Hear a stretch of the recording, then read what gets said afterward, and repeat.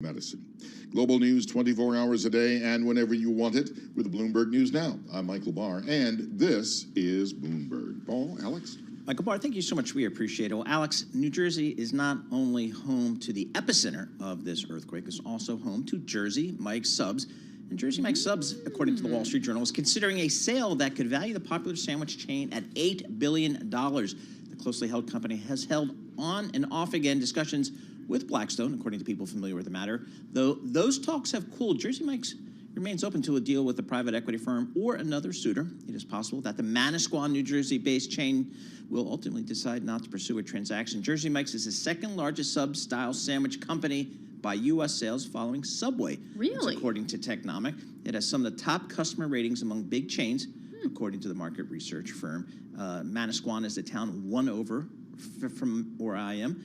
I don't know, are you a Jersey Mike's Sub person? I have never had one, but I kind of think I want to. They cut the meat freshly right in front of you, so it's like the super fresh thing. That's I like kind that. of kind of their thing. So it's not like Subway where you go in and like every Subway tastes and smell the same? It's not that. It is that. Oh, no, the Sub. No, these are. It is a chain, but I guess their thing relative to Subway is we're fresher.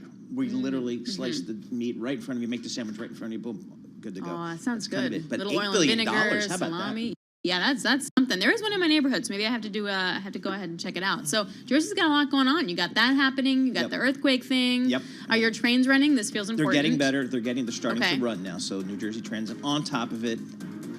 So we'll see how it goes. Yeah, he rolls his eyes for it always happens on a Friday too when you're trying to get up. We'll see. S&P 500 up 1.3%. A strong jobs number will do that for you. Balance of Power with Joe Matthew from Washington, D.C. That starts right now.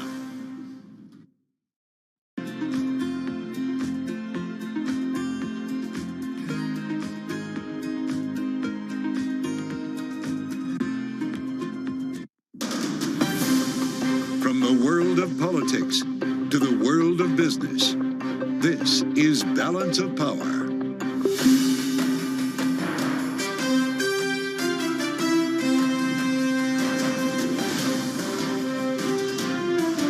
Live from Washington, D.C.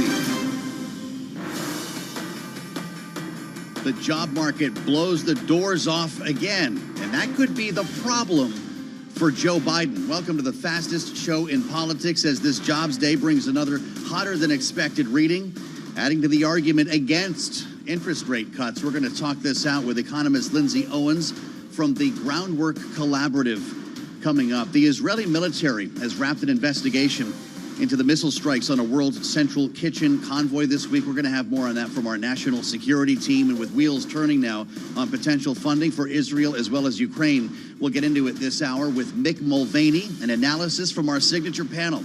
Rick Davis and Jeannie Shanzano are with us for the ride on this Friday, and we start as always with a look at Wall Street, recently shaken by an earthquake in New York. Charlie Pellet, how you doing? I'm doing just fine, and certainly did feel it, but here's what's going on in the markets. Stocks higher across the board, with the Dow, the S&P, NASDAQ all surging right now. Stock market ending the week on a positive note after that jobs report signaled that the American economy will continue to power Wall Street, even if that means the potential for still elevated interest rates. So here's where we stand. The Dow right now up 370 points. That is a gain of 1%. S&P right now up 65, a gain of 1.3%. NASDAQ, the composite index, up 242, up 1.5%. Russell 2000 index of small cap shares up by 0.6%. 10-year right now 4.36%, with a 2-year 4.70%. Gold up 1.6%, 23.27 the ounce. West Texas Intermediate crude up 0.9%, 87.39 for a barrel of WTI. Payrolls swelled by 303,000 in March, topping all estimates. The unemployment rate edged lower to 3.8%. Wages grew at a solid clip, and workforce participation rose. Administration reaction to this morning's jobs report from acting U.S. Labor Secretary Julie Su. So yes, this was another incredible jobs report, right? 303,000 jobs created, bringing the total since President Biden came into office to 15.2 million. Unemployment rate remains at historic lows. And yes, the labor force participation rate overall increased, and that number actually comes a lot from young workers, from teenagers. The overall, just in the prime age workforce, remained steadier. Acting Labor Secretary Julie Su. On an update for the rest of the market, Tesla now lower by 3%. Tesla has scrapped plans for a low-cost car that investors have been waiting for to rival Chinese automakers. Now, this is according to an article in Reuters. Reuters, meanwhile, is getting a response from Elon Musk. He's responding to the Reuters report as saying, quote, Reuters is lying. Again, recapping, stocks higher, S&P up 67, up by 1.3%. I'm Charlie Pellet. Balance of Power continues. Once again, your host. Here's Joe Matthew. Hey, Charlie Pellet. Thank you. Happy Friday, Charlie. The earthquake was no lie, huh? You guys got 4.8? Indeed. And I want to know, did you think it was a truck going by, or did you actually all realize of the it was above? Now, first of all, just to be clear, did you guys feel it in Washington?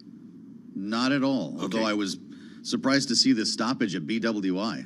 Yeah, and that probably has to do with the fact that you want to halt the planes there so they're not flying to New York area airports. But it was funny because on 3rd Avenue here in New York City, I thought that it could have been a truck. My office is right up against 3rd Avenue, or I thought it could have been a subway or somebody in the office rolling equipment around. But I watched my microphone just shaking for about 30 seconds.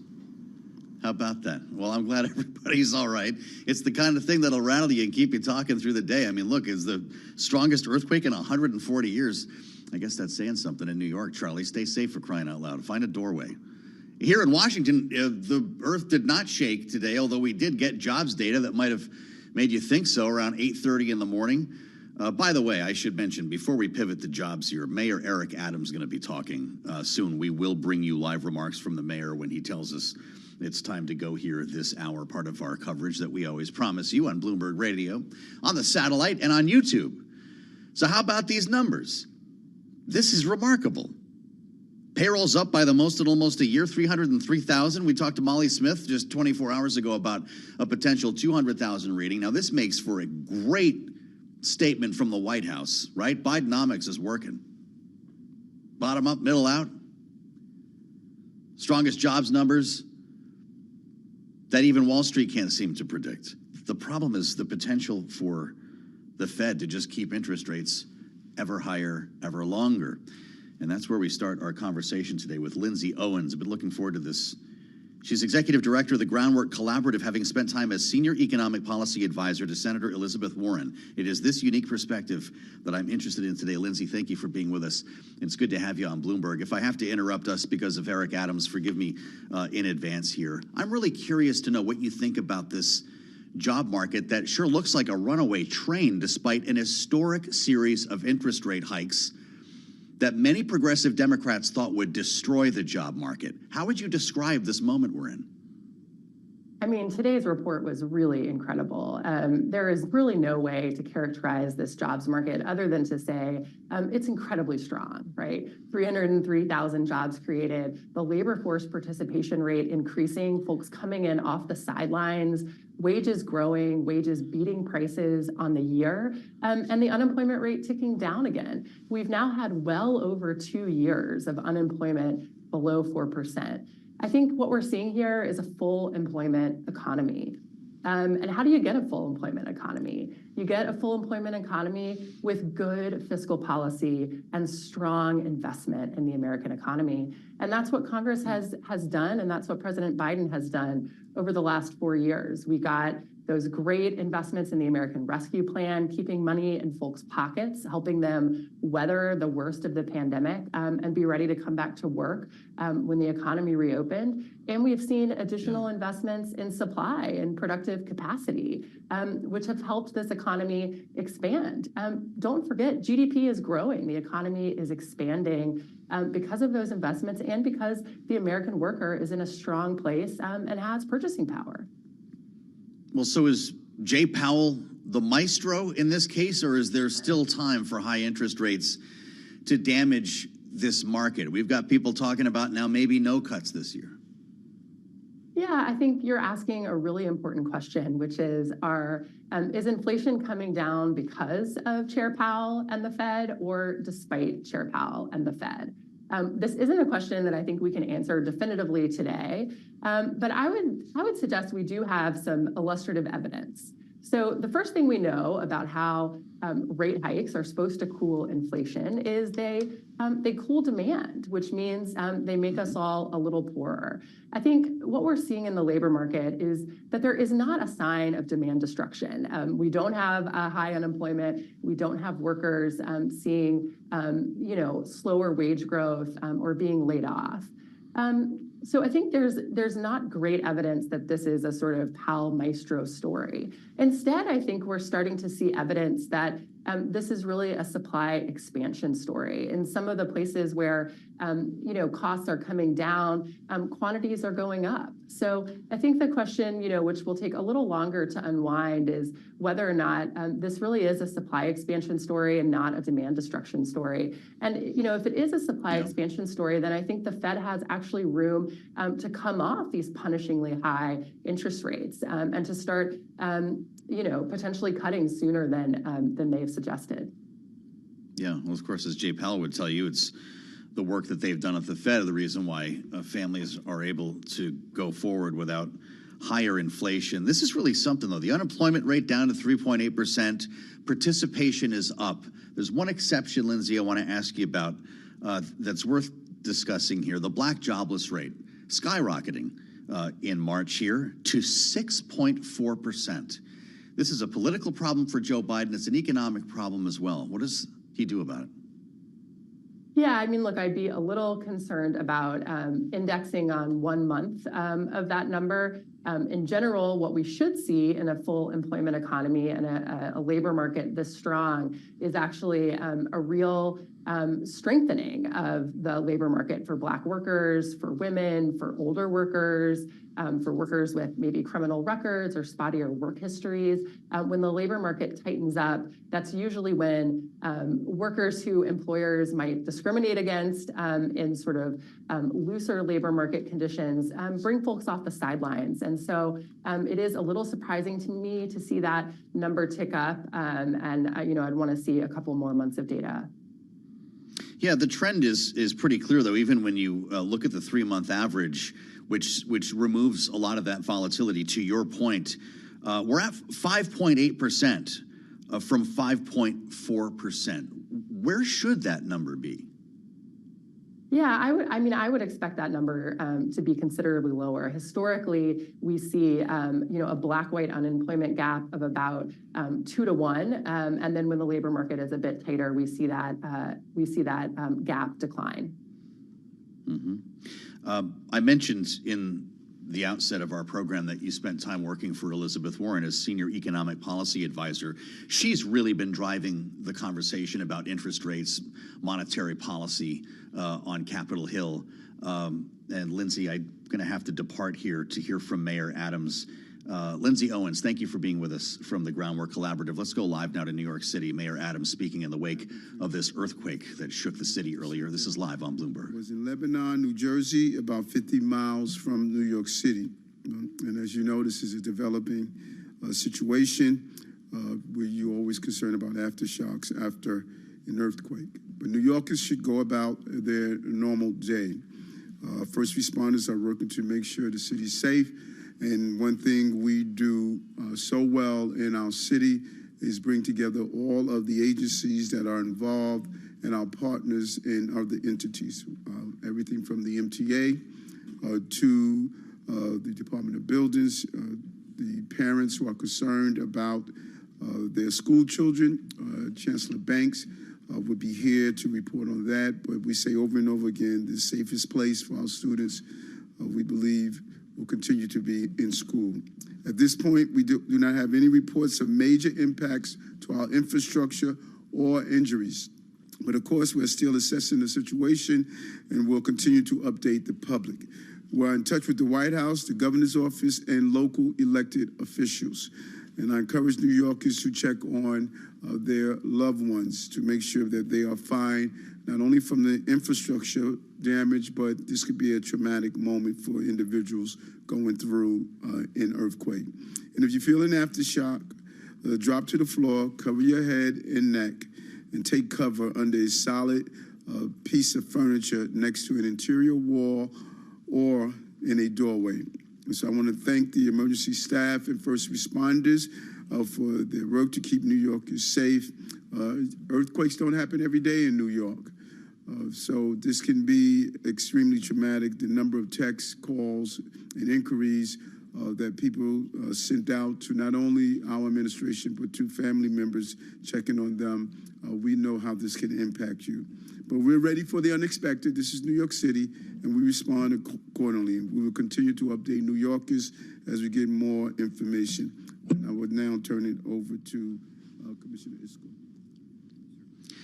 All right, that's Mayor Eric Adams, of course. Earthquakes don't happen every day in New York. The line from this news conference, 4.8, the measurement on an earthquake that you may well have felt if you're in the New York, New Jersey area. Pretty hard to compete with the biggest quake in 140 years. That's what we're talking about here. Of course, it's Manhattan.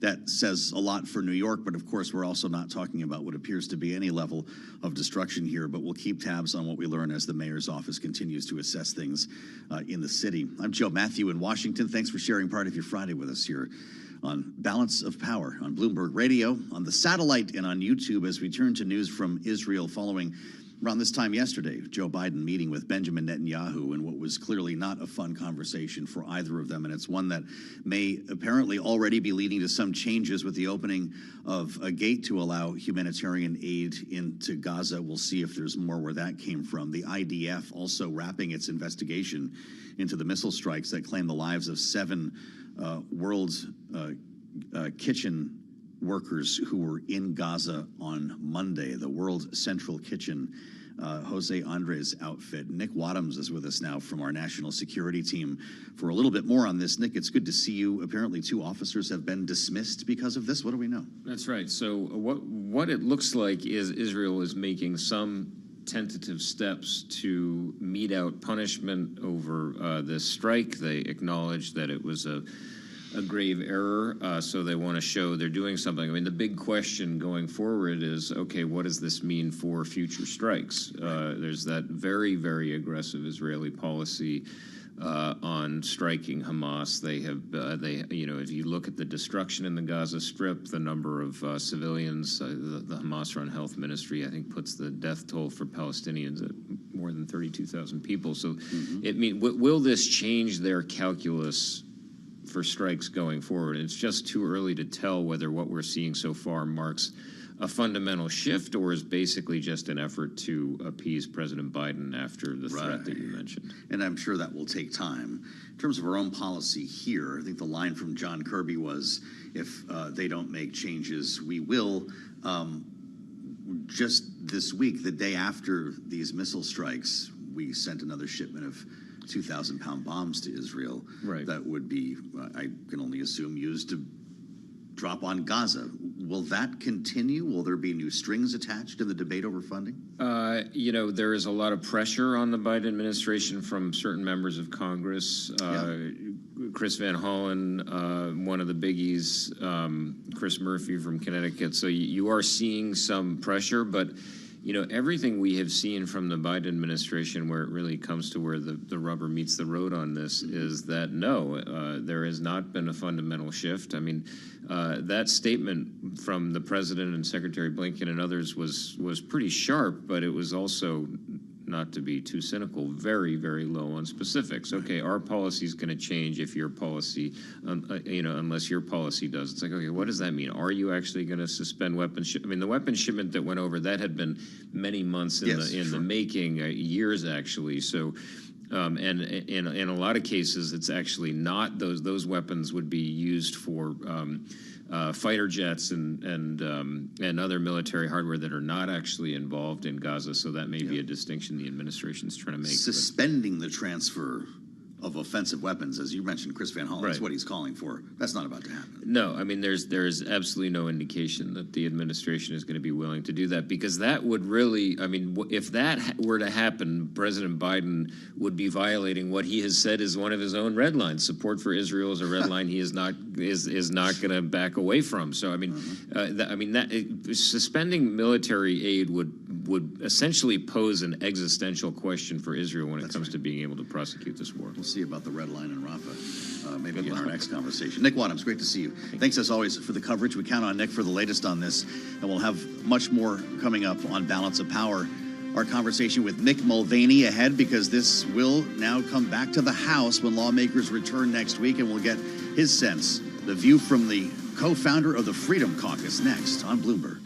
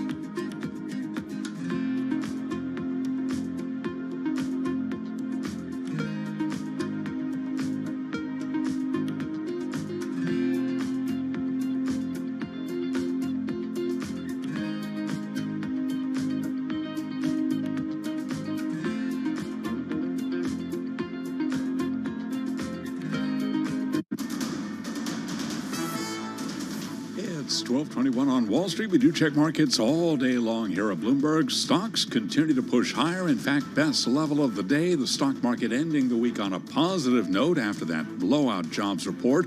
Payrolls swelled by 303,000 in March, topping all estimates. Reaction to the jobs report from Lindsay Owens, executive director of the Groundwork Collaborative, who's interviewed moments ago right here on Balance of Power. there is really no way to characterize this jobs market other than to say it's incredibly strong, right? 303,000 jobs created, the labor force participation rate increasing, folks coming in off the sidelines, wages growing, wages beating prices on the year, and the unemployment rate ticking down again. S&P 500 index now advancing by 66 points, up 1.3%. Dow Industrials up 389, up 1%. NASDAQ, the composite index, up 238, up 1.5%. NASDAQ 100 index up now by 1.5%. 10-year at 4.36% with a 2-year 4.70%. Spot gold up $32 the ounce to $23.23, up 1.4%. West Texas Intermediate crude oil up 0.9%, 87.34 for a barrel of WTI. Johnson & Johnson has agreed to acquire Shockwave Medical for about $13.1 billion in enterprise value to bolster its expansion into making medical devices to treat heart disease. Shares of Shockwave, they're up 2.3%. Johnson & Johnson down now by 0.1%. Again, recapping, stocks higher, S&P up 67, a gain there of 1.3%. Balance of power continues. Jobs Friday back. We go to Washington once again. Your host, here he is, Joe Matthew. All right, Charlie Pellet, you got to love a Jobs Friday at Bloomberg, 8:30 a.m. The building shakes when data drops. Of course, it shook again later in New York, and that was a bit of a thing today. We actually, if you were with us, we heard from Eric Adams a short time ago. No major damage to report from the biggest earthquake in New York in 140 years. The epicenter, of course, in New Jersey, but buildings were shaken in Manhattan. Didn't feel it here in Washington for what it's worth. They are assessing, though, and we'll let you know if there's anything that you need to know about here. Could we be in a world here in Washington in which progressive outrage over Israel sinks the drive to fund Ukraine? Lawmakers are back next week, and while I know they may tackle FISA 702 first, this is going to be a big throwdown over funding for both of our allies. In the case of Israel, as you just heard, we were talking with Nick Wadhams, the Democratic call from members of the Senate, like Chris Van Hollen even. This is not Pramila Jayapal talking. This is an ally of Joe Biden, calling for the suspension of the transfer of offensive weapons to Israel, a new approach at the UN Security Council, and speaking up more against Benjamin Netanyahu. There are at least 20 Democrats, we're told, in the House who would vote against Israel funding if it were tied with Ukraine. That could be a problem for Kyiv. And a good place to start our conversation this week with Mick Mulvaney. He's back, co-founder of the Freedom Caucus, former acting chief of staff in the Trump White House, along with many other business cards. Mick, it's great to see you. Been looking forward to picking your brain on some of this stuff. Do you hear where I'm going on this, or do you not buy into that narrative at the moment about Israel versus Ukraine? I buy into all of that narrative. Where do you want to start? The politics of it, at the presidential level, at the congressional level, it's going to be nasty. And you sort of, the temptation is to say, oh, and they're also dealing with FISA 702 this week. That could be just as, or next week, I guess. So yeah, it's tough place to do business right now. So could we be in a world in which neither happen? There is no money for Israel or Ukraine because nobody can agree on either. No, I don't think so. I think at the end of the yeah, I guess that's possible. Anything is possible. I mean, I got asked this week if Hakeem Jeffries might end up being the Speaker of the House before the end of the year. And I said, well, in an ordinary world, the answer to that is clearly no, but we long ago ceased existing in an ordinary world. So I still think there's a center of gravity for financial aid for both Ukraine and Israel. I get the feeling there's a little bit more for Israel than there is for Ukraine. But I've said that now for about 8 weeks, and I haven't seen any movement on it. I think once you start seeing standalone bills in both chambers, obviously that's when you'll get a real feel for it. But I think the pushback on the progressive left against money for Israel is absolutely real. There's no question about it. Well, that is something when you combine that with some Republican opposition to spending for Ukraine. Of course, Marjorie Taylor Greene says she'll activate this motion to vacate. She'll make this a privileged resolution if the speaker goes there. Do you believe it, or are we just raising money? Both. And I believe it because we're just raising money. I mean, look, people looked what happened to Matt Gaetz after Matt Gaetz started the insurrection against Kevin McCarthy in January, then in January of 2023, finished it last year. He's now one of the most famous Republican members of the House. In fact, one of the most famous Republicans in the country. There's a bunch of other egos lying around in that building going, wow, I wish I was as famous. I were as famous as Matt Gaetz. What can I do to raise that kind of money and raise my kind of Q rating so that I get invited on stage with Donald Trump every place that he goes? When Joe, and this is a longer answer to your question, but a little bit of history. When John Boehner pulled about 6 or 8 of us into his office, right when the Pope was there in 2015, I think, and said, "Are any of you going to bring the motion?" We said, "Mr. Speaker, no, we won't, but somebody will." And he said, "Why?" I said, "Well, listen, we've all gotten calls from folks back home saying, look, if you're the one who makes the motion, you go to the head of the line in the Republican primary for Senate or governor or whatever, and you can raise a ton of money." Wow. We don't care about that kind of stuff. That's not what the Freedom Caucus was about at the time. But certainly there's going to be people on the floor who thought about making that motion, and that's why John left. You're in the same dynamic right now, probably on steroids. Unbelievable. So we're in an anything could happen mode. There's no point in predicting things. That's why you're open to potentially this idea of Hakeem Jeffries. You just wonder, that's an extreme scenario, obviously, Mick. If Democrats help to save Mike Johnson in a world like that, what's the real deal? Where people are throwing around talk about a power sharing agreement or maybe floor time for Ukraine that wouldn't exist otherwise. What's real that would sweeten the pot or pay back Democrats to protect Mike Johnson? That's an interesting question, because my guess is it's a different answer for different subgroups of the Democrat Party. Give Hakeem Jeffries credit. He's done a pretty good job now of marshaling the assets. His party has marshaling their efforts in the House. They've not had any sort of very, very visible break, at least with his leadership, over the situation in Gaza. But the bottom line is this, is that nothing is free, right? And that if the Democrats lend support to Michael Johnson, there's going to be a cost to that, whether it's temporary in terms of a vote or something more permanent in terms of, say, a reallocation of committee assignments.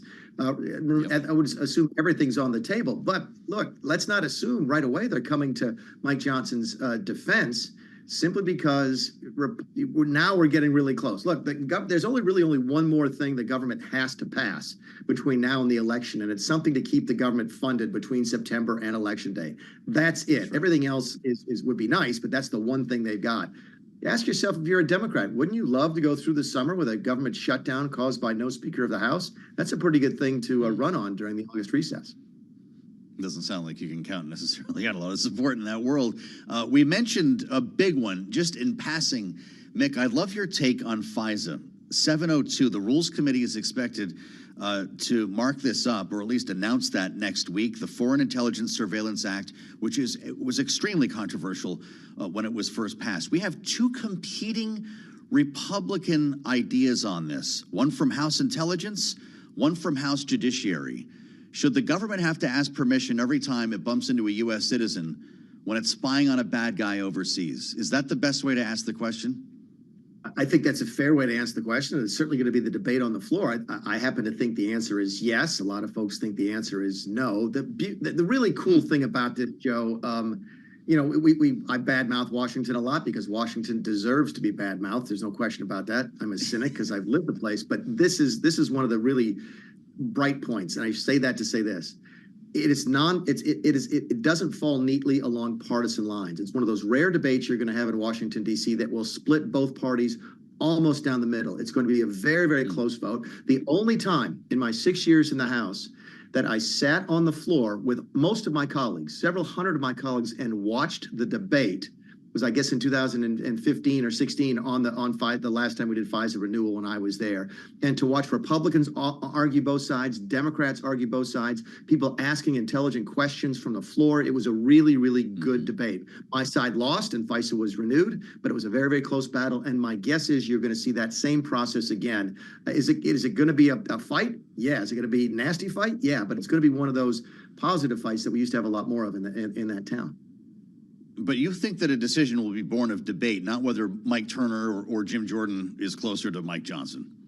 No. I don't think Mike Johnson's got any authority here at all. I mean, Mike I like him. Everybody likes him. That's why he's there. But he's effectively a caretaker, right? There's nobody sitting back going, oh, I wonder what the speaker wants to do on this. Mike is trying hard to keep the cats together so that, the Republicans contain control of the calendar. That's the big thing. If you lose the speakership, then you lose control of what comes to the floor.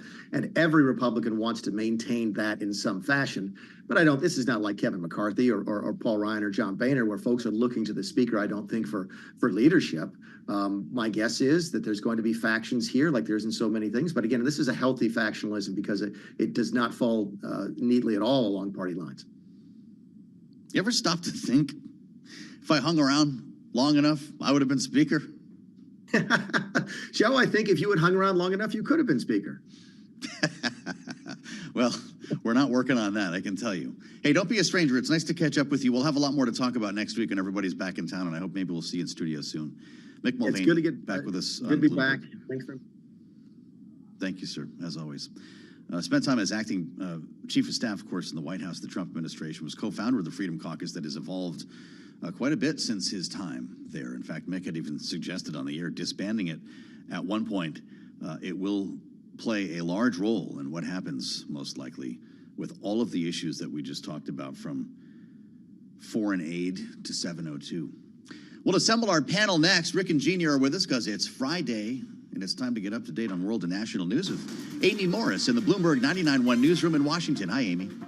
Hi, Joe. Tremors were felt throughout the New York City area, causing buildings to shake and forcing a brief ground stop at Newark and JFK airports this morning. The U.S. Geological Survey says the 4.7 magnitude earthquake's epicenter was located in northern New Jersey at a depth of 1 kilometer. Bloomberg's Brandon Sapienza. And we'll get back to Brandon in just a minute. The U.S. Geological Survey says the earthquake was felt throughout the northeastern United States. Israel, meanwhile, promising to prevent a humanitarian crisis in Gaza after a phone call between President Biden and Israeli Prime Minister Benjamin Netanyahu, where the president warned that U.S. support will depend on new safeguards for civilians. Now, Bloomberg Israel Bureau Chief Ethan Bronner reports Netanyahu is facing pressure from the president, as well as his left and right domestically.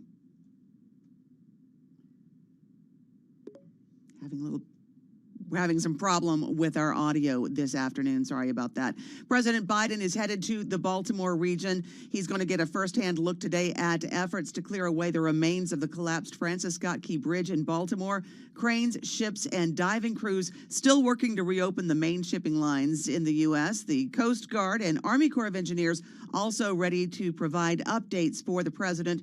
President Biden also set to meet with the victims' families. There are 6 people who were killed in that event. Global news 24 hours a day, whenever you want it, with Bloomberg News Now. I'm Amy Morris. This is Bloomberg.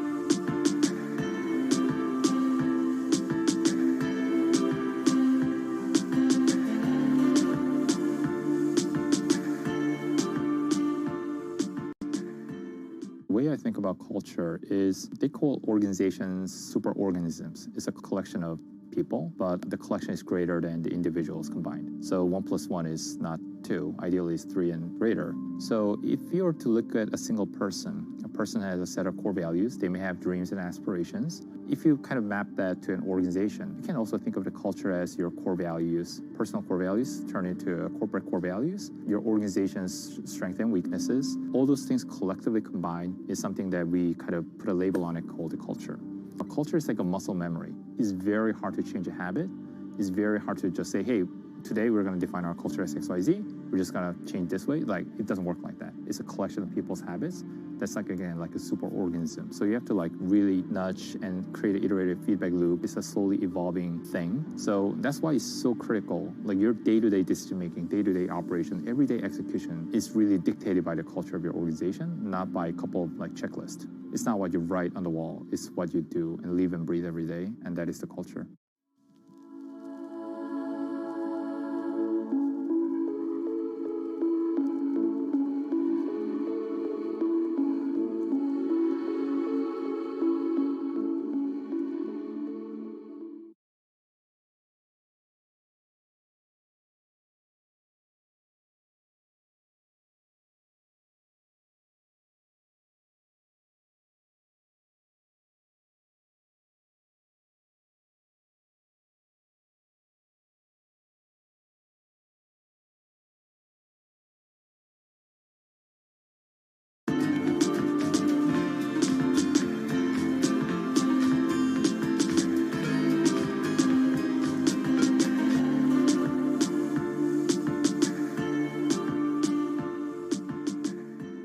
The way I think about culture is they call organizations superorganisms. It's a collection of people, but the collection is greater than the individuals combined. So 1 + 1 is not 2, ideally it's 3 and greater. So if you were to look at a single person, a person has a set of core values, they may have dreams and aspirations. If you kind of map that to an organization, you can also think of the culture as your core values, personal core values turn into corporate core values, your organization's strengths and weaknesses. All those things collectively combined is something that we kind of put a label on it called the culture. A culture is like a muscle memory. It's very hard to change a habit. It's very hard to just say, hey, today we're going to define our culture as XYZ. We're just going to change this way. Like, it doesn't work like that. It's a collection of people's habits. That's like, again, like a superorganism. So you have to like really nudge and create an iterative feedback loop. It's a slowly evolving thing. So that's why it's so critical. Like your day-to-day decision-making, day-to-day operation, everyday execution is really dictated by the culture of your organization, not by a couple of like checklists. It's not what you write on the wall. It's what you do and live and breathe every day. And that is the culture.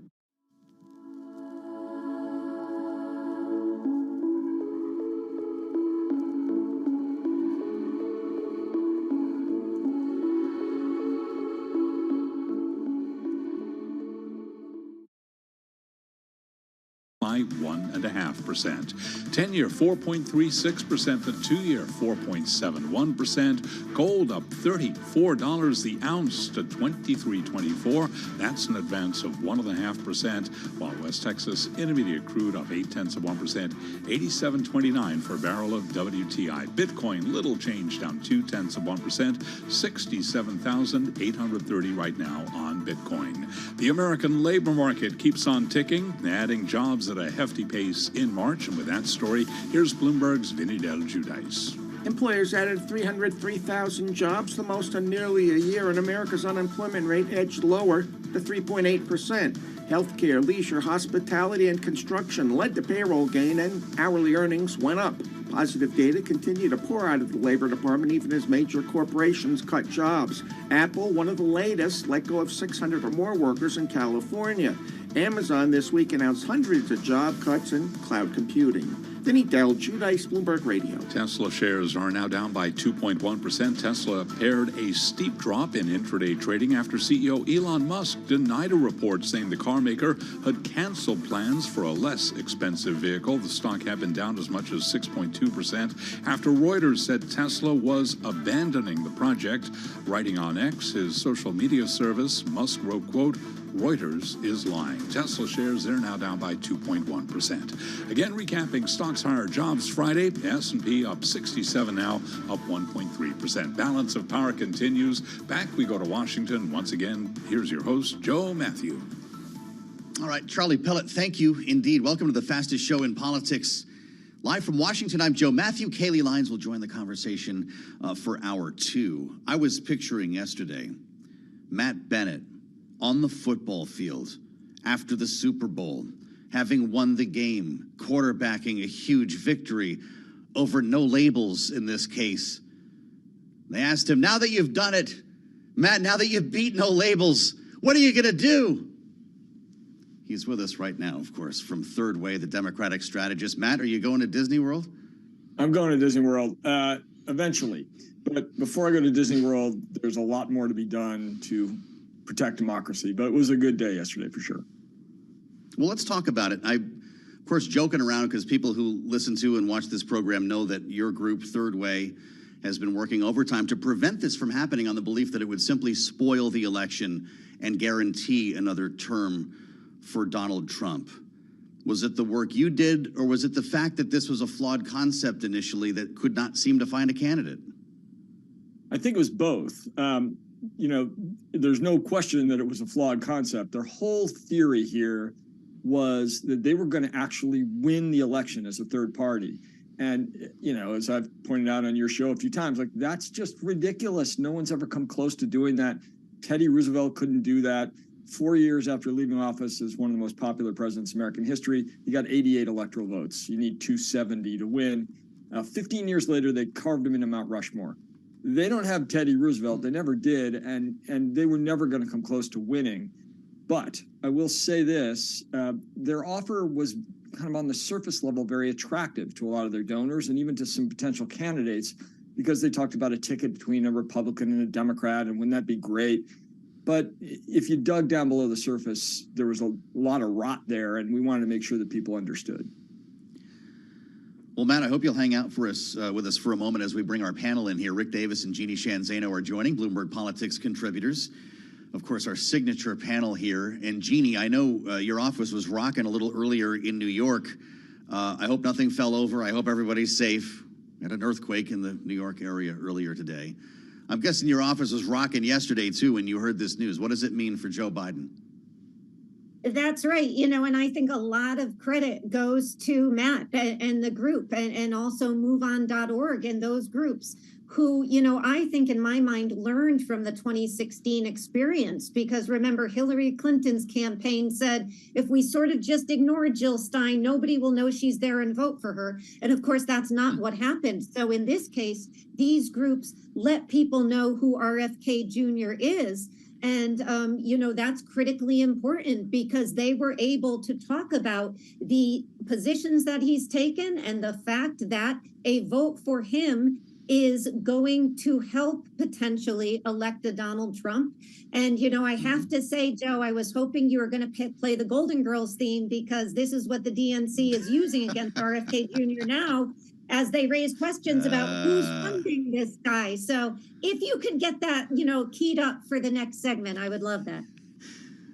We'll work on that. Thank you for being a friend, Jeannie. Rick Davis joins us from the swing state of Arizona today, having, of course, run many Republican campaigns. Rick, you never bought this idea to begin with. How come? Yeah, well, I think it's exactly what Matt was saying, is that it's very hard to find somebody who can mirror the success of Teddy Roosevelt, right? There's only one Teddy Roosevelt. And I think at one point people thought that guy could be John McCain, but John McCain was a partisan. He liked the Republican Party. He wanted to fight to make it better. And so, it's all about the candidates. I think Mitch McConnell said it best: candidates matter. And when you can't find a candidate, you don't have a party. And so at the end of the day, I think it's going to be better for no labels long term. They continue to, focus on Problem Solvers Caucus in the House, which is a very productive and positive thing. And frankly, I think this example maybe keeps them out of electoral politics for a while. So now we focus on other third-party disruptors, and there are plenty of those still banging around, as Jeannie points out. And I think that could still have a determinant effect on the outcome of some of these states. Well, they sure are, Rick. And I wonder, Matt, that's where we started our conversation. What you see left as what you described as a lot of work left to be done.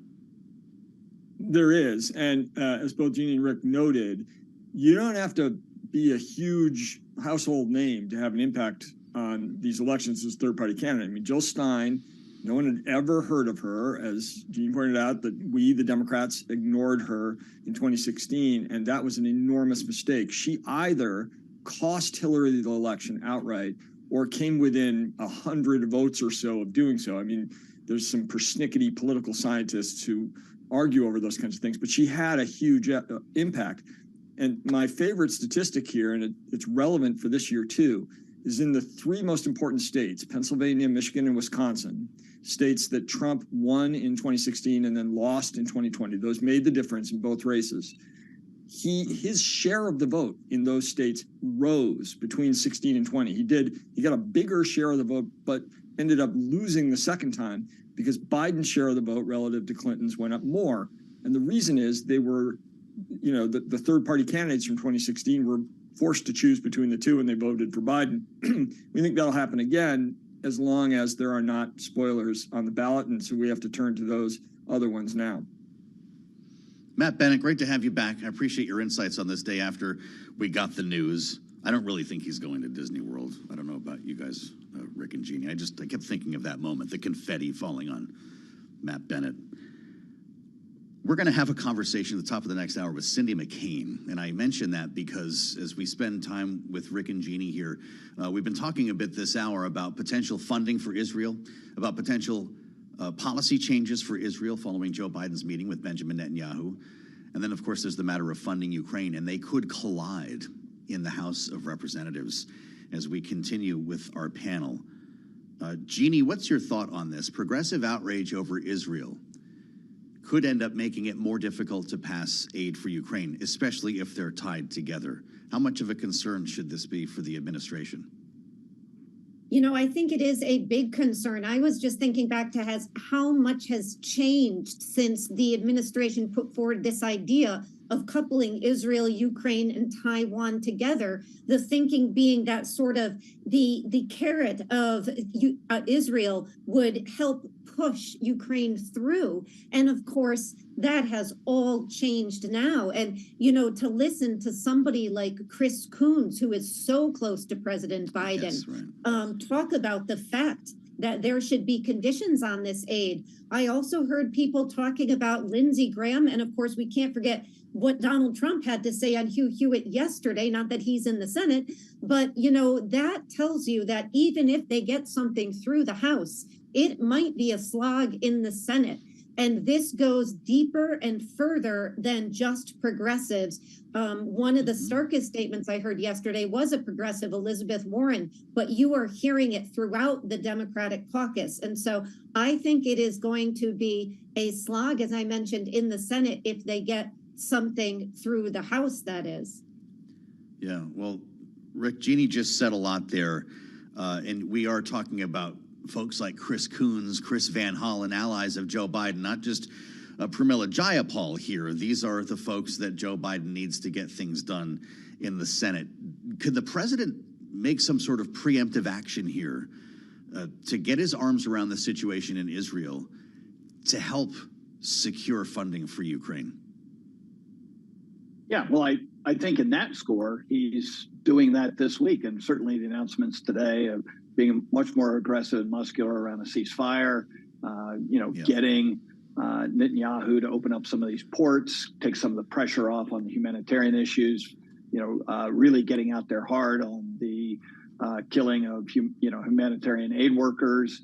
I think his entire campaign from the White House on this issue this week has been to get on the right side of history on this. And the reality is that even though Chris Coons and others in the Senate have espoused concerns about the war that's being fought in Gaza, they're not about to oppose their president. If Joe Biden says, this is the deal I want to have, I'll sign this bill like he did in the Senate, and they voted then for it, they were saying these things before that Senate vote. So they're not going to break with the president of the United States on this issue. But you're right, and Jeannie made this point, is that Israel was actually helping the Ukraine bill get through in earlier parts of this strategy. And now, no question, it adds a little bit more complexity. I mean, are there really that many more Democrats that are going to vote against it other than the Jayapals and the AOCs and people like that? Probably not, maybe one or two. But it certainly doesn't add to the momentum you need to get this through. And this is a hard slog in the House, no matter what. So, yes, complexity is the name of the game. And this Speaker, Johnson, has not shown us an ability to manage through complexity in a successful fashion. Spending time with Rick Davis and Jeannie Shanzana. Reportedly, Rick, 20 Democrat no's at the moment. We'll see where those numbers go. Enter Iran, Jeannie. I wonder how concerned you are about this. I can only think that there's a meeting inside the White House on the daily about this right now as Iran vows to punish Israel for its strike on the embassy in Syria. This is the strike in Damascus from a few days ago here. This headline is chilling on the Bloomberg, Jeannie. Iran tells U.S. to step aside as it readies response to Israel. What does Joe Biden do now? You know, I think you're right, they are meeting hopefully hourly, minute by minute, and not just daily on this. It is very, very scary moment and as we think about this. And of course, we heard earlier Iran saying that Israel was only capable of doing what it did in Syria because of the weapons that the United States and the support has provided, which gets us back to this issue of more funding for Israel. And will senators now allow that to go forward without condition? We don't do that for other countries. We've always done it for Israel. And now that is an open question. And you've got to imagine Joe Biden, although I don't know for certain, made that clear to Netanyahu yesterday in the call that things are changing. And, you know, again, to me, to hear Donald Trump say Israel is losing the PR war, that's not the most important thing. But of course, you cannot let that slide, because as you change hearts and minds, support when it comes to voting for funding does follow in Congress. Rick, in a written message to Washington, the Iranian president's deputy chief of staff for political affairs writes that Iran warned the U.S. not to get dragged into Netanyahu's trap. It said the U.S. should, quote, step aside so that you don't get hit, unquote. What does the White House do right now? Well, first of all, the White House has already shown a resolve against Iran. It wasn't too long ago, after 3 of our service members were killed by a drone attack in Syria, that we countered with 85 individual strikes, killing high-ranking Iranian military officials in Syria. And that sent the message we wanted to send, that we can get to them anywhere, any place of our choosing. They don't want to fight with the United States. And that is the clearest message to that. Do not get in our way. But what they really mean is we don't want to paint a target on us if we retaliate against Israel. And Israel is our ally. We are in this fight alongside Israel. Israel is not the one who's the aggressor. They were invaded by a terrorist organization sponsored and supported and directed by Iran, Hamas. And so Iran has blood on their hands today. They're going to have blood on their hands tomorrow. If they escalate, there'll be an equal and opposite reaction, again, at our choosing. And Israel can defend itself, but the bottom line is America's in this fight with them. And that's what's got Iran worried, and they should be. Rick Davis and Jeannie Shanzano, our signature panel, will be back in hour 2 as we welcome our Bloomberg television audience around the world as well, including a special conversation with, as I mentioned, Cindy McCain, who runs the World Food Program for the United Nations and dealing with a very complex situation on the ground in Gaza. We'll talk to Hagar Shamali, I should say, as well, from Greenwich Media Strategies about U.S. policy in Israel. It's all ahead, only on Bloomberg.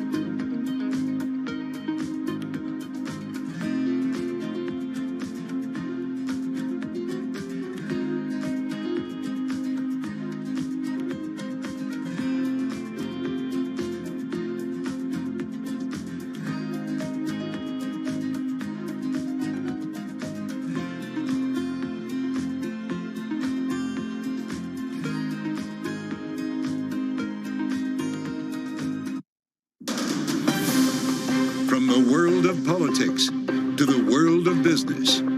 This is Balance of Power.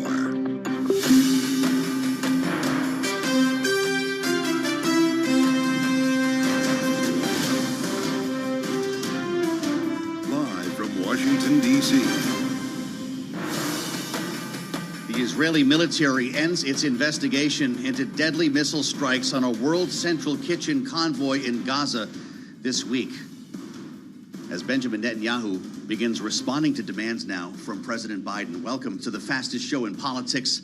I'm Joe Matthew alongside Kaylee Lyons here in Washington. Kaylee, we're going to hear from some important voices on these stories this hour, including our conversation today with Cindy McCain. Yeah, the executive director of the United Nations World Food Program. We'll talk to her about the difficulties, or we did talk to her, in fact, already earlier today, about the difficulties of getting humanitarian food aid into Gaza right now. Really important to get her view on the matter, as she really is helping conduct some of those operations on the ground. And of course, we'll also talk about the increase, perhaps, risk Israel is facing, not just from Hamas, but potentially Iran as well, as it seems that shadow war is heating up in a big way. And Hagar Shamali, formerly from the National Security Council, will be with us in a few minutes. Yeah, great to have her at the table today with some pretty important conversations. Let's get it started.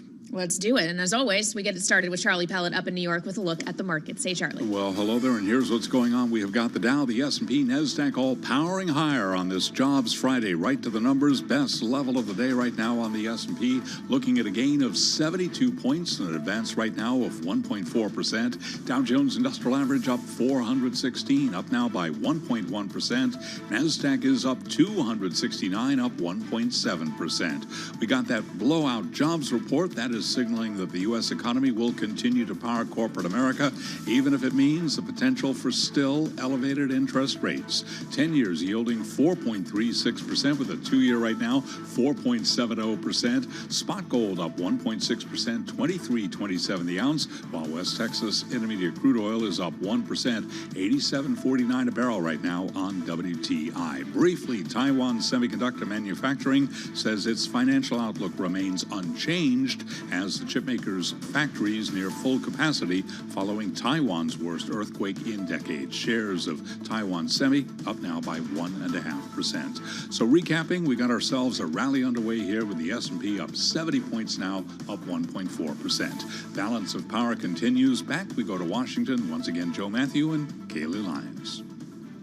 All right, Charlie Pellet with a look at the Jobs Day markets. Thank you very much. Charlie, of course, joining us from New York. I am Kaylee Lyons in Washington alongside Joe Matthew on Bloomberg Television and Radio. And of course, Joe, domestically, Jobs Day, always a big deal, and something that President Biden can take a victory lap on, as we have now crossed 15 million jobs created under his administration. But he's not having as much ease with everything else, including the geopolitical situation and the relationship he is trying to navigate with Benjamin Netanyahu and the Israeli government. Well, that's for sure. And it got a lot more complicated this week, with the missile strikes against World Central Kitchen that really seemed to change the tenor of the conversation as he met yesterday with Benjamin Netanyahu. Interesting, though, by the end of the day, Kaylee, we were talking about at least one of the gates being opened into Gaza to allow aid, to allow food trucks to get in. And that might be the beginning of a cascade, which, by the way, Benjamin Netanyahu is being criticized for from his right in Israel. Facing domestic pressures of his own. We actually spoke earlier today with Cindy McCain, the executive director of the United Nations World Food Program. We did ask her about that Erez crossing being open, but we began with what Joe was alluding to, the deaths of 7 World Central Kitchen aid workers earlier this week, and whether or not that meant the World Food Program would rethink its own operations in Gaza. This is what she told us. WFP has no intention of pausing right now at all. We are there, we're staying in, and we need, obviously, as you know, as what occurred today, we hopefully will have the ability to get more trucks in and more aid in as a result of the changes that are being made. We'll see. The headlines this week have been sobering, Director, as you well know. Not only World Central Kitchen, the UN says 165 relief workers have been killed in this conflict, making it the deadliest ever for relief workers. You've described the impossible task, in your words, of getting trucks, particularly to the north, to those who need food in Gaza. I'm wondering what you hear from Israel when they turn your trucks around, what the communication is like, and how do they justify not letting you in? Well, first of all, my heart goes out to World Central Kitchen. I know exactly how that feels because I've lost people on my watch too. And so I pray for them every day, and I pray for Jose's strength in all of this. It's been a frustrating go for us because it's been start and stop and start and stop. We've had sometimes we can get a few trucks in, sometimes we can't. Sometimes we're given permission and then not let go. There's no organization or coordination to it, and it's still too little. What we need, and hopefully this will give it to us, is more access. Right now, there's 1.1 million people who are starving to death. Famine is imminent. So it is imperative that we get as many trucks as possible north, especially, to be able to stave off this famine. And we've got to do it now. We can't wait. The waiting has got to be done. We've got to get this going. It's too desperate not to. Well, we have seen Israel make some changes, as you've alluded to, just in the last 24 hours. The Erez border crossing has now been opened. How immediate will the impact of that opening be? How much further will that go to getting you to scale in terms of the distribution you are attempting to achieve? Well, I'm hopeful it will help for this reason, because there's a great deal of prioritization that takes place, and a lot of the Israelis x-ray everything and they make sure that their trucks only are carrying food on board, which I understand. But we have to be able to do that in a much more efficient fashion and in a faster fashion. Things are held up. The gates have to be left open longer. They can't leave them open from 8 to 6 or 8 to 5, whatever it is, and then randomly close them when they feel like it. It's too important. And more importantly, having more access internally. We have been using the fence road, is what we call it, along the eastern border of Gaza. And as you know, there's a middle road and a beach road as well. All of these routes need to be safe. They need to be unfettered, and we need to be able to travel on them in a safe and in a safe fashion, but also remembering our humanitarian principles along the way and deliver food in a principled fashion. Can we put a finer point on this, Director McCain? If you're getting 1/100th of the food in that's needed, I believe that's what your most recent measurement was. Is it Israel or Hamas that's blocking your trucks? Well, Israel is in charge, so it's Israel that's blocking the trucks, or has been blocking the trucks. With that, it's their checkpoints where we get turned around. Mm-hmm. And yes, there have been some instances where the trucks were looted, where we got stuck in a crowd, where things were not vetted properly for us. And tragedies occurred as a result of that. And we don't want any more of that. Our whole goal is to get food in and feed people as fast as we possibly can. Well, as you say, Director, that you're being stopped at checkpoints, so it's what I would believe would be IDF personnel that are actually manning those checkpoints. Do you see a breakdown and inconsistency with the communication you're getting at the higher levels of the Israeli government as to what you should be able to do versus what's actually happening on the ground? Who is it directly that you communicate with, and are they saying the same things at all ends? Well, we obviously have our contacts within COGAT and within the IDF, as well as the political side of it. All of those bodies play a part of this. In many ways, they've been helpful. In a lot of ways, they haven't been. So what we are asking for is consistency and the unfettered access, as I said, and the ability to move in through more. Not just more gates, but ports also. As I mentioned earlier, the port of Ashdod is extremely important to being able to deliver food to the north. There are many other areas around the world I know the program is working in that we want to ask you about, Director McCain. But in terms of Gaza, finally, knowing that the World Food Kitchen has stopped its deliveries, and NERA, another group, has as well, can the World Food Program fill the gap left by those departures? Listen, it's not about filling the gap. We need everybody in there. But yes, if you're asking, we can get to scale. Yes, we can. Right now, we have food amassed outside the gates and on the border, enough to feed 1.1 million people for 3 months. We need to get in. So it's not about anybody taking anybody's spot or anything like that. We all work together in a good way. But we need to get in. We need to get in now.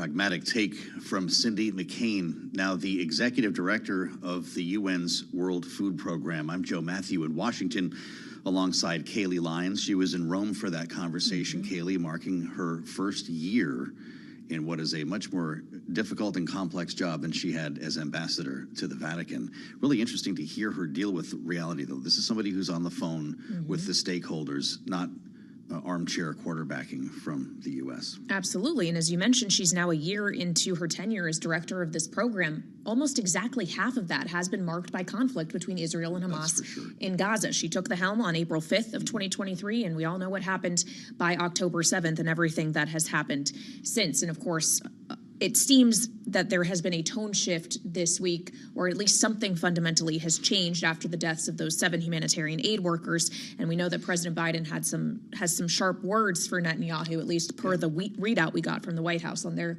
conversation on the matter yesterday. Yeah, and we're still trying to figure the extent to which there'll be reaction from that meeting. You mentioned in our conversation with Cindy McCain the opening of the Eris Gate. We'll see if others follow.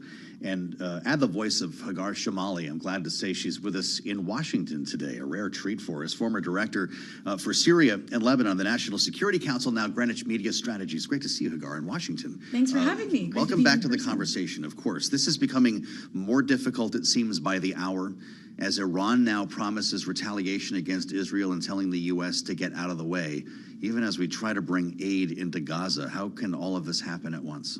It's certainly getting very tense, and you feel the blood boiling, if you will. But Iran is very used to bluster. We're used to that. We, at the end of the day, the United States assassinated their top commander, Qasem Soleimani, their top general, and they promised a retaliation. And there were some plots that were very unsophisticated that were planned. They had plotted to assassinate Mike Pompeo, former Secretary of State. They had plotted to assassinate the former ambassador to South Africa, Lana Marks, and they were all foiled because they're very unsophisticated in their plots. And instead they seek to do things through proxies. And so that bluster I would look at more as them communicating to their people, because they need to show their own domestic audience that if their own compound, which is Iranian territory, if their Iranian territory is attacked, that they've got, they're flexing their muscles, that they're going to react and that they're going to do justice.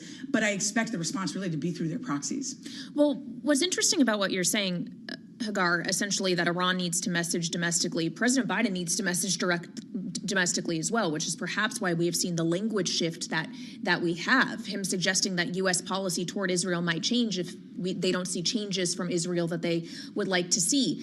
Is Iran not likely to take note of that, though? Because, okay, going after the U.S., the United States of America, is one thing. Going after Israel, when you think U.S. support for Israel is perhaps more in question, is it more likely that we actually could see something more significant from Iran in this moment?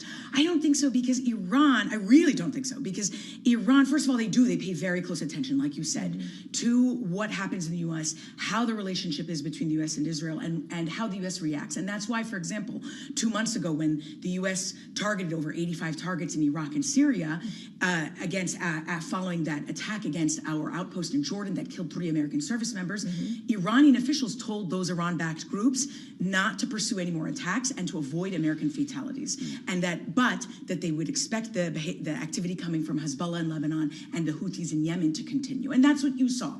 But there is a difference between shifts in policy or evolutions in policy and a change in the alliance between the U.S. and Israel. And I don't expect that to change. Making a country an ally, which Israel has been a non-NATO ally of the United States since 1987, is a significant deal. And the reason is that it's a mutually beneficial relationship. Now, right now, there are liabilities to that relationship. The foreign terror threat here has grown. You've certainly got a liability that President Biden is facing as he approaches the election. But that said, and I can tell you this because I worked very closely with the Israeli government, particularly when Hamas was in my portfolio at the Treasury Department in counter-terrorist financing. And the intelligence they provide to us is not only helpful to achieve our counterterrorism or national security objectives, but also to achieve our homeland security objectives. A lot of that intelligence protects us back home as well. And so I don't expect that alliance to change. But making aid conditional, that is how aid should go, in my opinion, whether it's Israel or another friend or ally ally or partner. And so that's something Iran will watch, but I do believe that Iran knows that if they went after Israel, the U.S. would ultimately be there. Well, there you go. With that said, opening one border crossing, a single border crossing, is a start. It's a noteworthy headline. What should we expect? What do you expect to see following that meeting yesterday, knowing that Benjamin Netanyahu is dealing with pushback in his own country from the right for kowtowing, as they say, to Joe Biden?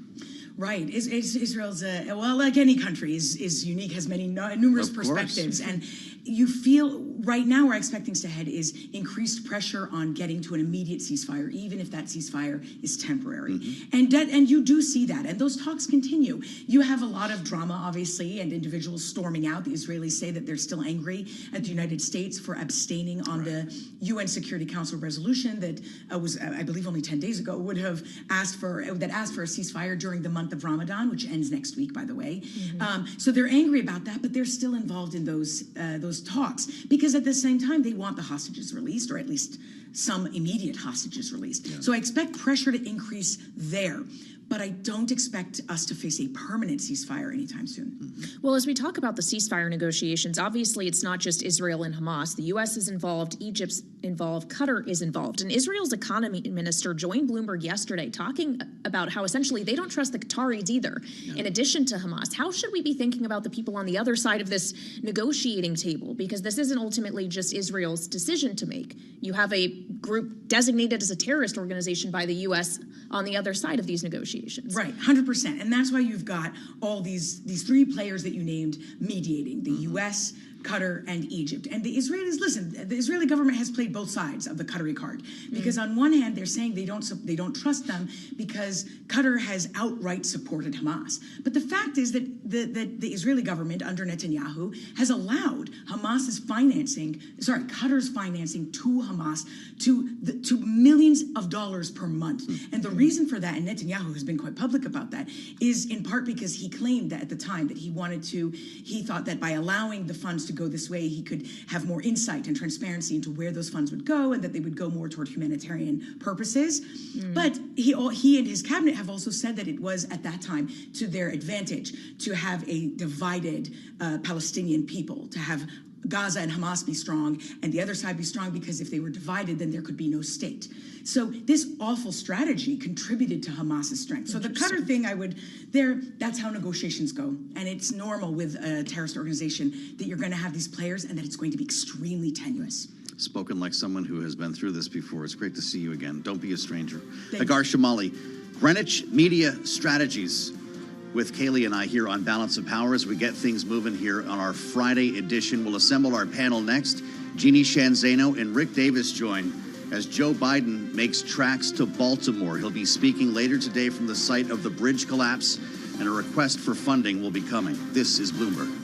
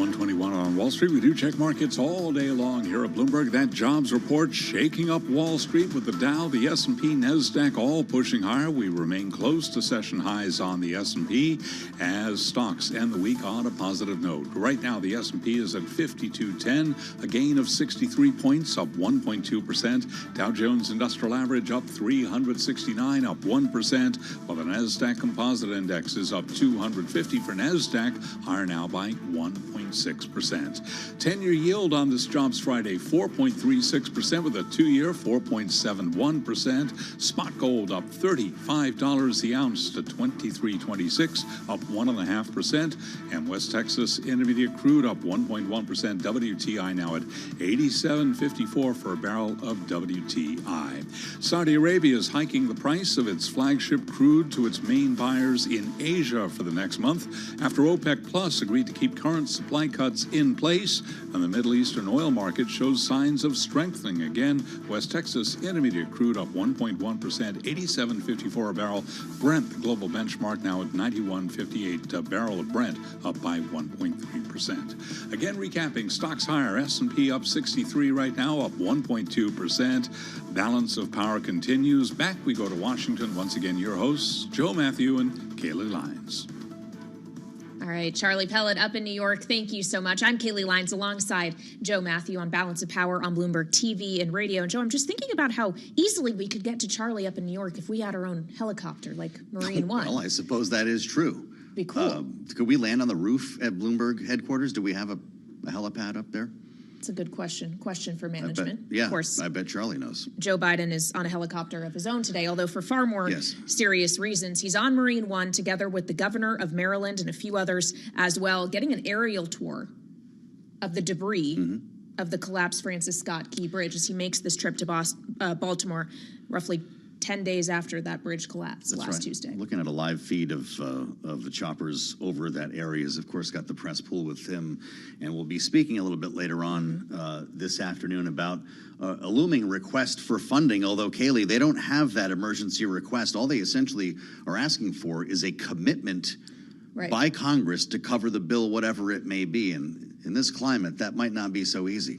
Yeah, it might not. We've already heard from the House Freedom Caucus essentially saying that, okay, this can't be unconditional. They would like to see a few things, including first, seeking maximum liability from the shipping companies that may have been involved, including the Port of Baltimore, perhaps drawing upon already available federal funds. So maybe this won't be going off without a hitch. Yeah, let's see how the panel feels about it. It's Friday, and we've got Rick and Jeannie, our signature panel on Balance of Power. Rick Davis and Jeannie Shanzano, Bloomberg Politics contributors. Rick, what's your thought on this today? The president said the day of the bridge collapse, we were all on the air together, that the federal government should cover the full cost of this bridge up front, that we could go back at a later time and talk about liability. He's going to make that call again today without a dollar figure, although Bloomberg has pegged it somewhere near $2 billion. Is this the right approach from Joe Biden? Yeah, look, I think politically it's the right approach. He wants to get a very clear message that we're going to cover it, that the federal government's going to step in with this kind of financing. And that's fair, right? But underneath all that is going to be a pretty strong debate as to who's at fault and what financial exposure. And the last thing that the U.S. taxpayer should be doing is covering any kind of fault that the shipping company had or anybody else related to this disaster. So sure, the president should step in and say that, but there should be as much diligence given to what happened and who's at fault and what exposure they have financially so that the taxpayer isn't covering the cost of malfeasance at a corporate level. Well, and Jeannie, of course, given what Rick says, and some of it may be echoed by Republican members of Congress, knowing that this Congress in particular has had great difficulty getting even just the basics of governing through both chambers in terms of funding the government, if you will, do you think this could run into real political difficulty? We have seen the House Freedom Caucus have the ability to disrupt before. Could they do so again? I wish I could say no, but the answer is, of course, yes. As you mentioned, Kaylee, they could barely fund the government. And, you know, we saw the letter out by Shalonda Young, the OMB director, this morning. asking Congress or really urging them to pay for 100%. Of course, she didn't put a cost on that, so that's a big open question. And the reality is, of course, they should fund this. You know, I was listening to Jim Clyburn, and he said the reality is all states, all districts, unfortunately, at one time or another, have a disaster for which they need to support. It makes no sense for us to be funding some things and not the others. But this issue of big spending is a divide between Republicans and Democrats, and everything in Congress these days is a fight. And so I am sure there will be a fight on this one, depending on how much that 100% turns out to be. Yeah. Well, there's going to be a fight over funding, and there's going to be a fight over liability either way, Rick, once we do get to this. The company that owns the ship that slammed into the bridge and brought it down filed this week in district court in Maryland to limit their liability for the accident to $43 million. I just said $2 billion. Some think it could be as much as $4 billion. Doesn't this kind of reinforce Joe Biden's argument to get this thing replaced before the court battle? Well, I don't know why one has anything to do with the other. Obviously, you want to clean up this harbor, let commerce continue, and rebuild the bridge, right? And of course, the corporation that is responsible for the container ship crashing into the bridge is going to do whatever it can legally to limit its liability. But the two don't need to be linked. In other words, I think the federal government's good use of a bunch of lawyers over DOJ is to do everything they can to ensure that the state of Maryland, the city of Baltimore, and the people of Baltimore are protected in every way they can be by the law, right? But there are remedies for this company. So absolutely, that should be fought out. But at the end of the day, why should the taxpayer fit the entire bill if the shipping container company is found guilty of malfeasance? We should get the money back. And who knows how much that is? The courts will decide. But I think that's all Republicans are saying is, wait a minute, like, let's not give them a blanket deal. It's nothing against the people of Baltimore. We'll build the bridge, but we want our money back if there's been malfeasance. Well, Rick, as you talk about the people of Baltimore, it also is worth reminding everyone, Jeannie, that yes, there is serious economic consequence of this, but first and foremost, it was a human tragedy. 7 individuals lost their lives, or 6 individuals rather, when the bridge collapsed. And we do know that President Biden will be meeting with members of those construction workers' families during this visit today. How important is it for Biden to be showing up there, not just as, you know, the United States president, but as what some have called him, comforter in chief, showing his empathy here? It's very important. This is one of the major roles of the president. And of course, the governor is going to be there. Members of Congress from that state will be there. And they will be there, you know, to express their sorrow to these poor families who were impacted by this. And the president, you know, he is somebody who has made his name, as you said, as the empathizer in chief. And of course, he is going to express empathy for their horrific loss. And, you know, just to go back to the funding issue for a moment, it is striking that in the days after the Minnesota bridge collapsed, Congress authorized $250 million. And of course, as Joe and you were just talking about today, we're talking about, you know, maybe $2 billion, maybe $4 billion, more or less. So it is quite a contrast in terms of the cost of reconstructing this bridge. And so that's another thing Congress is going to have to grapple with at a time when, of course, the deficit is running so high and spending is a big concern. So it won't be an easy decision in terms of whatever this cost ends up being, but they've got to reconstruct this bridge and they've got to fight for that money back from the company if it is indeed found liable at whatever percent. Well, the approach right now from the administration is the budget director, Shalonda Young, asking the chairs and ranking members of the transportation committees to make a commitment to something that they can't identify yet. The letter that went to the Hill this morning asking them to, quote, join us in demonstrating our commitment to aid and recovery efforts by authorizing a 100% federal cost share for rebuilding the bridge, unquote. Would it help, Rick, to wait a minute and get a number? Yeah, I mean, blank checks, hard to write on anybody's bank account. Maybe Elon Musk could step in and write that check. You know, spend out everything you want, because I'm used to spending billions. But the bottom line is that it's just not good fiscal management, right? I mean, I think the administration can overplay their hand a bit here. Look, sure, the administration should say, we'll make sure that this bridge gets built. And they have a ton of infrastructure funds that could be applied to this. I mean, we did pass a $1 trillion infrastructure bill a year ago. And so it's not like they don't have resource to apply, but those things have probably already been allocated. So you want to try and use this opportunity to get a little bit more money into the pipeline. I get that. So put a number on it, stick it in there. But the administration certainly has the wherewithal to say themselves, we'll be sure to build this bridge. That's what is the important message. But the idea that they want Congress to sign off on a blank check, I don't think, as Jeannie said, in this fiscal condition of the country, that anybody's going to think that's a good idea. Well, and Jeannie, of course, this is not the only matter that Congress is going to have to deal with when they return next week. There also is the question around supplemental funding for not the bridge case, but for allies, including Ukraine and Israel. They have to reauthorize FISA or not after April 19th. What takes first priority here? How immediately can they get any of these things done? You know, listening to Mike Johnson on Fox last weekend, it sounded like it was going to be Ukraine that was going to take precedence.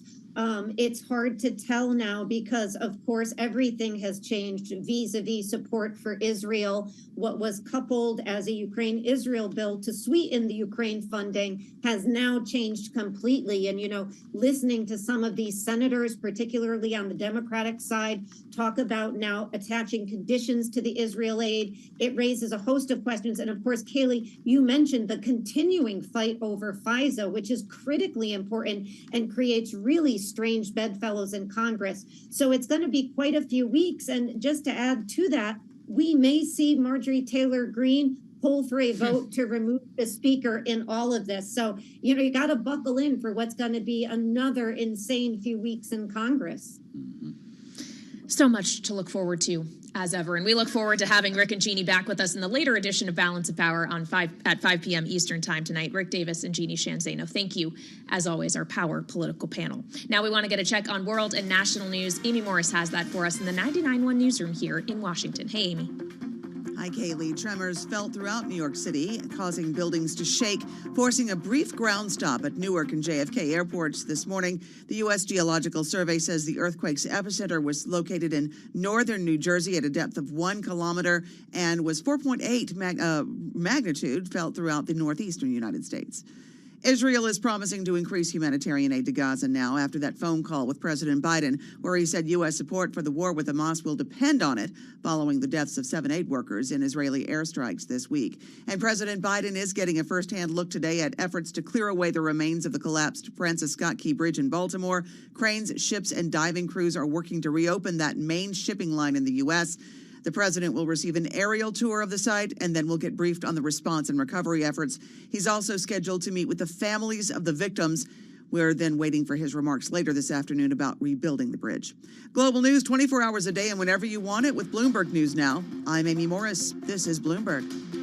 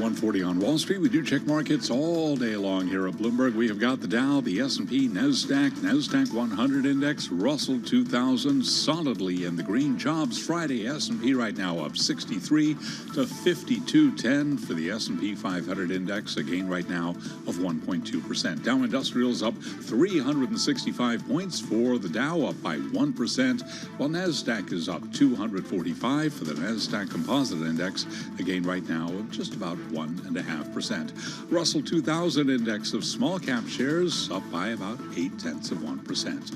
10-year at 4.36% with a 2-year right now 4.71%. Spot gold is up $36, up at $23.27 the ounce, up 1.6%, while West Texas Intermediate crude continues to push higher, now at $87.49 a barrel, up by 1%. Tesla shares have paired a steep drop in intraday trading after CEO Elon Musk denied a report saying that the car maker had canceled plans for a less expensive vehicle. The stock fell as much as 6.2%. Tesla is now lower by 2.6% after Reuters said Tesla was abandoning the project. Now, writing on X, the social media service belonging to Musk, he said, quote, Reuters is lying. Again, we've got Tesla down by 2.6%. Recapping, stocks higher, S&P up 60, up 1.2%. Balance of power continues. Back we go to Washington. And once again, your hosts, Joe Matthew and Kaylee Lyons. Charlie Pellet, thank you. Thanks for being with us. The Friday edition of Balance of Power. Alongside Kaylee Lyons, I am Joe Matthew in Washington. Thanks for being with us on Bloomberg TV and radio. Now just over 100 days into his administration, the president of Argentina, Javier Milei, is delaying his reform plans to account for the political and economic realities of Argentina. And he sat down today for a special conversation with our editor-in-chief, John Micklethwaite. Let's listen. I don't see why opening up the markets. Actually, what generates inflation is the fact that I haven't yet fully cleansed the central bank. That's the point. If I haven't cleaned up the balance sheets of the central bank, it means that I am not solvent. If you got rid of controls, there would be a rush to get dollars. There would be inflation would go up. Everyone, I think, would say that. Well, that's not necessarily what's going on, right? But the thing is this. In order to do that, I first need to clean up the central bank balance sheets. It's important to understand this because when you've got the central bank bankrupt, in a situation in which the monetary liabilities exceed the assets held by the central bank, that is corrected through a higher price level so that you dilute your monetary liabilities. The more bankrupt you are, so to speak, the long-term price level is higher.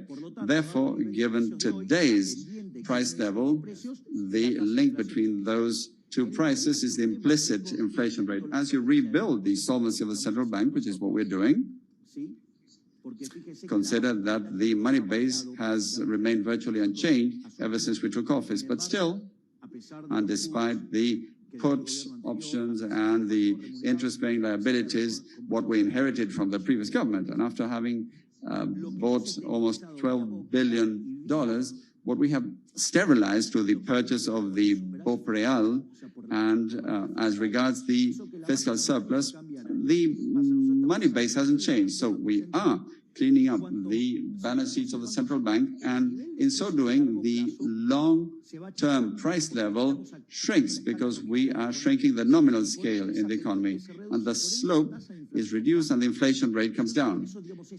This is why it is so important to clean up the balance sheets of the central bank to get rid of that pressure. Once we achieve that and are able to undertake the financial reform in order for there no longer to be the possibility of issuing rediscounting, the financial reform actually has to move towards a free banking system integrated with the capital markets so that there are no runs and all the imbalances are cleaned up through prices. In that context, if you also have your public accounts, government accounts in order, and you don't use the central bank to finance deficit, and if you also lift the currency restrictions, Well, the first thing you need to do is clean up the central bank balance sheets. Once we've done that, there's the anti-issuing law. One very key attribute of which is that this will make it a crime against humanity and not time-barred if you issue money. It may well be the case that once we leave office, someone may come along and want to change that. They may do that, but then someone else might come back and lock them up in prison for doing that. These might all be very admirable reforms, but at the moment, if you're an Argentine living here at the moment, there is short-term pain in the same way as there was with Margaret Thatcher, with all the people who you admire. And I just looked at the statistics. They're quite frightening. The average salary in Argentina is at its lowest level since 2003. 57% of Argentines live in poverty. Consumer spending dropped 23% in February. So far, the interesting thing is your support has stayed high at 50%. But do you accept that there is a time limit on how much pain Argentines can take to take these reforms? The first thing is, the way we see it, there has been a cultural change in Argentina. And most Argentines have understood that the solution is not populism. Today, wages are miserable, not through our own faults. That is due to 20 years of populism. When you take the average wage of Argentines back in the 1990s and update it to today's currency, that would be $3,000. That was the Argentine President Javier Milei speaking with Bloomberg's editor-in-chief, John Micklethwaite, in Buenos Aires. Fascinating conversation on the Argentine economy, talking there about wages. And of course, we got some wage data of our own here in the United States because it is Jobs Day. As expected, average hourly earnings year on year up by 4.1%. That is a slower pace of wage growth, but it was the non-farm payrolls number that blew things out of the water, far above every economist estimate surveyed by Bloomberg. 303,000 jobs, Joe, added in the month of March, which brings the total under the Biden administration, which the White House was very quick to point out today, to over 15 million jobs gained since he took office. It's a great story for him to tell. And by the way, fascinating to hear as far away as Argentina. It's the same conversation. It's inflation and populism. We could have done that same conversation here in Washington. And in bringing us back to the issue of economy from the populist standpoint, great. It's a runaway train. But that can bite back if you're Joe Biden in a world where the Fed never ends up cutting any interest rates this year. Right. If you're seeing a reacceleration in the labor market, could you see a reacceleration in inflation? Right. And instead, we may be talking in the future about potentially the Fed hiking again rather than cutting, as we've seen a dramatic repricing of expectations in terms of what the Fed actually might do around policy easing this year. And of course, it's an ongoing conversation for David Weston, the host of Bloomberg's Wall Street Week. I imagine, David, you spend pretty much every episode talking about the Fed in some sense. But how is the jobs report today going to fit into that narrative? Well, that's the big question, right? But listening there to President Milei, you have to wonder if at the White House they don't just play that for President Biden, period. I like to say somebody even has it worse than you do.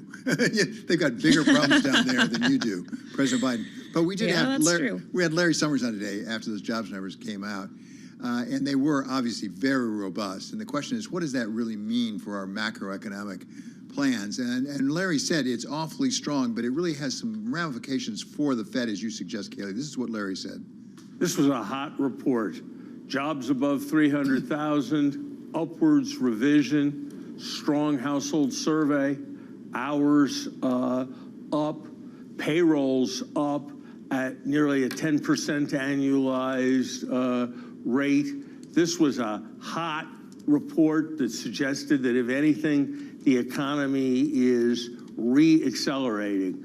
This is very different from what lots of people, most people, I think, were expecting, and fits the thesis that the neutral rate is much higher than people supposed, and tight money is much less potent than people supposed. That was Larry Summers on Wall Street Weekend. Listen, we don't want to look a gift horse in the mouth. I mean, the fact that many people are getting jobs is a good thing. Let's be clear about that. Unemployment actually went down is a good thing. But that re-accelerating the economy that Larry talked about is really where you have to focus. And the neutral rate, everybody talks about, it's a little abstract, we're not sure about. But this week you heard Jay Powell, the chair of the Fed, say he doesn't think that's relevant at all. Larry keeps coming back, and he did it again this week and say, wait a second, how do you know you're restrictive where you are if in fact you don't know what the neutral rate is? Because you're restrictive only in comparison to the neutral rate. And if in fact the neutral rate is significantly higher, starts with a 4 rather than a 2, the Fed thinks it starts with a 2, Larry thinks it starts with a 4, then the prospect of cutting really doesn't make a whole lot of sense. Well, that's for sure, David. It's amazing to me how much the narrative has changed just in the last week or two following a series of strong data points. Just last week, we were talking about the resurgence of small caps, the broadening of the market in a more interest rate friendly environment. Now look at this. The Russell 2000 is selling off and everybody's moving money back to where it was a couple of weeks ago. This is a manic market, isn't it? It is, without a doubt. And imagine if you're in commercial real estate, for example, and you were hoping for a little bit of a break on the interest rates to get back in the game. Forget it. But let's come back from where I live in New York on Wall Street to where you live in Washington. I suspect that the White House is more concerned about the price of gas than they are about exactly what the Fed does. And they need to make sure that inflation doesn't come back. Because if the inflation comes down in the price of gas and the price in the supermarket, that really has significance in November, I think beyond what Wall Street particularly wants in a rate cut. That's at least my perspective. Yeah, well, it's an excellent point, David, especially when we're looking at oil prices nearing back toward $90 a barrel again. We're on the march potentially toward a $4 average gallon of gas once again in the United States. We know, though, that for the Fed, energy is often looked through in addition to food prices because it is so volatile. That may not be the case for the everyday consumer, obviously. And we've heard, you alluded to Chairman Powell, who spoke earlier this week. We've heard more Fed speak today, including from the Dallas Fed's Lori Logan, who said she thinks it's too soon to think about cutting interest rates, going on to say the key risk is not that inflation might rise, but rather that inflation will stall out and fail to follow the forecast path all the way back down to 2%. And it kind of raises the question, David, of whether or not 2% inflation is something that is still achievable, if we're going to have a whole target rethink potentially. Well, out at Stanford, as you know, Kaylee, Chair Powell said repeatedly, we mean 2%. We don't mean 3%. We don't mean 2.5%. They keep saying that. At the same time, some people on the outside are saying, wait a second. You keep talking about cuts, though. At the same Stanford appearance, he said cuts are very much still in the cards here for us. It's a question of timing, and it's a little hard to see where they're going to be cutting, given what we're seeing on with the jobs market, with the overall growth in the economy. Why you'd be cutting in that world, because you're just going to stimulate it further. So I think that there's a little bit of a dissonance there between saying, yeah, we're going to cut no matter what, on the one hand, and saying we really want to get it down to 2%, because a lot of economists think we're not headed to 2% anytime soon. We spoke earlier, David, with an economist named Lindsay Owens at Groundwork Collaborative now, and used to work for Elizabeth Warren. Before that, Pramila Jayapal. And it reminds me of the very bumpy hearings that we saw with Elizabeth Warren calling Jay Powell a dangerous man and telling him at the outset of this hiking cycle that he was going to destroy the job market. Look where we are today. How does that argument hold up at this point, or could that still happen? Well, it's a great question, but I'm going to add yet a third element into this, because one of the things we talked to Larry about, but a lot of economists are talking about is part of the reason we see such a robust job market, despite all the interest rate hikes, immigration. Yes, immigration, that people keep saying they want less of. And certainly we have issues on the southern border and illegal immigration. We also have a big upsurge in legal immigration. It's up substantially under President Biden. And economists are saying that's part of what's driving the overall growth in the economy and the robust job market, is because we had, as you recall, a shortage of workers, and that's being supplied by people coming from outside the country. But nobody particularly wants to talk about that politically. They don't want to say, isn't it great that we have these immigrants coming in, even though it's a bedrock, as you know, of what made this country what it is. Absolutely. And of course, an evolving conversation here in Washington. David, just in our final 30 seconds with you, who else is coming up on Wall Street Week tonight in addition to Mr. Larry Summers? Well, two people you'll be interested in. Ray Dalio we have on to talk about his concerns about domestic strife. As you've heard, he thinks there's a 50-50 chance of a civil war because of this election. And then we have also Neil Ferguson, sort of with a little bit of a counterpoint, saying may not be as bad as Ray says, but really go through political and geopolitical risk for the investors. We're going to handle that as well tonight on Wall Street Week. Look forward to it. David Weston, our friend in New York, following Balance of Power, 6 p.m. Wall Street time, Wall Street Week at Bloomberg with David. Have a great weekend, David. I wonder what David did when the building started shaking. Yeah. Tim and Carol must have. By the way, did you guys dive to under your interject, desk? I was interviewing Larry, and I never even felt it. No. Oh, man. Well, I'm with David. That's the truth. Says a lot. Yeah, I was concentrating. I didn't feel it either. We didn't feel it. Really? Yeah. I was. Maybe it's the Californian in me. Maybe it's the fact that it feels like, It didn't feel we it feel at subways all. under buildings all the time. I didn't feel anything different. Yeah. And it's the strong construction of the 731 Lexington That's headquarters. right. That's Exactly. probably what that is. I will say it made us forget the monthly jobs report for a moment as our top story, which was kind of wild, right? Like that's what kind of diverted our interest, right? Our focus. I don't know. Yeah. But we're going to talking focus on jobs that. today, Carol? Yes, we are. We have a couple different takes on it. I'm in a very Friday mood. Can you tell? I can get We all distracted are. pretty quickly. Yeah. But we're going to talk about it from a couple different angles and what it means for Fed policy, guys. So that's coming up. We'll keep the Friday feels with Tim and Carol. I'll meet you back here at 5. Sounds Late good. edition of Balance of Power here on Bloomberg TV and Radio. Bloomberg Business Week.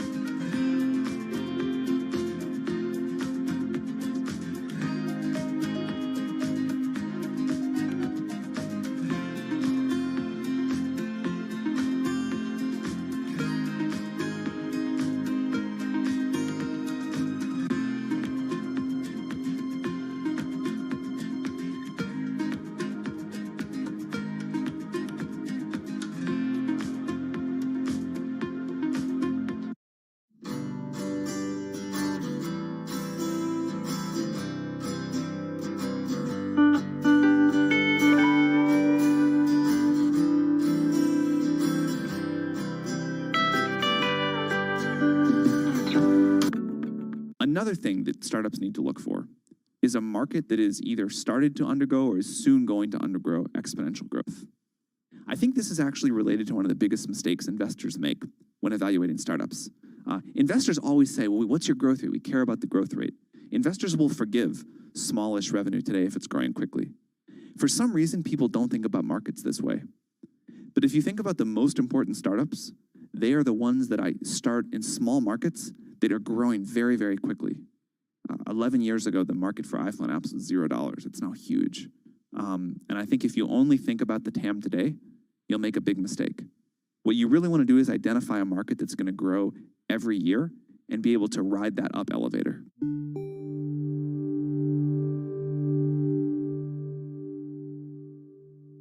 I want a bank that shows me what I spend instantly. We're Monzo. Give us a go. See? Well, I want a bank that can help me budget for the things I need, like a new leather jacket for Bingo. We can do that. Bingo's my cockapoo. Hi, Bingo. It's a real faff to sign up. It takes less than 10 minutes. Race you. You're on. Time's up. How'd you get on? It's a draw. Is it? We hear you, Bingo. You make Monzo Monzo.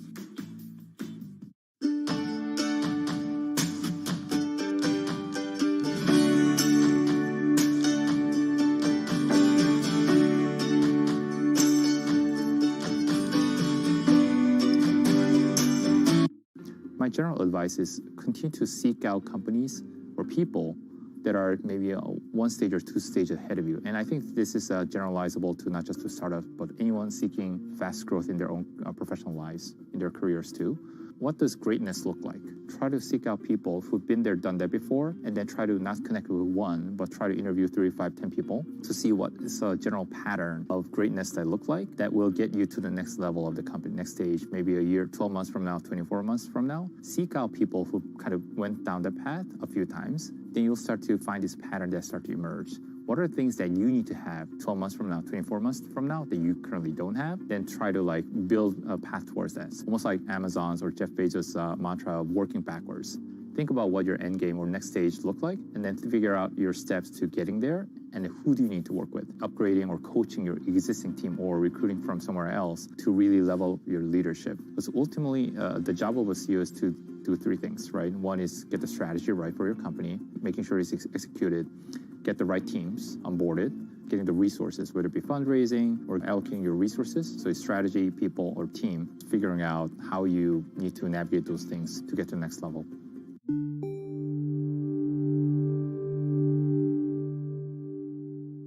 City Metro? No, although it was a surprise. Okay, The I thought quake it was was a the jobs surprise. report. But Okay. that's the kind of headline that takes kind of investors to distract from what was our top story, is our top story, certainly here at Bloomberg. Yeah, finally some good eco news. Finally, good news for stocks. We're going to have more on the trade with Abigail Doolittle in just a moment. And also with U.S. jobs roaring, we're going to highlight the key stats and the impact, of course, on the trade. Yeah, speaking of that, on jobs, we're also going to check into Becky Frankowitz. She's president of North America over at Manpower Group. Some of the trends she is seeing, Tim, and some of them might surprise you. Sectors that have kind of been on fire, I think, for a long time, but maybe not so much as of late. Also, remember, it's an election year. Everything is political. We're going to talk about the 39,000 jobs that undercut President Biden's manufacturing wins. And it's got to do with some key swing states. All right, and speaking of the president, we are expecting some comments from him. He will be live on the ground in Baltimore, talking about the rebuilding of the Francis Scott Key Bridge, also the reopening of the Port of Baltimore. So I believe the choppers headed in that direction. So we'll wait to see and take you there live as soon as he begins speaking. All that and more over the next hour. First up, though, a check of the day's trade and top business stories. Here's Charlie Pellet. Indeed. Happy Friday to you both. We have got the Dow, the S&P, NASDAQ 100 index. Yes, the Russell 2000. Broad-based rally today. Jobs Friday. Stocks are pushing higher. S&P right now up 42. That is a gain of 0.8%. Despite all of the exuberance today, we are on track for a losing week. On the week, the S&P is down by 1.1%. Right now, we have got the 10-year yielding 4.36% with a 2-year 4.71%. S&P, by the way, up 0.8%. The Dow up 0.6, NASDAQ up 1%. Spot gold is higher by $33 the ounce, up 1.5%. And West Texas Intermediate crude, 87.49 a barrel on WTI, up right now by just about 1%. We've got Bitcoin lower by 0.9%, 67,366 now on Bitcoin. Johnson & Johnson is acquiring Shockwave Medical for about $13.1 billion in enterprise value to bolster its expansion into making medical devices to treat heart disease. Johnson & Johnson down 0.3%. Shockwave up now by just about 1.9%. So again, recapping, U.S. equities are pushing higher. S&P up by 44 right now, a gain of 0.9%. I'm Charlie Pellet, and that is a Bloomberg Business Flash. All right, Charlie, setting you up in terms of the trade today. We want to just talk a little bit more about what's going on here. The Treasury sell-off, as we said, deepening thanks to continuing strong U.S. economic reports really all week, it feels like, or the last couple of weeks. But of course, also, Tim, this morning's blowout jobs report. Yeah, U.S. government bonds yields approaching their highest levels so far this year. Swap contracts now, get this, cutting the probability of a rate cut in June to about 52% and to just under 100% for July. So we're still seeing traders push the expectations for a rate cut further and further into I feel like the year. the message. Guys, are you getting the message? It's a little different from what we saw from them back in December, right? Exactly. And stocks, well, we've definitely got a rally underway off our best levels of the day, but it's been a rough few days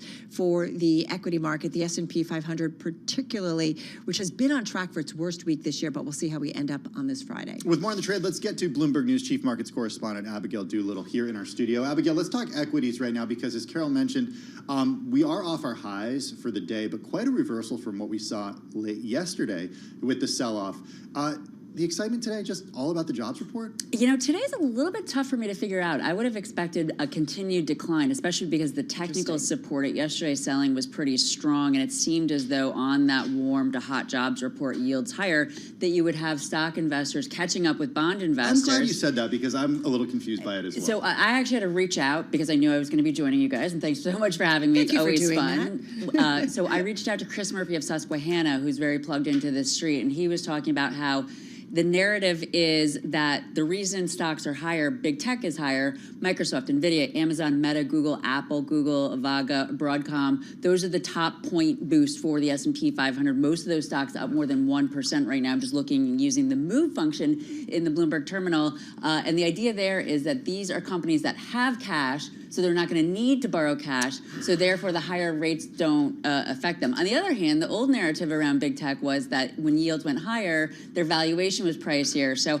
I'm not sure. The fact that we're off the highs, it's going to be interesting to see how we close. You made the point, Carol, that we are down in the week, down 1.2%. Earlier, it had been the worst week since October of last year. Right now, it's the worst since January. But when the kind of intraday volatility we had yesterday, which actually did interestingly finish on closing day volatility, once that starts to happen, it just continues. So it wouldn't be surprising to me if we close where we are now, if we close higher, or if we close flat, or even down. There's just not a lot of certainty here. There's a lot of emotion. Yeah, it is. That's a great way of putting it, because I did kind of laugh at everybody like, good news, finally good news for stocks, you know, and it's like, okay, wait, 24 hours or 48 hours ago, we weren't necessarily thinking that. Exactly. And again, technically, I mean, I love the charts, as we know. And you started that, though. Go back there if you would. Like you said, technically, in terms of the selling that we saw yesterday, would have said to you that we were going to go lower.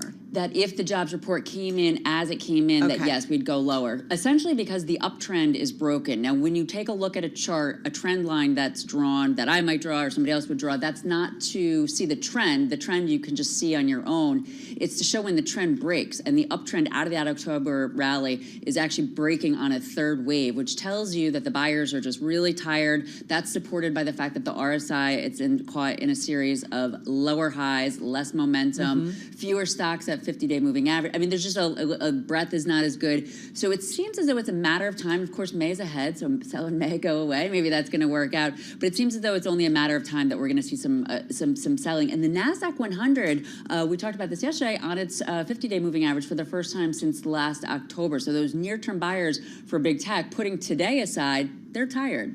Have investors, Abigail, shrugged off the concerns about higher commodity, higher oil prices? That's a great point. Thanks so much for pointing that out. You did yesterday as well. And I think that that's probably, for today, yes, maybe, but I think over the longer term, I mean, if we have the Bloomberg Commodity Index, I'm just going to use the SINS function super quick here, because I think it's probably up for its 6th or 7th day.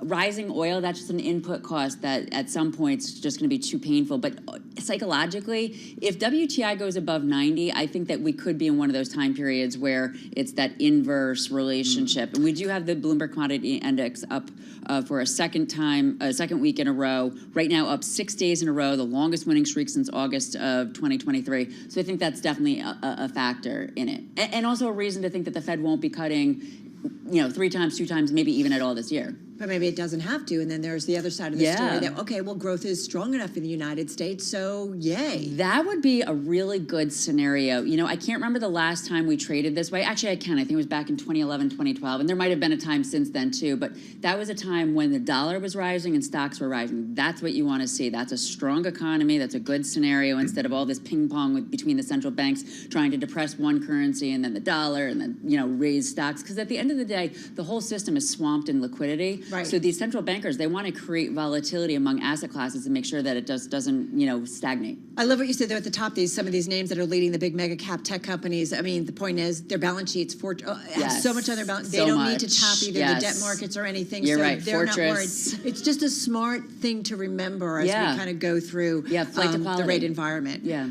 Great setup and great analysis as always. Bloomberg News Chief Markets Correspondent Abigail Doolittle joining us here in our studio. Okay, now to more on that blowout jobs report. In case you missed all the details, payrolls in the U.S. in March rose by the most in nearly a year. The unemployment rate dropped, pointing to a strong labor market powering the economy. 303,000 last month. That's the number for non-farm payrolls increasing. It followed a combined 22,000 upward revision to job gains in the prior 2 months. This all from the BLS. All right, and then we also had the employment rate, falling to 3.8%, with more people joining the workforce and able to find a job. As we mentioned in our last chat, Treasury yields too have moved up, and expectations around Fed rate cuts continue to be pushed out. Or if we didn't mention it, we should have. But so we did mention it. So let's get to it with our roundtable. Bloomberg Bloomberg News economics editor Molly Smith right here in studio, and then Bloomberg Intelligence chief U.S. interest rate strategist Ira Jersey at BI headquarters in Princeton, New Jersey. I want to go, Molly, first of all, blowout, robust, some of the words we've been using here at Bloomberg, if you read through some of the stories on the Bloomberg. You didn't say Goldilocks. I didn't, but I'm going to leave it for these guys to make that conclusion. Where is the strength, and why did this surprise so much to the upside? What was it that maybe our surveys missed? I feel like we wonder this every month, right? I mean, where isn't there a month where the jobs report is massively surprising So to what the are we upside? missing? Why is it that economists are much more tepid when about it? I think this is still what a lot of people are debating, and I think, I talked about this, maybe not on your show yesterday, but with Joe Matthew on Balance of Power, that a lot of people are still really trying to get their head around the impact that immigration is playing in the jobs figures. Yeah, Rich Miller had a Right. great piece on this yesterday, and we had him on our program. Great, yes. I worked with Rich on that story, and this is where we actually were wondering this a bit more coming out of today as well, because there are these two different measures of employment within the jobs report. Obviously, the main one we look at is that big payrolls figure, the 303,000. That one comes from a survey of businesses. These are like big companies, they're like a smaller margin of error. It's a really big survey. There's a smaller survey of households, and this measures people rather than jobs. So it's a smaller survey, it has a larger margin of error, but this might be where more economists think the immigration impact will show up, because this is people reporting actual jobs rather than large companies where immigrants are likely not to be employed at. So it's something that we're going to have to look at going forward. It's unclear whether that played a role in today's report, but something that definitely going forward is the idea this is going to boost the underlying pace of job growth. Before we go to Ira, just real quickly, any weakness in the data today? Oh, man. I mean, I think, if you talk to the average American worker, the slowdown in wages, obviously not what they want to see. Great for the Fed, not for someone Great who's for actually companies who are worried about their margins. Right, of course, but not great for someone who's receiving a smaller paycheck. Fair. Hey, Ira Jersey, come on in here because you're chief interest rate strategist over at Bloomberg Intelligence. And we you've like been you. watching, we like you too. And you've been watching what's been going on with rates throughout the day, especially after this number crossed at 8:30 this morning. We're seeing yields higher across the curve. What jumps out to you? Yeah, so we're actually, yields aren't that much higher than they were right before the number. A little bit on the 10-year, about 2 basis points, and maybe 3.5 basis points or so in the front end. So you're seeing a little bit of bear flattening of the yield curve once again.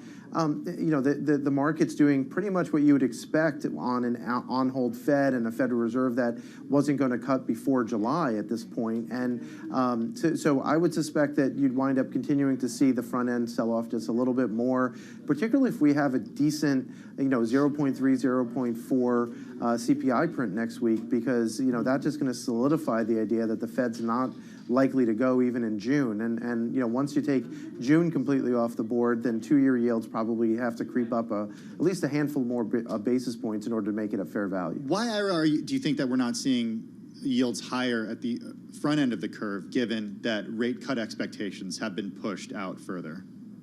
Well, we're closest to the highest level we've been in many months, actually, in about 6 months now, in the front end of the curve.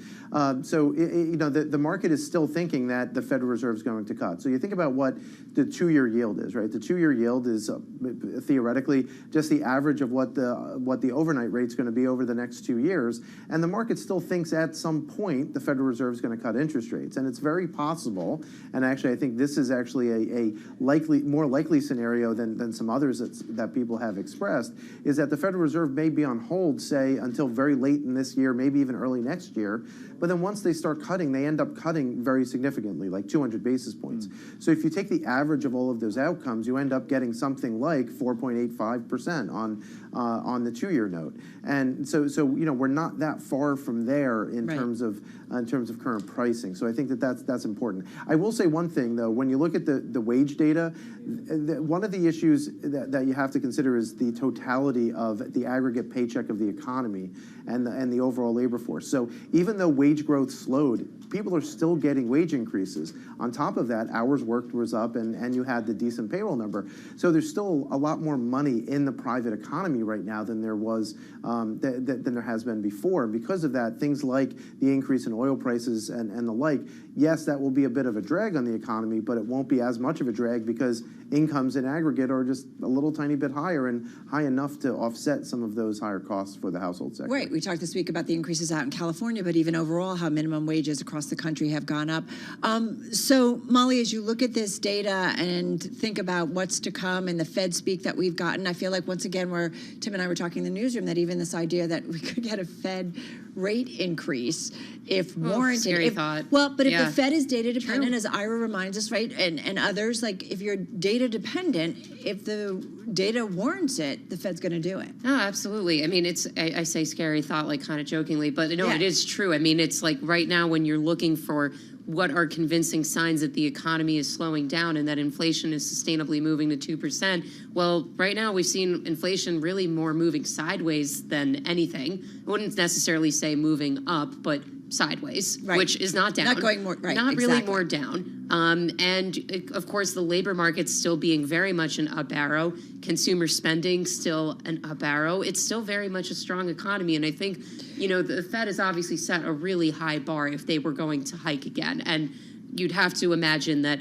there would have to be a lot more telegraphing that kind of a move would come, because right now the expectation is hold. We don't have the evidence right now or the confidence level that we are moving sustainably to 2% to cut. So that would be a real market shift in what we hear from policymakers if they are considering a hike. Ira, if that, how would that eventually, if indeed something like that becomes a kind of a more stronger beat, if you will, drum beat, this idea that we could actually get a rate increase, what would you anticipate in terms of U.S. Treasury curves? And I am curious if you even think that that's a possibility this year. So, well, I'm not sure that it's a realistic possibility this year. I mean, it's not, completely out of the question, but that would be a massive tail risk. I think it's, but what a realistic scenario might be is that the economy's strong enough that the Fed feels it can't cut, and therefore it keeps rates where they are, maybe into next year. And actually, when you look at what's being priced into the market, options on SOFR futures right now, so short-term interest rate futures that move very, very closely with what the Federal Reserve is going to do, it's actually pricing almost a 20% chance of a rate increase by next September. And most of that is next year, right? It's the chances of a hike this year are still very low, but also not zero anymore. It used to be zero, but now it's not zero. But for next year, it's creeping up there, where there is this tail risk and this wider distribution of potential outcomes that the market's starting to price. So you see that in things like out of the money puts on SOFR, and just look at those U5 SOFR futures, and you'll see how much the out of the money stuff has moved quite significantly because of this repricing of the possibility that the Fed may actually hike. Yeah, I just think about where we were, again, late last year in terms of the rate think and the Fed think and where we've come. It's just a reminder that things can change pretty dramatically based on the data points that are there. Hey, folks, thank you so much. Have a great weekend. Really appreciate it. Bloomberg News economics editor Molly Smith and Bloomberg Intelligence chief U.S. interest rate strategist Ira Jersey, who I know was up early because I was listening to him on surveillance, break it down. It was great analysis. Hey, straight ahead, we're going to stay on the U.S. labor market. We're going to check in once again with Becky Frankowitz. She's over at Manpower Group, president of North America. She's going to talk about who is hiring, what they are seeing, who is not in real time. Some of the trends might surprise you. That's coming up next. This is Bloomberg.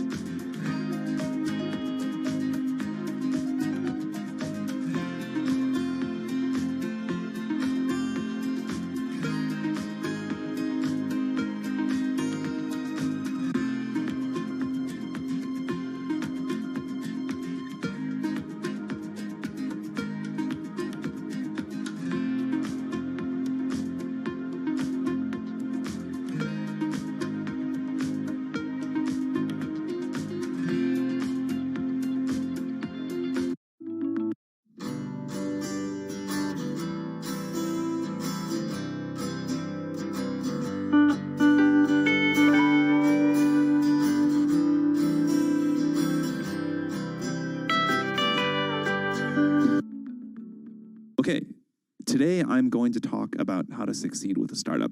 Obviously, more than can be said here in 20 minutes, but I will do the best I can. The most important thing, the number one lesson we try to teach startups is that the degree to which you're successful approximates the degree to which you build a product that is so good, people spontaneously tell their friends about it. Startups always ask us for the secret to success. They always want to believe it's something other than this, because this is really hard to do. But this is it. If you can build a product that is so good, people spontaneously tell their friends about it, you have done 80% of the work that you need to be a really successful startup. If you think about the most successful companies you know, Google, Facebook, whatever, you probably found out about them because a friend of yours said, you got to try this, it's great. So this is the bar. Something that people love so much they tell their friends about it. One important indicator for a product like that is a product that's simple to explain and easy to understand. If you can't explain in a few words what you do, and if at least some people don't say, oh, that's pretty interesting, that's usually a mistake. It's usually a sign of unclear thinking or a need that is not big enough.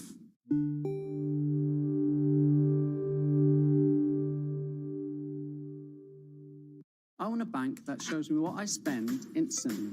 We're Monzo. Give us a go. See? Well, I want a bank that can help me budget for the things I need, like a new leather jacket for Bingo. We can do that. Bingo's my cockapoo. Hi, Bingo. It's a real faff to sign up. It takes less than 10 minutes. Race you. You're on. Time's up. How'd you get on? It's a draw. Is it? We hear you, Bingo. You make Monzo Monzo.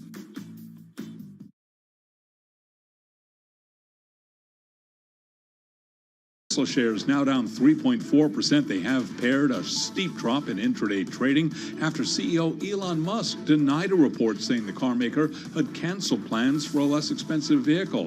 At one point, we did have the stock down 6.2% after Reuters said Tesla was abandoning the project, but writing on his social media service, Musk said, quote, Reuters is lying. Again, recapping, stocks higher, S&P up 61, up 1.2%. I'm Charlie Pelleton. That is a Bloomberg Business Flash. All right, Charlie, thank you so much. We are staying on the U.S. labor market, of course, following this morning's 8:30 a.m.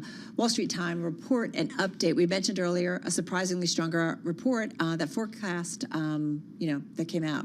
Versus forecast. I mean, it's it was strong. Like Molly said, it's like month after month we're getting things above estimates, Carol. Like it's like economists still continue to get it wrong each month. Yeah, and the job growth in March, we should point out, led by faster hiring in healthcare, also construction, leisure and hospitality, also strong, which has now bounced back above its pre-pandemic levels. So interesting to note that. A measure of the breadth of job gains also increasing. Hey, let's get to Becky Frankowitz for the interview. She's Chief Commercial Officer and President North America over at Manpower Group, joining us once again from Chicago. Becky, good to have you back with us. This payrolls report, did it catch you by surprise this morning?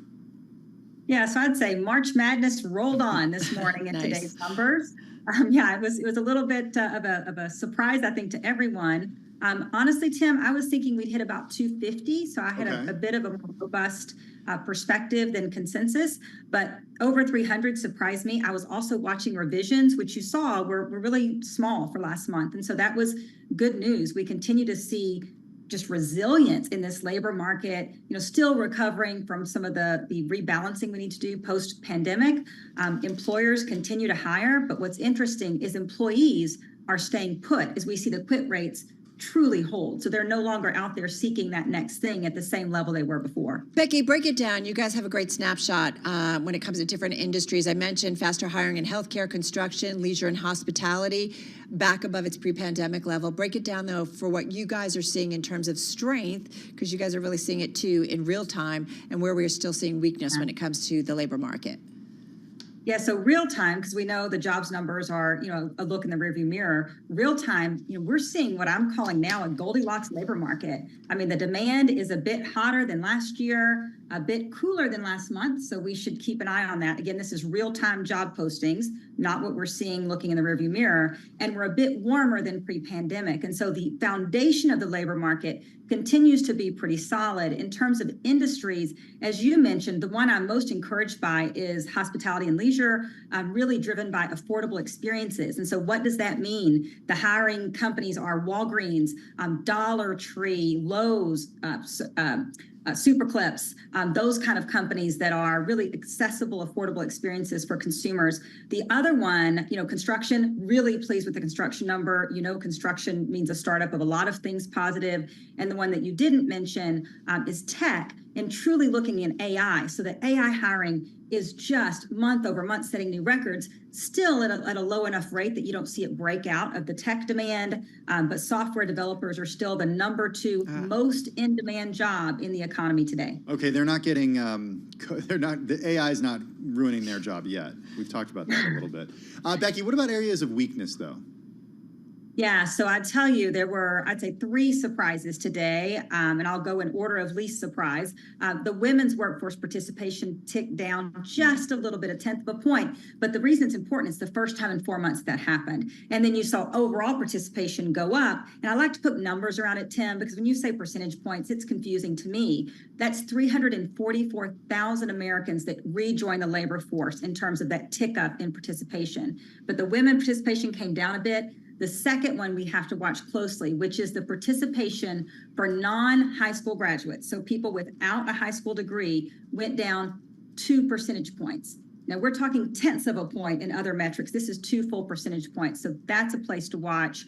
And then finally, I'd say the one that surprised me is the composition of the household survey, where you saw the biggest increase was in part-time jobs. So full-time jobs actually went down by about 7,000 jobs, but part-time went up by about 700,000 jobs. So that tells us a couple of things. One, it says that workers are choosing to work on a way that meets their needs. Employers are responding. And it also says we're starting to see people start to put jobs together in the way they want to, and that's a big driver of that increase in workforce participation. So that's a positive. Keep an eye on that full-time number, though. I'll be watching it next month.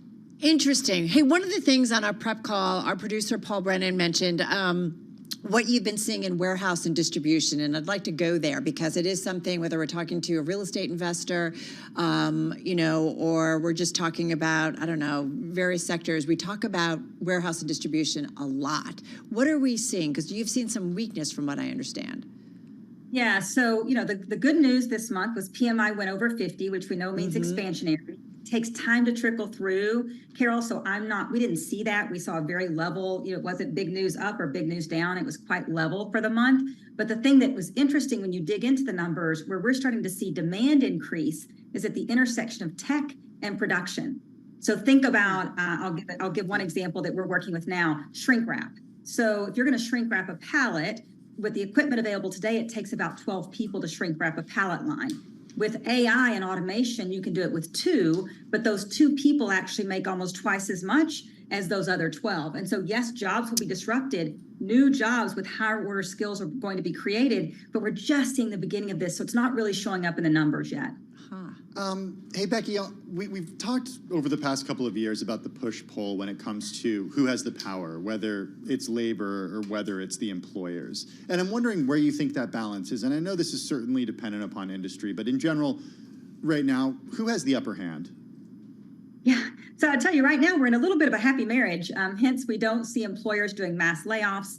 And we don't see employees leaving. And so we're in a bit of a good relationship at the present moment. But I will say, I'm not sure, Paul, if we're ever going to shift back. I'm sorry, Tim, if we're ever going to shift back to the time where employers are in the same level of control they had before, only because structurally the population has changed. We have fewer workers. We have more people retiring. We're going to need some AI to actually get to the economic growth that we need as a global economy and definitely as a U.S. economy. And so I think we won't see that tip back strongly towards the work or to the employer. We might see a little tip towards the worker, but right now, we're in a bit of a balance.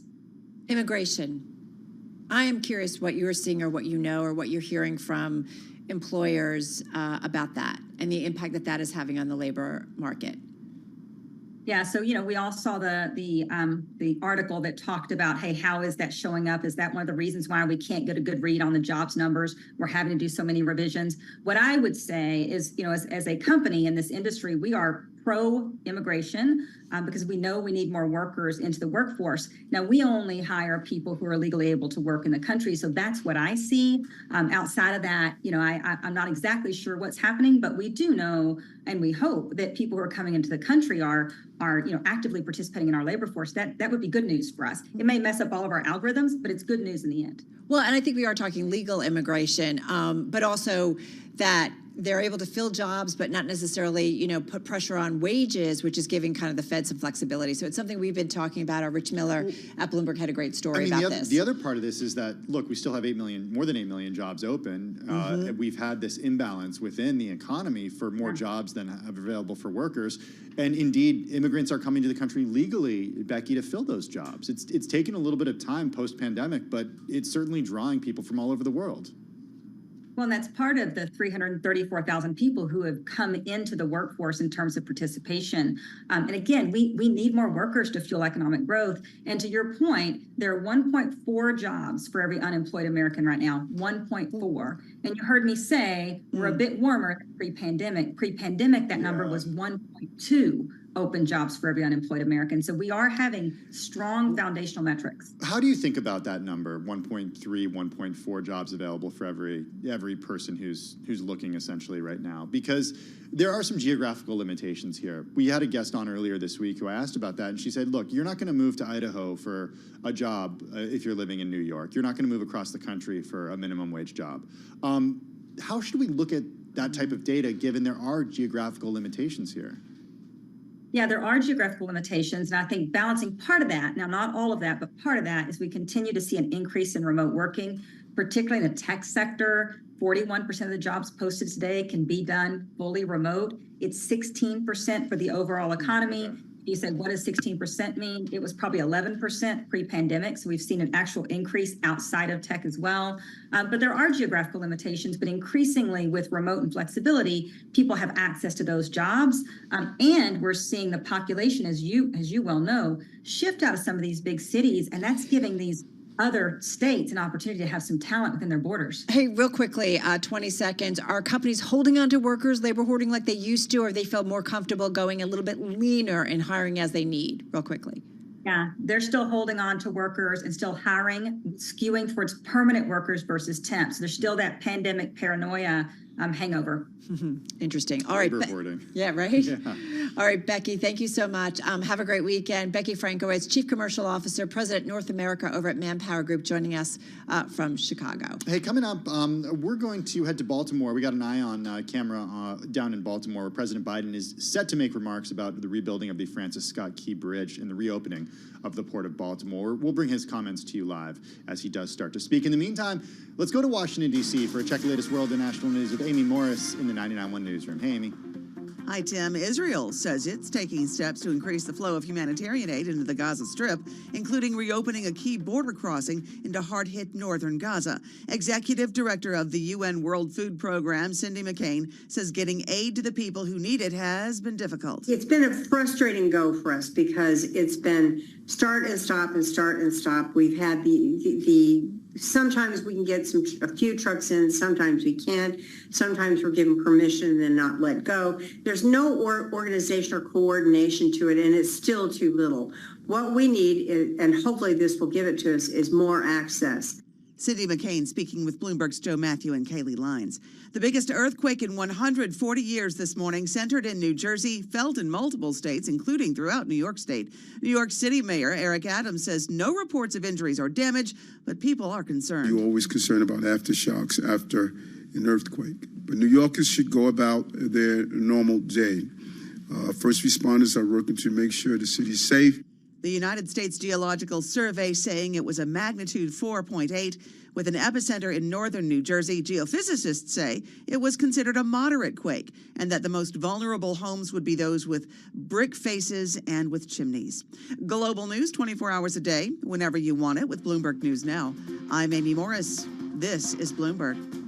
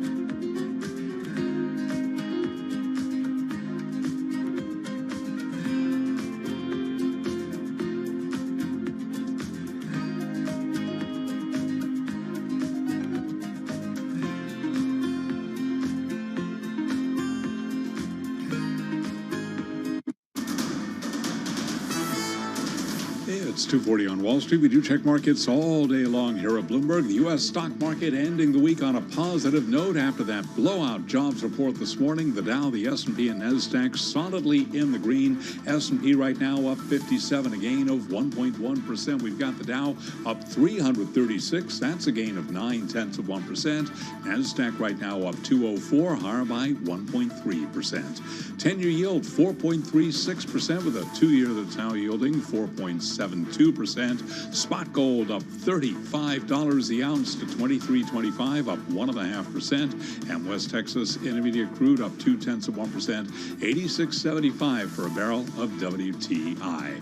Piper Sandler says Krispy Kreme's move to partner with McDonald's is a, quote, game changer that could take the company's stock significantly higher. Piper Sandler upgraded its rating on Krispy Kreme to overweight from neutral following last week's announcement that the chain's donuts will be sold at McDonald's across the U.S. starting this year. Shares of Krispy Kreme, they're up now by 6.4%. Again, recapping, stocks higher, S&P up 53 to 5,200 even. I'm Charlie Pelleton. That is a Bloomberg Business Flash. All right, Charlie, thank you so much. Just a heads up, we are monitoring some activity in Baltimore. That is where President Biden is expected to make some comments about the rebuilding of the Francis Scott Key Bridge and reopening of the Port of Baltimore. But as soon as he begins speaking, we will take you there live. Okay, everyone knows at this point that we got key U.S. labor data this morning. Growing America's factory jobs, though, has been a key pillar of President Biden's economic pitch to voters, as it has been for his predecessor and rival, Donald Trump. For both of them, the reality, though, in the data is more awkward than they or their supporters might admit. Well, Bloomberg News senior economics writer Sean Donnan looking into this, specifically how the president is campaigning on an industrial renaissance, but the bounty of jobs has not landed in swing states so crucial to his reelection bid. Sean is featured his story in the new issue of Bloomberg Business Week. Let's get to him. He is with us from Washington, D.C. All right, Sean, break it down for us and tell us about what's going on in terms of this industrial renaissance and yet whether it's going to matter politically for the president. Sure. Look, this is at the very center of President Biden's pitch for re-election. He talks about bringing back factory jobs to America. He talks about bringing back good-paying union jobs all the time. One of his stump speech lines that you hear a lot is that America has seen, or that he has helped create 800,000 manufacturing jobs in the United States. The rub to all of that is that actually a lot of those jobs came in the initial recovery from the pandemic in the first year and a half of his administration. And since then, actually, manufacturing employment's been pretty flat. In fact, we had this blockbuster number today, 303,000 jobs created in the U.S. economy. And the number of jobs created in manufacturing was totally flat. There were no new jobs created in March, according to the Bureau of Labor Statistics in manufacturing. So it's a tough story when you look at the data. But that said, you know, Donald Trump, who also claims to have brought back factory jobs to the United States when he was president, doesn't have that great a job, that great a story to tell either when you look at the data, especially when you look at what happened in 2020 with the pandemic and which really ravaged the manufacturing sector as well as the rest of the economy. So, Sean, what jobs are being created and what jobs have been created since the president took office? And where are they geographically? Because as we know, this election is likely going to be won or lost, depending on who you're talking about, in 7 roughly key swing states. Sure. So look, when it comes to those kind of blue collar jobs, we're seeing a lot of construction jobs getting created. And a lot of those construction jobs are building new factories. We've seen a big investment boom in new factories. It's just that those new factories aren't yet employing the people inside. Therefore, they're not showing up in the manufacturing data. So President Biden may have a great story to tell in the manufacturing data in a year or two to come. But right now, as he runs for election, those jobs aren't showing up. And they're not showing up in some of the places that matter, some of the swing states that matter, like you say, in particular, the 3 industrial swing states, and that's Michigan, Pennsylvania, and Wisconsin. In those 3 states, there's actually 39,000 fewer people working in manufacturing than there were 5 years ago right now. And we aren't seeing in some places like Wisconsin, we aren't seeing, and in some key parts of Wisconsin, we're not seeing big new manufacturing investments. For this story, I went to Milwaukee and I stood outside the gates of a Masterlock factory. Masterlock, they make the padlocks that are on your garden shed that may have Got a few at your home. your high Can't school remember the locker combo, but you have a few. safe from your friends. Yeah. But that factory just shut down a week ago after more than 85 years in service. And it's in an area that is predominantly Black in Milwaukee, an area that's going to matter really, it's going to be very important politically in November. Hey, Sean, talk about where the jobs are going, though. Well, the jobs are going. No, I mean the Masterlock specifically. What's going on with how is it look, shifting the production? The Masterlock jobs are going. If you talk to the company says, this is part of our revamping our supply chains. They won't tell you where they're going. If you talk to the union guys, they'll tell you that these are jobs that are going to Mexico, they're going back to China, and they're going down to places like North Carolina. It's interesting. There's, early on in your story, you mentioned that along with inflation and the deficit that maybe we're seeing in terms of some of these states and not necessarily seeing this industrial renaissance, that don't credit President Biden for a U.S. economy that by most metrics is historically in good shape. These are your words, but this point of we do the polling, right? And people aren't so upbeat about the economy. And this helps kind of explain perhaps this thinking. Absolutely. I think, we tend to focus a lot on the aggregate numbers, like today's blockbuster jobs numbers, but those numbers look very different in different parts of the economy. And then, there are swing states where you have counties that have had negative growth over the last few years that are effectively in recession. We know that there are still parts of the country that are bleeding population. We're seeing people move south. We're seeing them move to the Sun Belt. And that is having an impact on growth in local economies. And we are seeing these big investments in factories, but those big investments in factories aren't in places like Milwaukee, which has had a really tough history with deindustrialization in recent decades. They're in these kind of places that are rich in land, that are on the outskirts of big cities, that are these what they call micropolitan areas. These are kind of smaller towns with farm fields around them, where there's a lot of land where you can build a brand new flashy manufacturing facility.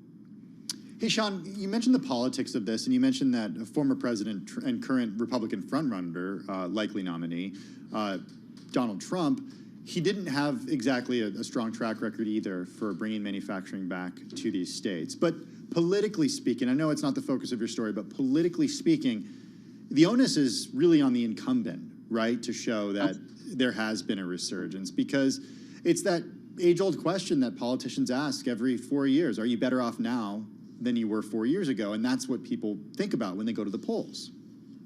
Yeah, and the better question this year, maybe, are you better off than you were 5 years ago, given the pandemic, which happened 4 years ago?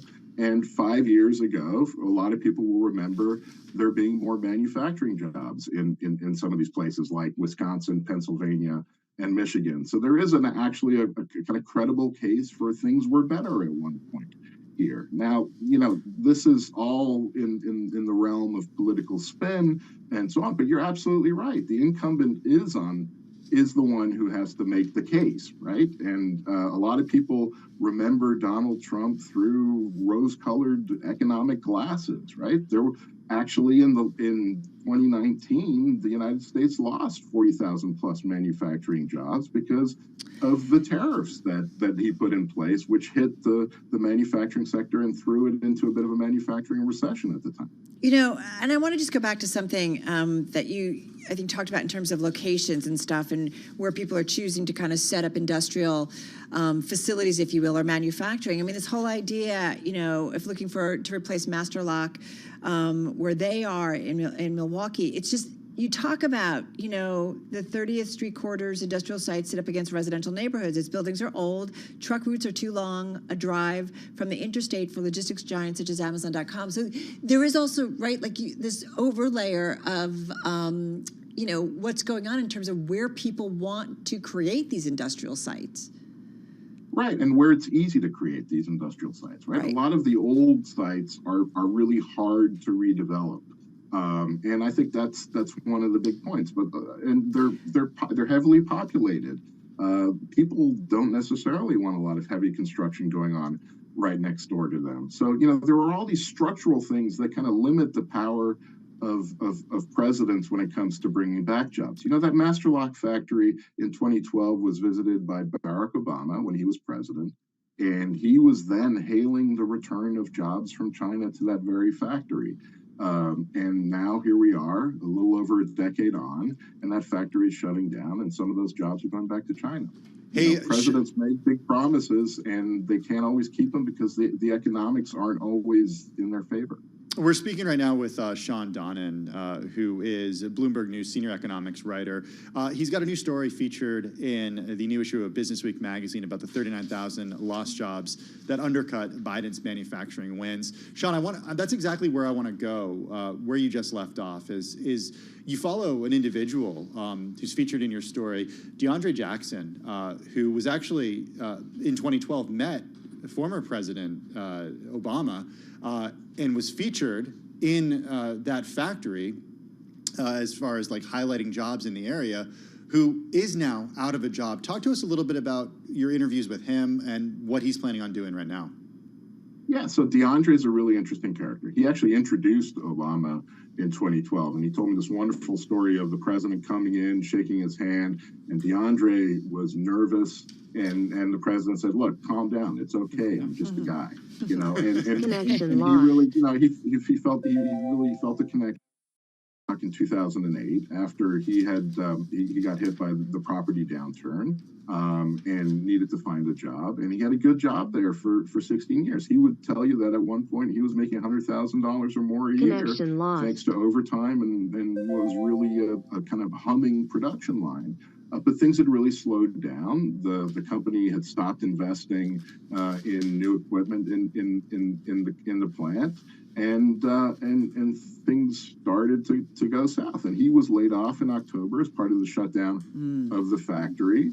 And he decided, partly because of his experience, I guess, introducing President Obama, to go into politics. And he ran for alderman on the Milwaukee City Council. And actually this week, on Tuesday, was elected to the 7th District of the Milwaukee City Common Council, and will be the new alderman for that district. And that is a district that doesn't sit, the Master Lock Factory doesn't sit in it, but it's right next door, and it really does represent a lot of those communities that have been hit hard by the industrialization in recent years and could really use some new investment. Sean, I think about all of the work that President Biden has done to show that he is a friend of labor, right, and a friend of labor unions. And does that not necessarily translate across the country for anybody who is in a manufacturing job, union or otherwise, or not necessarily?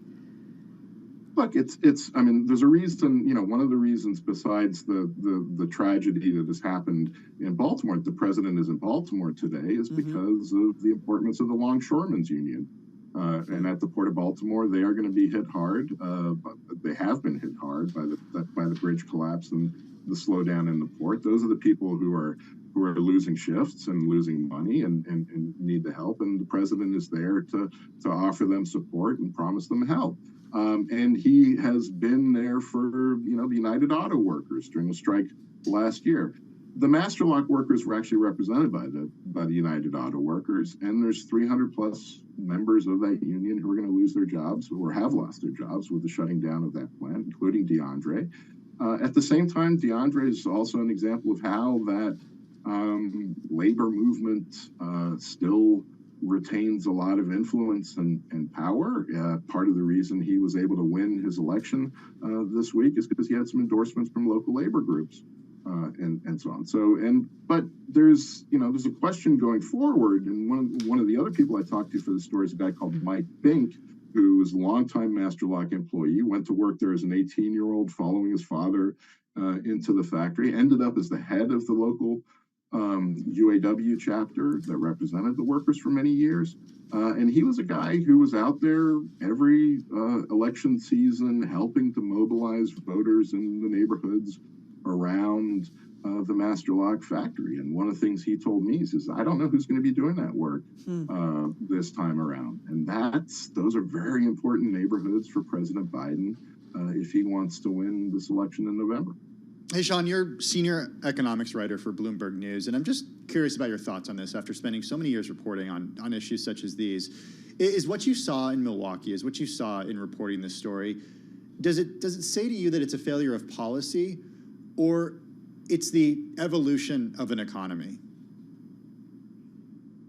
I'm going to cop out here and say it's both, okay, but I also think but I also think it's not necessarily a failure of policy. I think a lot of times it's about the limits of policy. I think sitting here in Washington, a lot of people want to think that they pull a lever and that something happens out there in the U.S. economy, and oftentimes you can pull a lever and it doesn't happen. Right? There's been a lot of presidents who have promised a return of manufacturing jobs to the United States. The economics of manufacturing are still such that it makes a lot of sense.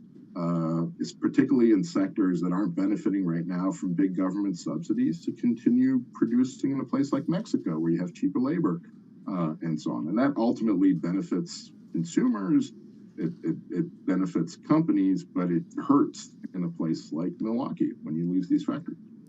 Yeah, it's fascinating. And you do wonder, ultimately, when everybody goes to the polls come November, how it will ultimately play out here. As you continue to report this out and just kind of track what's going on and the things that really shape elections,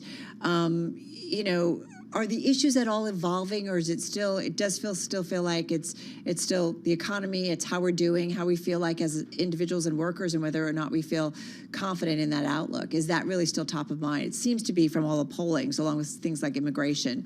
But I'm curious, as Sean, as you continue to report this out, especially when it comes to things related to the economy and voters.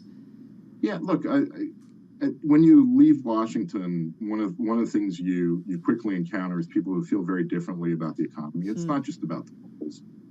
People do feel like they're doing it tough on a lot of different fronts, and so that's an issue that's going to be there for a long time. But clearly, the polls are also showing that immigration is catching up, and who knows what's going to happen between now and November. But at the end of the day, the economy always matters. Yeah. Right? And it's not just about how I feel about today and whether I have a job. It's also about whether I think I can grow into I can buy the car I want to. I can move house if I want to do that. I can take advantage of an opportunity somewhere else. And I think there's a lot of people right now in the U.S. economy, a lot of people I've run into, that kind of feel sort of frozen in place, stuck. Yeah. And like they're still struggling. And that's not going to go away anytime soon. I would add plan for retirement and pay off college debt too. It's two things we can add to that, right? In terms of when people go to the polls. It kind of speaks to that. I've got a kid in college. He's doing a wonderful job in his first year in college, but oh my God, those bills.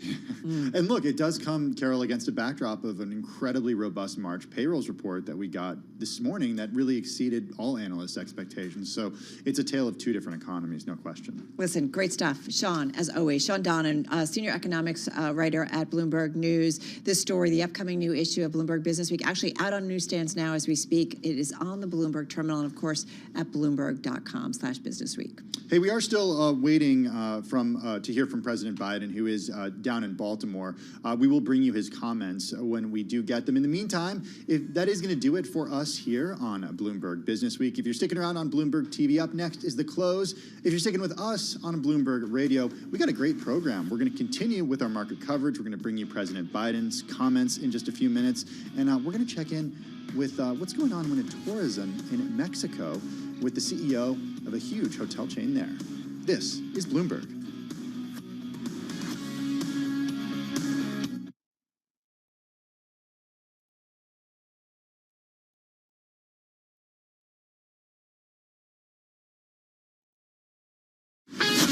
This is Bloomberg Business Week. Insight from the reporters and editors who bring you America's most trusted business magazine, plus global business, finance, and tech news as it happens. Bloomberg Business Week with Carol Masser and Tim Stenevec on Bloomberg Radio. And a very good afternoon, everybody. Bloomberg Business Week continuing on radio, on YouTube, and on Bloomberg Originals. We've got just about an hour to go until we wrap up the week and the trading day. And you've got stocks, yeah, they're higher across the board, off their best levels of the session. Rates settling down from this morning's strong jobs report. But nonetheless, we are thinking a lot about what the Fed will do coming off of what is a robust monthly jobs report. Yeah, the S&P 500 up right now, just shy of 1%. The NASDAQ Composite over 1%, and the Dow Jones Industrial Average higher by 0.8%. Hey, Carol, how does this sound? I'm listening. Okay, 1 year of work. Okay. $217 million. What do you think? Sign me up. Does that sound pretty good? Yeah, Okay. exactly. All right. I'm doing it. One CEO he got that for his pay package. And there's more to the story, so we're going to tell you all about that in just a few minutes. All right, and maybe you've heard of Bitcoin halving. I know we talked about it a lot on air. We're going to tell you exactly what it is, what it does in terms of the Bitcoin market. We're going to get into that a little bit later on. And David Weston's going to stop by. He's going to, of course, queue up Wall Street Week, which will come your way at about 6 p.m. Wall Street time on Bloomberg Radio and Television. We're also going to check in on tourism in Mexico post-pandemic. It accounts for more than 8% of GDP. I've been to Mexico a few times. I've been a bunch. Yeah, it's like the top destination for U.S. international travelers. So yeah, curious, right? Yeah. Tourism. Is it? It was also big during the pandemic because it was one of the few places you could go. Good point. With like an open border, you know? Yeah, exactly. So. Hey, we're also going to chat with the billionaire hosting the $814,600 a head fundraiser, just rounded. It's more than $800,000, guys, a head fundraiser for Trump. It's among our most read stories on the Bloomberg. We're going to get into that a little bit later on as well. All that and more over the next 2 hours. First up, though, a check of the day's trade and top business stories. Here's Charlie Pellet. Much. We got 58 minutes to go ahead of the closing bell with the Dow, the S&P, NASDAQ all advancing right now. S&P at 51.97, up 50 points, higher by 1%. On track, however, for a losing week on the S&P. Dow Industrials up 305 right now, up 0.8%. NASDAQ up 176 for the NASDAQ Composite Index. That is a gain of 1.1%. 10-year yield 4.37% with a 2-year that's yielding 4.72%. Spot gold now up 1.5%, 23.24 the ounce, and West Texas Intermediate crude oil up 0.3%, 86.82 for a barrel of WTI. Jobs Friday and the stock market wrapping up the week on a positive note after a blowout jobs report. Grace Lee is senior portfolio manager at Columbia Threadneedle. I think today's news was actually a nice sigh of relief for all the equity market investors who've been pretty much wringing their hands all week on somewhat stronger economic data, but the wage gains were less than I think were certainly very healthy, but not anything to be alarmed about. Lee was interviewed this morning on Bloomberg Intelligence. Taiwan Semiconductor Manufacturing says its financial outlook remains unchanged as the chipmaker's factories near full capacity following Taiwan's worst earthquake in decades. Taiwan Semi up right now by 0.5%.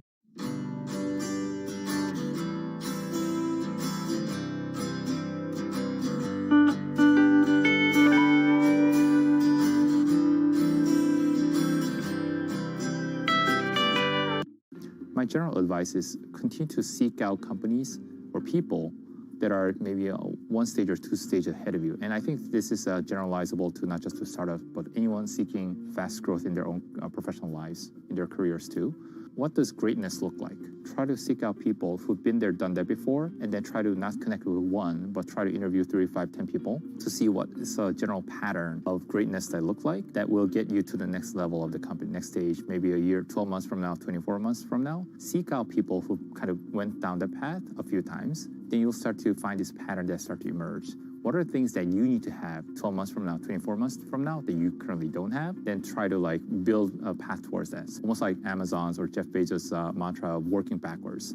Think about what your end game or next stage look like, and then figure out your steps to getting there, and who do you need to work with, upgrading or coaching your existing team or recruiting from somewhere else to really level your leadership. Because ultimately, the job of a CEO is to do 3 things, right? One is get the strategy right for your company, making sure it's executed, get the right teams onboarded, getting the resources, whether it be fundraising or allocating your resources. So strategy, people, or team, figuring out how you need to navigate those things to get to the next level.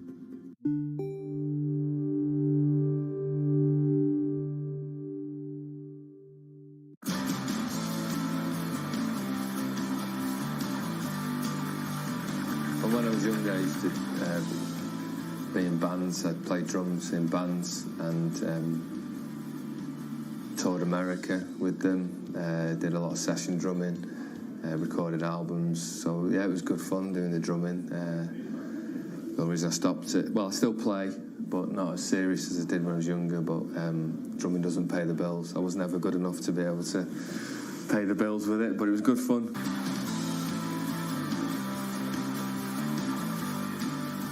I started RJF, and the reason I started it was I saw a gap in the market for particular early stage and startup businesses. With the experience that I've got of running businesses, of being a finance director at the very biggest companies in the world to being finance director of small startups, we were looking at providing more than just basic accountancy services. So yes, we'll do all that. We'll do all the basic, all the statutory side of things that you need to do. But there's so much more value that we can add, and I wanted to have my experience to help these startups, because a lot of them don't really know where to go.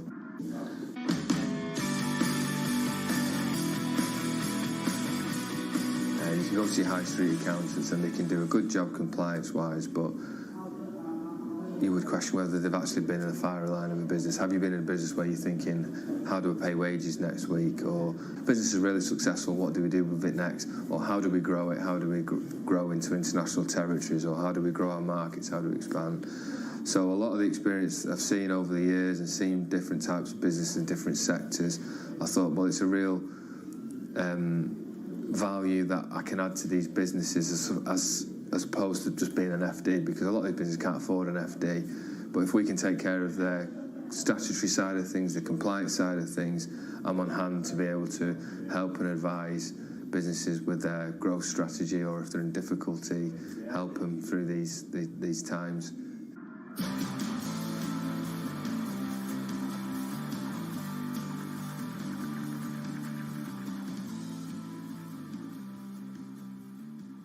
Through an earthquake, and she's like, what the heck is going on? Finally dawns on me, maybe we're having an earthquake. Immediately go to X, which is still where I get a good chunk of my news, and immediately saw Joe Weisenthal tweeting about the earthquake. So that confirmed for me that my house was not undergoing whatever renovation I thought was happening. It really felt like you were getting bulldozed out there.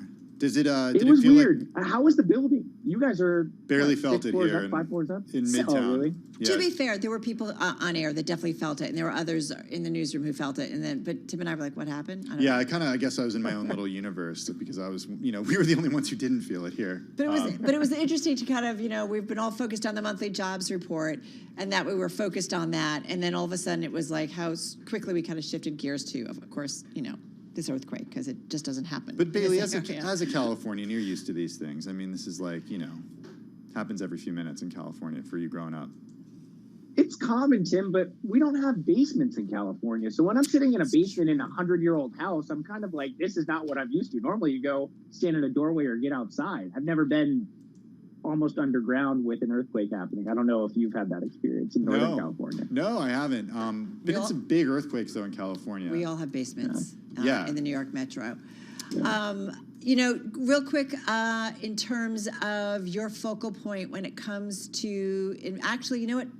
It does look like President Biden might be getting ready to step up to the podium. We're kind of monitoring what's going on in Baltimore. We just heard from Pete Buttigieg, Secretary of Transportation. So we're continuing to await the president, who has made his way to Baltimore. Yeah, it does feel like they're getting around. We are expecting some remarks. Our understanding is that the president did get an aerial tour of the area and expected to make some comments when it comes to bridge rebuilding and also the opening of the port, which we have for the last week or so been focusing on so much in terms of the importance of that port when it comes to particular areas of U.S. trade. So getting it reopened was a really important thing. Real quick, as we await the president to step up, because it looks like he's going to do it any moment, quick thoughts on focal point for the markets next week, Bailey. I still think that we're going to get a trickling in of the economic data, but all eyes, as Tim mentioned, really are going to be on earnings and gearing up and positioning ahead of that, just given kind of the run-up we've seen over the last 3 months and how the market kind of has been digesting some of these individual data points and trying to guess or view through where the Fed could be going next and when those rate cuts will start to come in. Right, big banks, right, coming on Friday, and always a great indicator of what's going on in the economy and what they say in terms of any kind of stress in the economy. Exactly. Everyone wants to know what Jamie Dimon's thinking. So JPM, Citigroup, all of the big things. All right. Good stuff as always. Really appreciate it. Bailey Lipschultz, of course, there breaking down the markets for us. He's Bloomberg News equities reporter joining us on the phone from the epicenter, I guess, of the quake, very or close to nearby. it. Nearby. Really interesting to hear that from him. Hey, quick red headline crossing the Bloomberg terminal. Do Kwon and Terraform Labs found liable for fraud in SEC trial. Quick headline from the world of crypto. The 2022 Terraform failure wiped out $40 billion in investor funds, and Do Kwon may be extradited to the U.S. after the Montenegrin top court acts. So we'll continue to bring you headlines and updates on this one. As we continue to track certainly what's going on in crypto, I feel like a fair amount of big news this year, and maybe a little bit of a reset in terms of, once again, what's going on in the market. Hey, speaking of the market, you've got an S&P 500 that is just up shy of 1%, so up about 50 points on the S&P.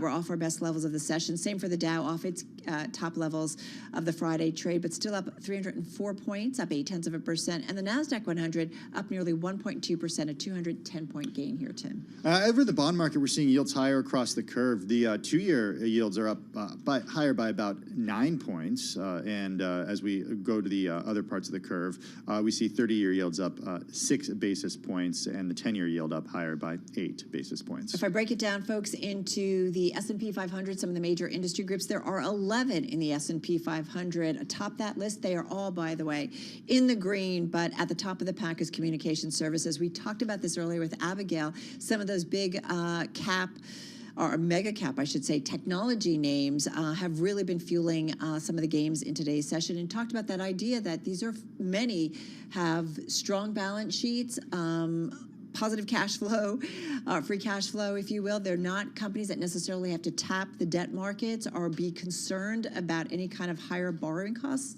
potentially, and so they're leading the way. They're up about 1.5% as a group overall. Right behind them, though, are industrials, which are up about 1.33%, and then information technology, they're up about 1.25% as a group overall. But again, everything across the board is higher today. Okay, we talked about what the next catalyst could be for equities, and Bailey mentioned earnings. Next week, starting on Friday, we're going to hear from Wells Fargo before the market, as well as JP Morgan Chase. We're also going to hear on Friday from BlackRock, in addition to Citigroup, and also State Street and Infinera Corporation. So just when you thought earnings season was over, Carol? No. Well, it is, and then it starts again. Back up again. Well, I'm looking at something like the KBW Bank Index, which tracks obviously the bank sector, in particular the big banks, which has been on quite a run, like most of the equity market, if not all of the equity market for the most part, really has rallied big time off that low of October 27, 2023. In terms of what big banks are doing this year to date, the group's up about 6%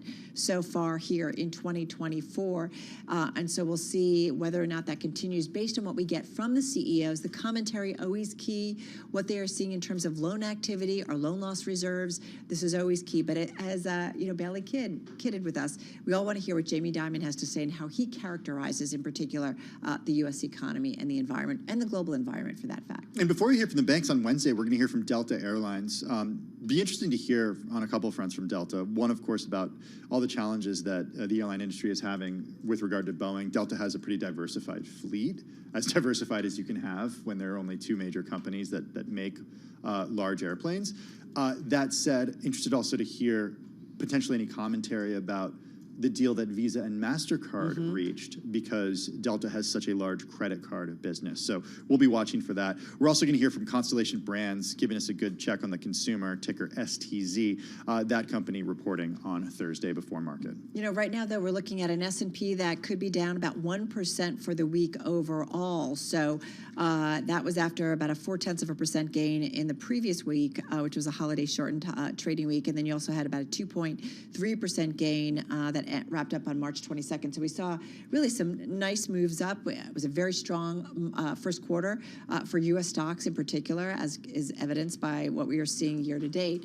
What do we have? Like the S&P 500 is up, about 9% so far in 2024. Wow. The NASDAQ's up about 7.5%. Small caps, still the laggard. If you look at the year-to-date performance, it's up almost 2%, just shy of that mark. So we've talked about some of the momentum coming back to small caps, but still very much a laggard based on what we are seeing in some of the other market metrics. We still await President Biden, who is down in Baltimore right now. He's set to make remarks about the rebuilding of the Francis Scott Key Bridge and the reopening of the Port of Baltimore. The governor of Maryland, Wes Moore, and the president got an aerial tour of the area. We also heard earlier, as they do await President Biden, from the mayor of Baltimore, Brandon Scott, in addition to Pete Buttigieg, Secretary of Transportation. Exactly. And so we're going to see what's going to happen in terms of, very important, first and foremost, is the reopening of that port. It's a port that we've talked about, the importance of it when it comes to the shipping of cars right here in the United States. We also talked about some other aspects, but we're watching a live shot, everybody, and it looks like, is that the president? Forgive us as we kind of... That's the president with Governor Wes Moore right now. Yeah, That's so what I see. it looks like they're making their way certainly to the podium, and we'll look for them to make comments. Let's go to Baltimore, and first, are we going to take the governor? Yeah, we'll go to Baltimore, and we're going to hear from Governor Wes Moore, who's with President Biden right now. On behalf of 6.3 million Marylanders, welcome back to Baltimore.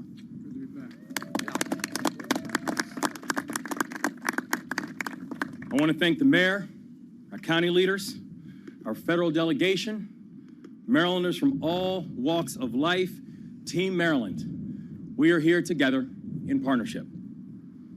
And today, and every day, we are thinking of the 6 victims of the Key Bridge collapse and their families. They are in our hearts, they're in our thoughts, and they're in our prayers. Están en nuestros corazones, nuestros pensamientos, y nuestras oraciones. And 10 days ago, a piece of the Baltimore skyline and a piece of the Baltimore spirit plunged into the river. But the people of Maryland, we rallied. And I tell you, Mr. President, the city of Baltimore is stronger today than ever before.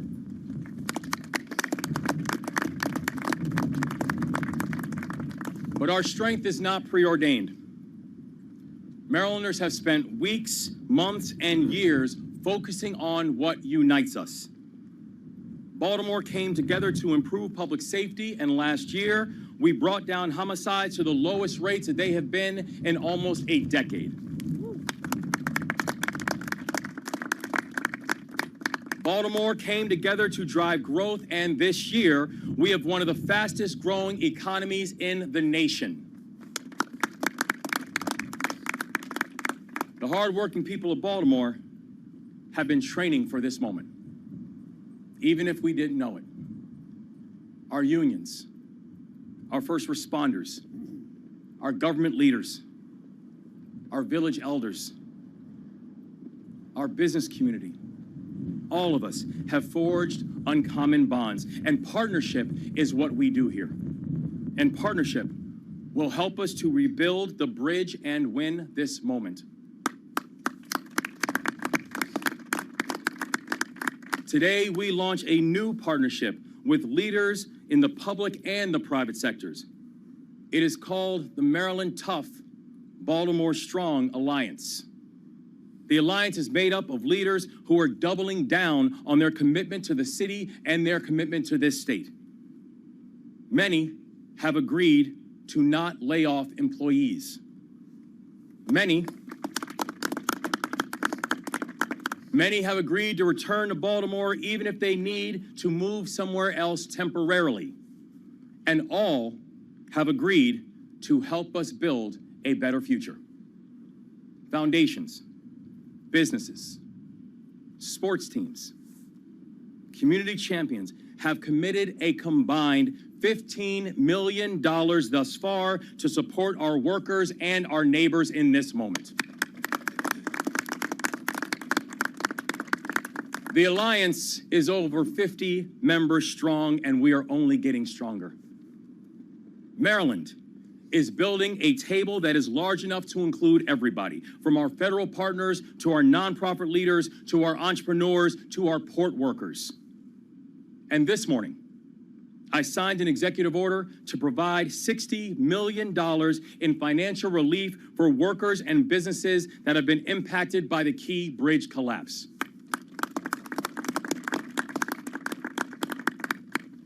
Now, I know our state's largest city is being tested right now, but Baltimore has been tested before.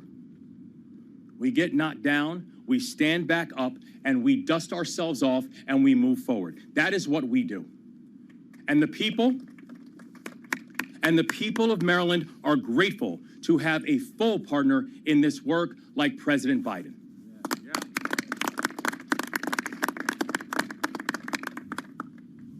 I received my first call from the White House at around 3 a.m.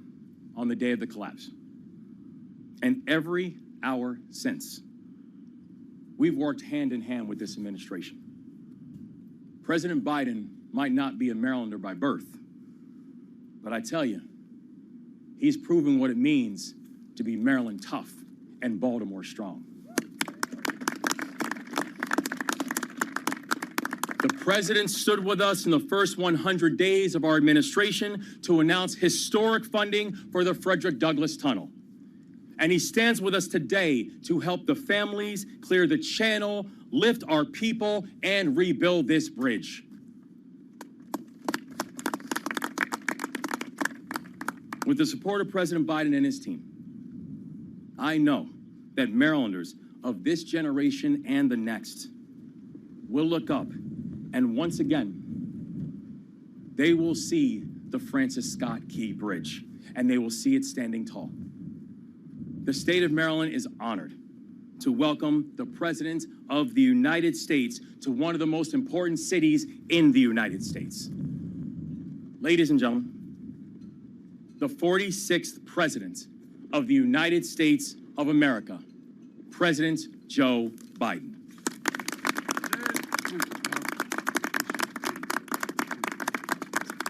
Thank you, thank you, thank you. Please, please, thank you.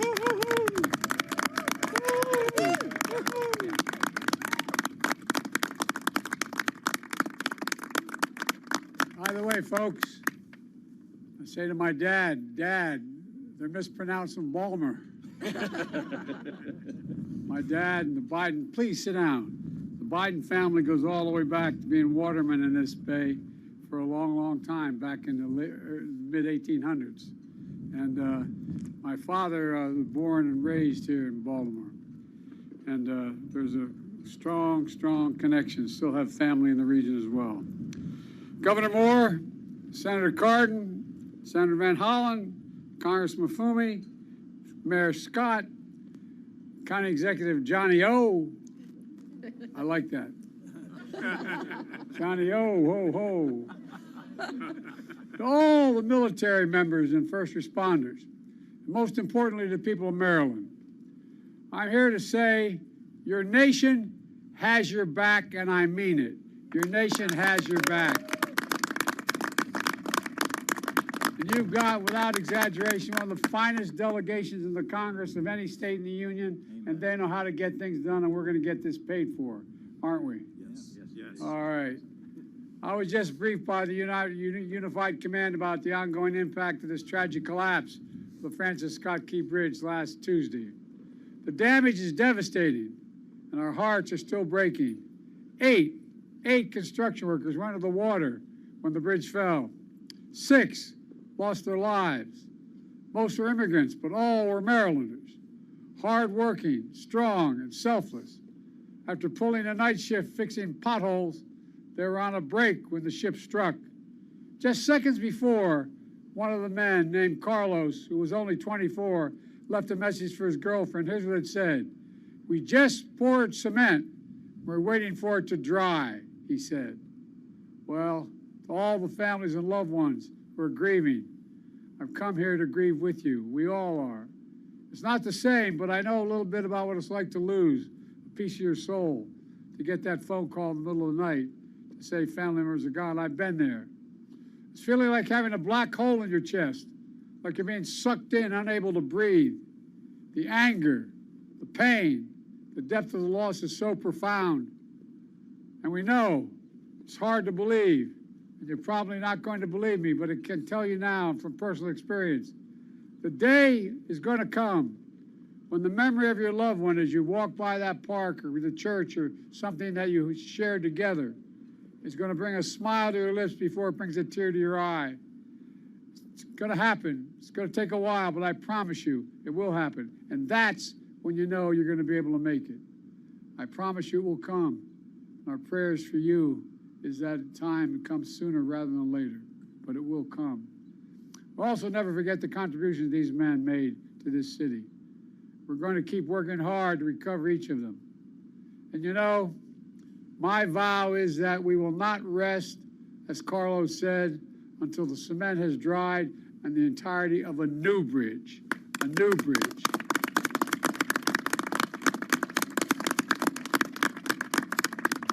Early this afternoon, we took an aerial tour and survey of the wreckage.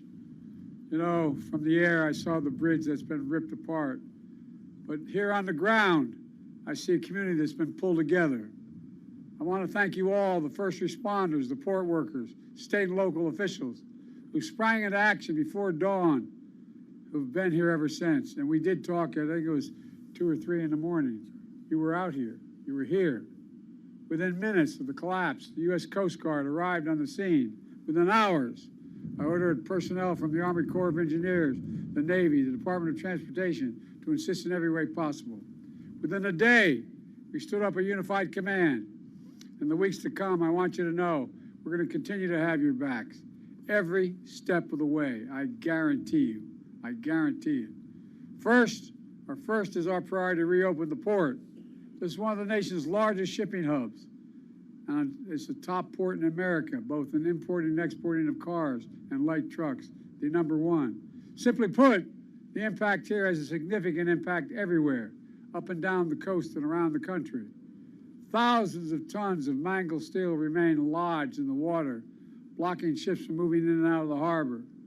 I've directed the Coast Guard, the Navy, and the Army Corps of Engineers, who are, by the way, the finest engineers in the world, and the state officials to work together to help remove this steel as quickly as possible and as safely as possible. So far, our team has been able to clear 2 small channels for essential ships, helping clear the wreckage. And yesterday, the Army Corps announced that by the end of April, they'll be able to open the 3rd channel for some commercial traffic, including car carriers. And by the end of May, we'll open the full channel, the full channel.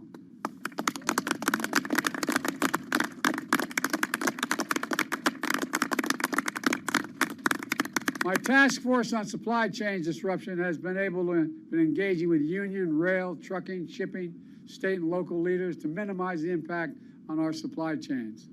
And I'm proud to announce that the federal government will provide over $8 million in grant funds to make the infrastructure improvements at Sparrows Point as the only port unaffected by this collapse, which will allow Sparrows Point to take on more ships. And that's happening now, will happen shortly. Second, we're focused on protecting the workers and businesses. Folks, 20,000 jobs depend on this port. 20,000 families depend on this port to buy groceries, to make rent, to pay their bills. Today, my administration is announcing the first tranche of dislocated worker grants, fancy phrase, which is dimes, all it is there to make sure it helps create jobs for workers involved in the cleanup of this incident, additional jobs. My Small Business Administration has also issued a disaster declaration, which will allow the SBA to offer low-interest loans for small businesses impacted by the collapse in order to keep things moving. The state, the city, the county are also stepping up in impressive ways to help workers and businesses who have been affected by this disaster. But folks, we all need to step up.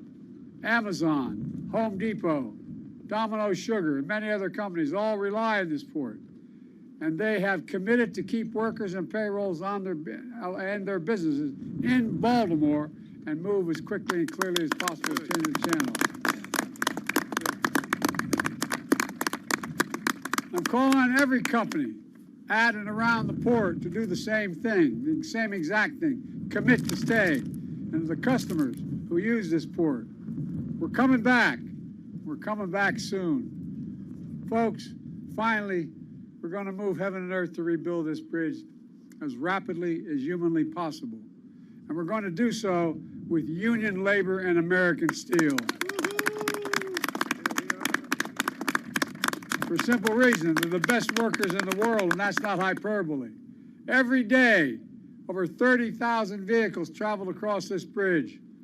And I was one of those people. I commuted every day from Delaware for 36 years to Washington, D.C., back and forth, and about 1/4 of that time by automobile. I've been to every part of this port. Folks, we now face a question no American should ever have to ask. How will I get to work? How will I go to school? How will I get to a hospital? Response, everyone, including Congress, should be asking only one question, and they're going to be asked the question by your delegation. How can we help? How can we solve that problem?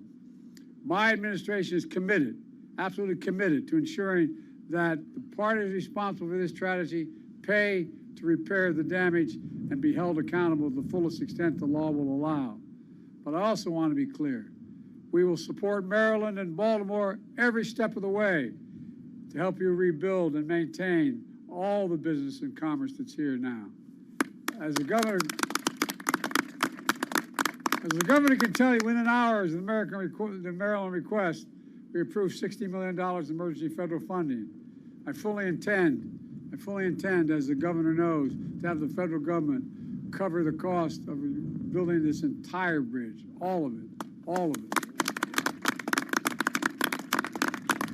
As we've done in other parts of the country in similar circumstances. When I stand here, I call on Congress to authorize this effort as soon as possible. Let me close with this. This port is over 300 years old. As a matter of fact, as I said, my great-great-grandfather worked here as a waterman in this bay. This port is older than our republic, and it's been through tough times before. And he watched the British troops launch an attack after attack on American forces, what is it named after, sat in a boat in this very harbor, and he watched the British troops launch an attack after attack on American forces.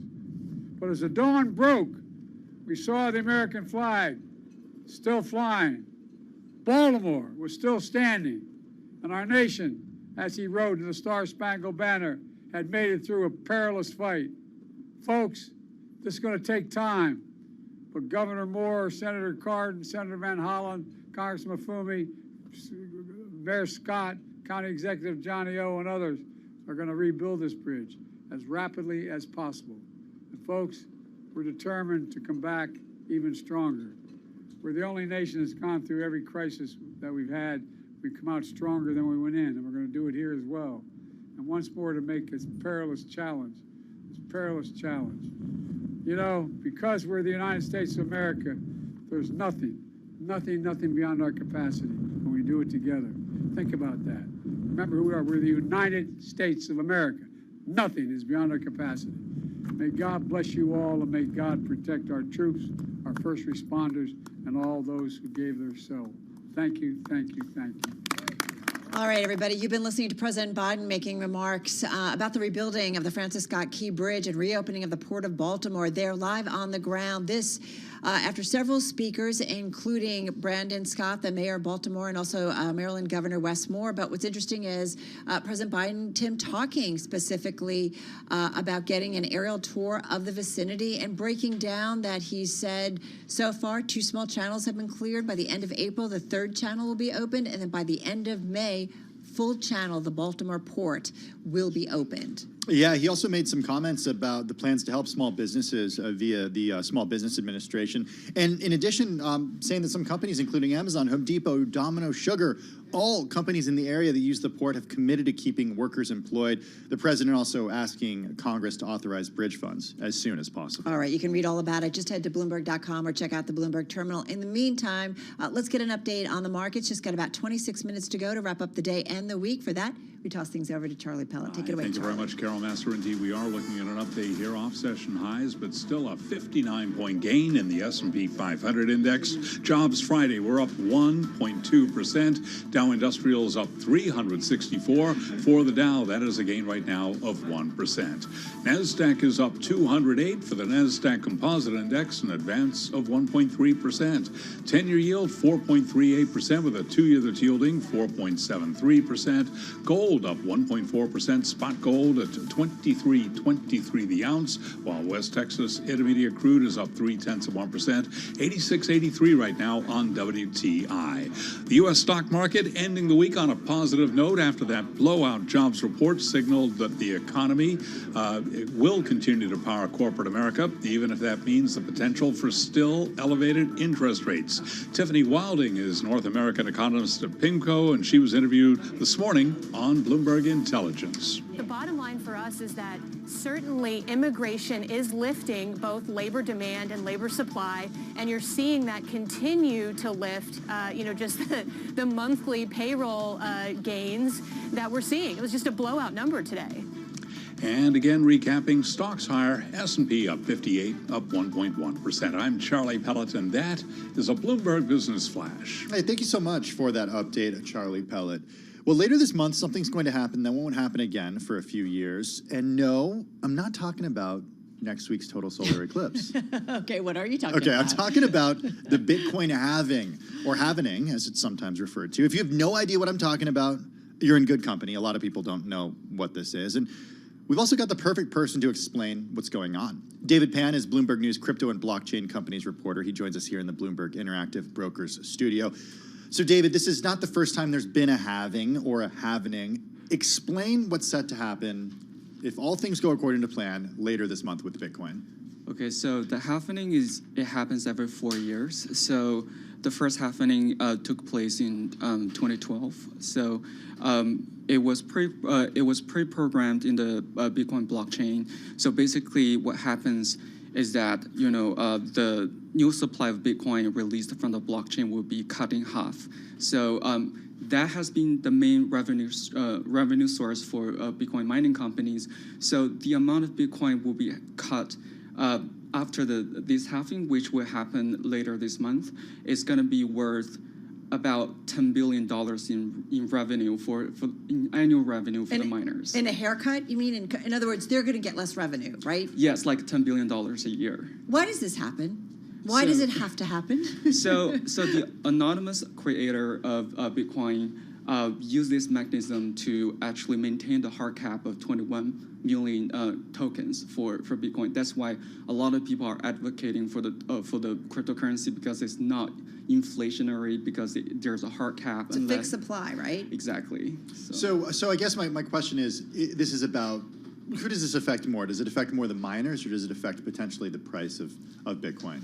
Correct. So I think there's going to be very significant negative impact for the mining companies, because many of which are publicly traded. Exactly. So the combined market cap for the top 14 publicly traded Bitcoin mining companies is worth about $20 billion, according to JP Morgan's recent report. And then the impact on the market will be more or less positive, because it has been driving the narrative that it will actually cut the supply of the new Bitcoin, Right. and then that will push the price higher. Okay, so David, let's take a big step back and just talk a little bit about how Bitcoin is mined for people who aren't familiar with it. There are these publicly traded companies that have operations that use energy-intensive computers to solve equations, and as a reward for solving those equations correctly, they're rewarded Bitcoin, right? Right. Okay. So they are using specialized computers manufactured by some like a really large Chinese companies based out of Asia. It wasn't always like this. At first, when Bitcoin just came out, people can just mine this cryptocurrency by their PCs. But now we have seen a remarkable industrialization of the of the process. We have the specialized computers manufactured by multi-billion-dollar Chinese companies, and then we have all of these publicly traded companies like Marathon Digital Holdings and Riot platforms. They are setting up like acres of mining farms. So they're using containers, the specialized computers. They are stacked on top of each other. Like millions of these mining machines are running 24/7. Well, what happened the last time we saw halving and halvening in terms of the value of Bitcoin and just the market overall and the marketplace overall? And I realized things changed dramatically, or they have changed from the last time around. But what happened last time around? So, I think it is one thing that the Bitcoin miners have a control over the supply of Bitcoin. There's another thing that has been happening, which is it tends to correlate with other positive events for the market. For example, in 2020, we had this remarkable surge in Bitcoin prices because of the pandemic. Mm-hmm. People were bored and people started trading, paying more attention to Bitcoin. Right. And then even back in 2016, which is probably like 2 cycles ago, and that happening happened right before the 2017 ICO boom, where a lot of people actually started noticing all these cryptocurrencies, including Bitcoin. ICOs being initial coin offerings. Right. Yes. Okay, so David, before we let you go, I'm curious about what this means for. I don't know. I have a couple different questions. If the next halving is in 2028, what's your prediction about what we're going to be talking about then? I mean, are we still going to be talking about Bitcoin the way we're talking about it now? Yes, I think so. The Bitcoin market will always exist, and I think that the big question will be where the miners are going to go, because the main business for them is mine the coins. Right. And then now the coins will be, disappear. At what point does it become not worth it for them to mine? So by the time of 2140, so that will be the time essentially the blockchain would, stop releasing all these new the year coins. 2140. The year of 2140. Oh, I'm not going to be around then. Although maybe I will. You never know. They're working on longevity stuff right now. No, it's just kind of interesting. So bottom line, why do we care? We care because it has the impact on the market. It's actually driving a narrative that the supply of Bitcoin will be reduced, and therefore the prices will be pushed up even further on top of the rally that we already have. And then the other thing will be... It's just supply demand. It's just basic, but go ahead. Exactly. and the other big thing will be the fate of these mining companies. Yeah. What they're going to do, where they're going to are they going to transition out of this business? Right. Are they going to diversify into HPC, high performing computing services for AI companies? And we don't know. So... Interesting. I will say Marathon Digital down more than 21% so far this year. It's a $5 billion market cap company. And then Riot Platforms, the Bitcoin mining company, down 34% so far this year. They've got a market cap of about $2.6 billion. I just feel like everything that goes on in the Bitcoin or digital coin space, it just, get answers on some things, but raises questions on Never others. a dull moment. Never a dull moment. By the way, David Pan is the guy to ask questions too if you have him. I know, you say it's a must read. Oh yeah, he's a must read when it comes to everything when you're talking mining and Bitcoin. So all right, David, really appreciate it. Yeah, thank you. Have a great weekend. Thank you. David Pan, Bloomberg News crypto and blockchain companies reporter, joining us here in studio. Hey, let's get a check on the latest world and national news with Amy Morris in the Bloomberg 99.1 newsroom in Washington, D.C. Hey, Amy. Hi, Tim. We just heard from President Biden, who had toured the site of the fallen Key Bridge in Baltimore and got a briefing on the salvage and recovery efforts. The federal government will provide over $8 million in grant funds to make the infrastructure improvements at Sparrows Point as the only port unaffected by this collapse, which will allow Sparrows Point to take on more ships. And President Biden called on every company in and around the port to commit to stay in the area and keep their workers on the payroll. Maryland Governor Wes Moore also said he signed an executive order providing $60 million in financial relief for workers and businesses impacted by the collapse of that bridge. The New York area's strongest earthquake in 140 years rattled northern New Jersey this morning. 4.8 magnitude, rattling residents, shaking buildings throughout Manhattan. And it was felt throughout the northeastern United States. Bloomberg's Brandon Sapienza. The epicenter of the earthquake was actually very low on the ground. It was only a kilometer down, which is very unique in the fact that you will feel it more the shallower above ground that it is. And in this case, it was 1 kilometer. They felt it even in Boston. Geophysicists saying now they consider this a moderate quake and that the most vulnerable homes would have been those with any brick faces and chimneys. Global news 24 hours a day and whenever you want it with Bloomberg News Now. I'm Amy Morris. This is Bloomberg. We want to get a Bloomberg Business Flash now with Charlie Pellet. Hey, thank you very much, Amy. And here's what's going on. Stocks holding on to gains. 15 minutes to go before that closing bell clangs on Wall Street. S&P up 54 right now to 52.01. We are on track for a losing week, but right now we're looking at a gain of just over 1% on the S&P 500 index. Dow Industrials up 304, up 0.8%. NASDAQ up 1.2%, higher by 185 points. So the stock market ending the week on a positive note after that blowout jobs report signaled that the economy will continue to power corporate America, even if that means the potential for still elevated interest rates. The 10-year, this Jobs Friday, 4.38%. The 2-year, 4.72%. Spot gold is up 1.4%, 23.21 the ounce, and West Texas Intermediate crude up 0.2%, 86.72 a barrel. I'm Charlie Pelleton. That is a Bloomberg Business Flash. I'm driving in my car. I turn on the radio. How about you let me drive? Oh, no. Who's gonna drive you home? Honey, please, I'll do the driving. Drive on. Excuse me, I want to drive. It's the question that drives us. This is the Drive to the Close. That funky music will drive us till the dawn. On Bloomberg Radio. All right, everybody, we got about just under, 14 and a half minutes, let's call it, until we wrap up the Friday trading session and wrap up the trading week. Charlie, of course, just breaking down the numbers. We're up more than 1% on both the S&P and the NASDAQ 100. So very different tone in today's trade. As we said, good news was good news for the equity trade, which hasn't always been the case. Good economic news has often meant expectations that higher rates are going to stick around for longer. And there were concerns about what that meant for valuations in some of the names on the equity market and put pressure. Does look like, Carol, that we're actually going to get a down week. Yeah, which because the week has not been great. In 2024 is kind of rare. We have not had many weeks to the downside. The vast majority of the time, stocks have moved higher. And actually, our next guest says that after the run-up that we've seen since October, he wouldn't be surprised to see a little bit of a pullback in the near future. Let's drive to the close with Greg Halter, Director of Research at Carnegie Investment Council. They've got around $4 billion in assets under management. Greg joining us from Cleveland. Greg, how are you? Doing fine, and thank you for having me back. Yeah, it's good to have you back. Hey, I want to talk a little bit about this potential pullback that we might see in the near future. What are you looking at right now? Well, I guess if you look at history, the last 2 quarters that have been completed were both up double digits. I believe that's only happened 8 times since 1950.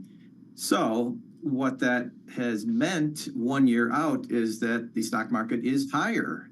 Now, of course, do we go straight up? We definitely don't. So we could see some pullback or maybe even a rotation in some of the names, but I do think the market over the next year will be higher. Because why?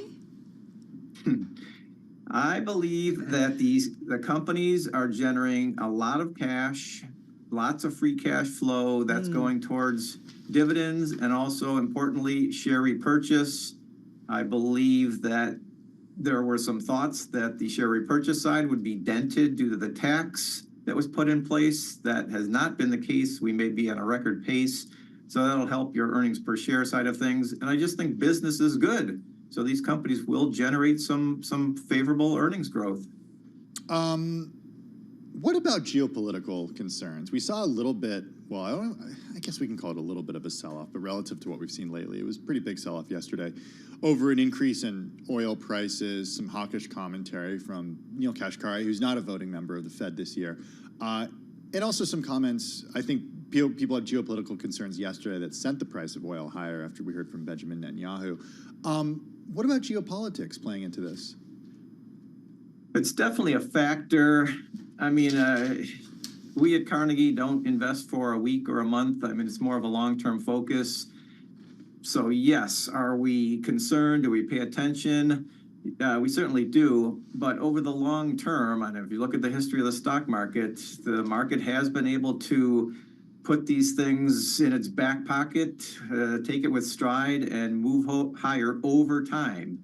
Now, again, depending on the severity and so forth, that always can make a difference. But we think over time, over the long term, you do see these things kind of get put to the side. I think because of the innovative nature and the fact that companies are able to continually, it seems like, raise their margins. Hey, listen, what's really great is when someone like yourself who is managing money longer term, get it, but you do think about some of the individual equity names and you're willing to share what you think might be a good investment at this point. So I'd love to go through some of the names. Genuine Parts Company is one of the names that you are interested in and thinking about as a stock for the longer term. Stock is up about 8%. Again, this is, auto parts, replacement parts. What's the thinking? Is this that people, because rates are higher, don't want to go out and buy a car, so they're going to take care of their existing car? Which is I'm one of those folks. Well, it is a global business. The auto is 55 or 60, and this is the Napa auto stores that you may have seen in all parts of the country, and then obviously international as well. They compete with AutoZone and O'Reilly, which have done very well. Our thought process there is that they kind of stumbled a bit last year in the Napa business. They have replaced management. We think they get this right. On top of that, they have an excellent industrial parts distribution business called Motion Industries, which has margins that are better than peer. Both of these businesses throw off tremendous free cash flow. Genuine Parts is in the throes of spending additionally on some CapEx that will improve their efficiencies. They acquired the number 3 player in the industrial distribution business, and they were number 1. So now they even have a stronger presence there. Again, they throw off a lot of cash. They've used that cash to raise the dividend for 68 consecutive years. Not many companies can say that. So it's a steady Eddie, if you will. And if they get a few things right, we think this at 14 or 15 times earnings could be quite interesting in this market for sure. Hey, what about Hershey? Down, well, only up about 4% so far this year, underperforming the S&P 500. Also, the cocoa prices should be an issue for this company. Why are you optimistic about Hershey? Well, it's the cheapest valuation on a relative basis it's been in years. Definitely we're concerned about cocoa. I coined a phrase last year called the chip ripper for all the semiconductor chip companies.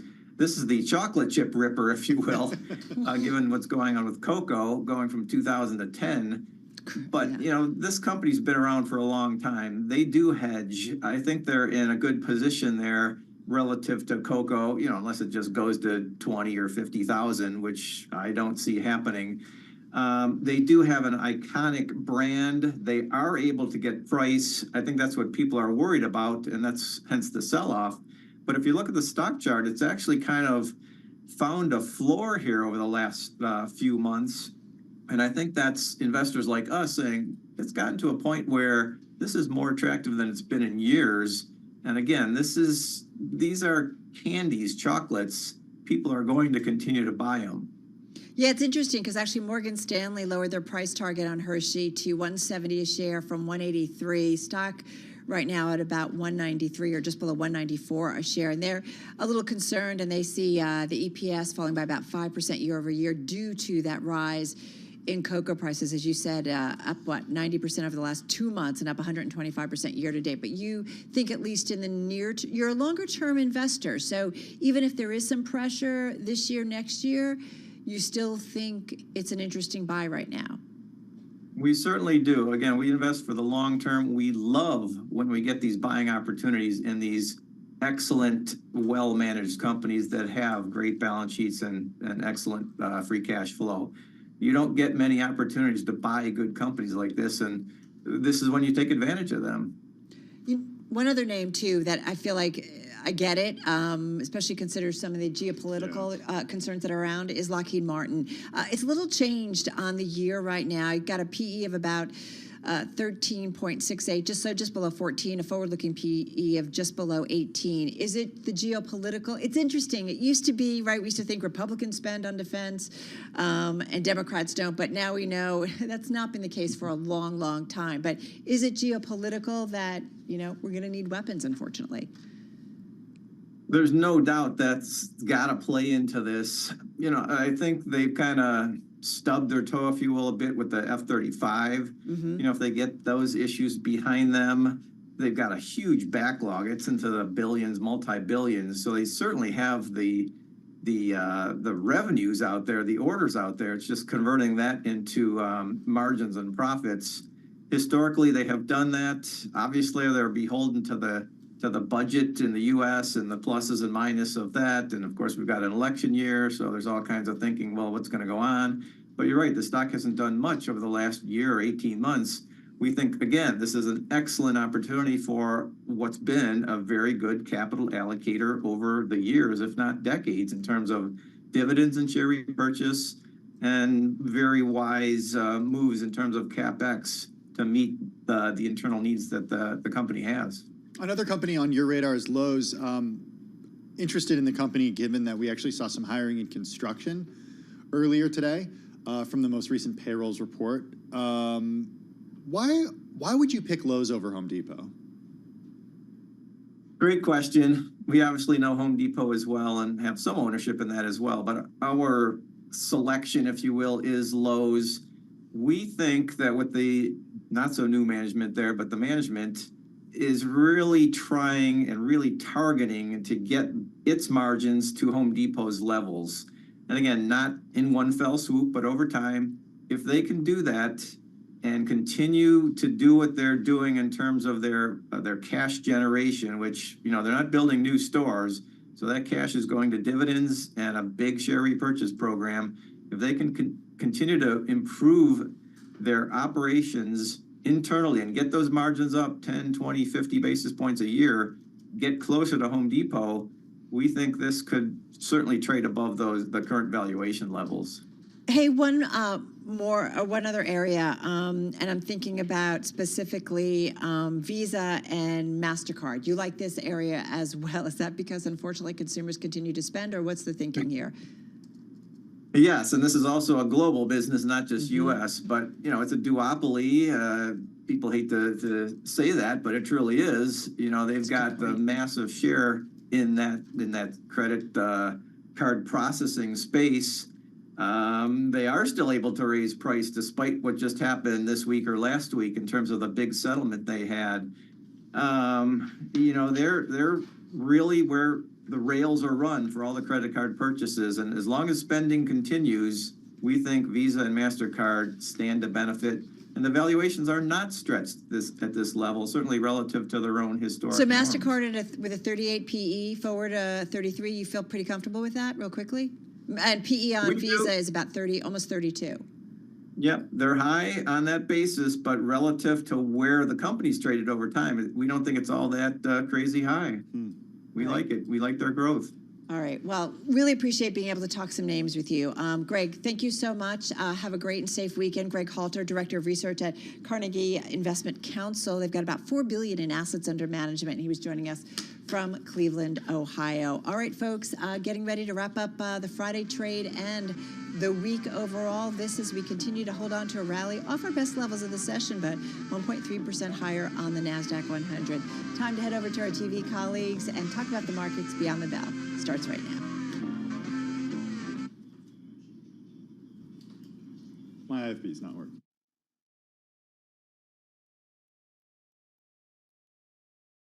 Beyond the Bell, Bloomberg's comprehensive cross-platform coverage of the U.S. market close starts right now.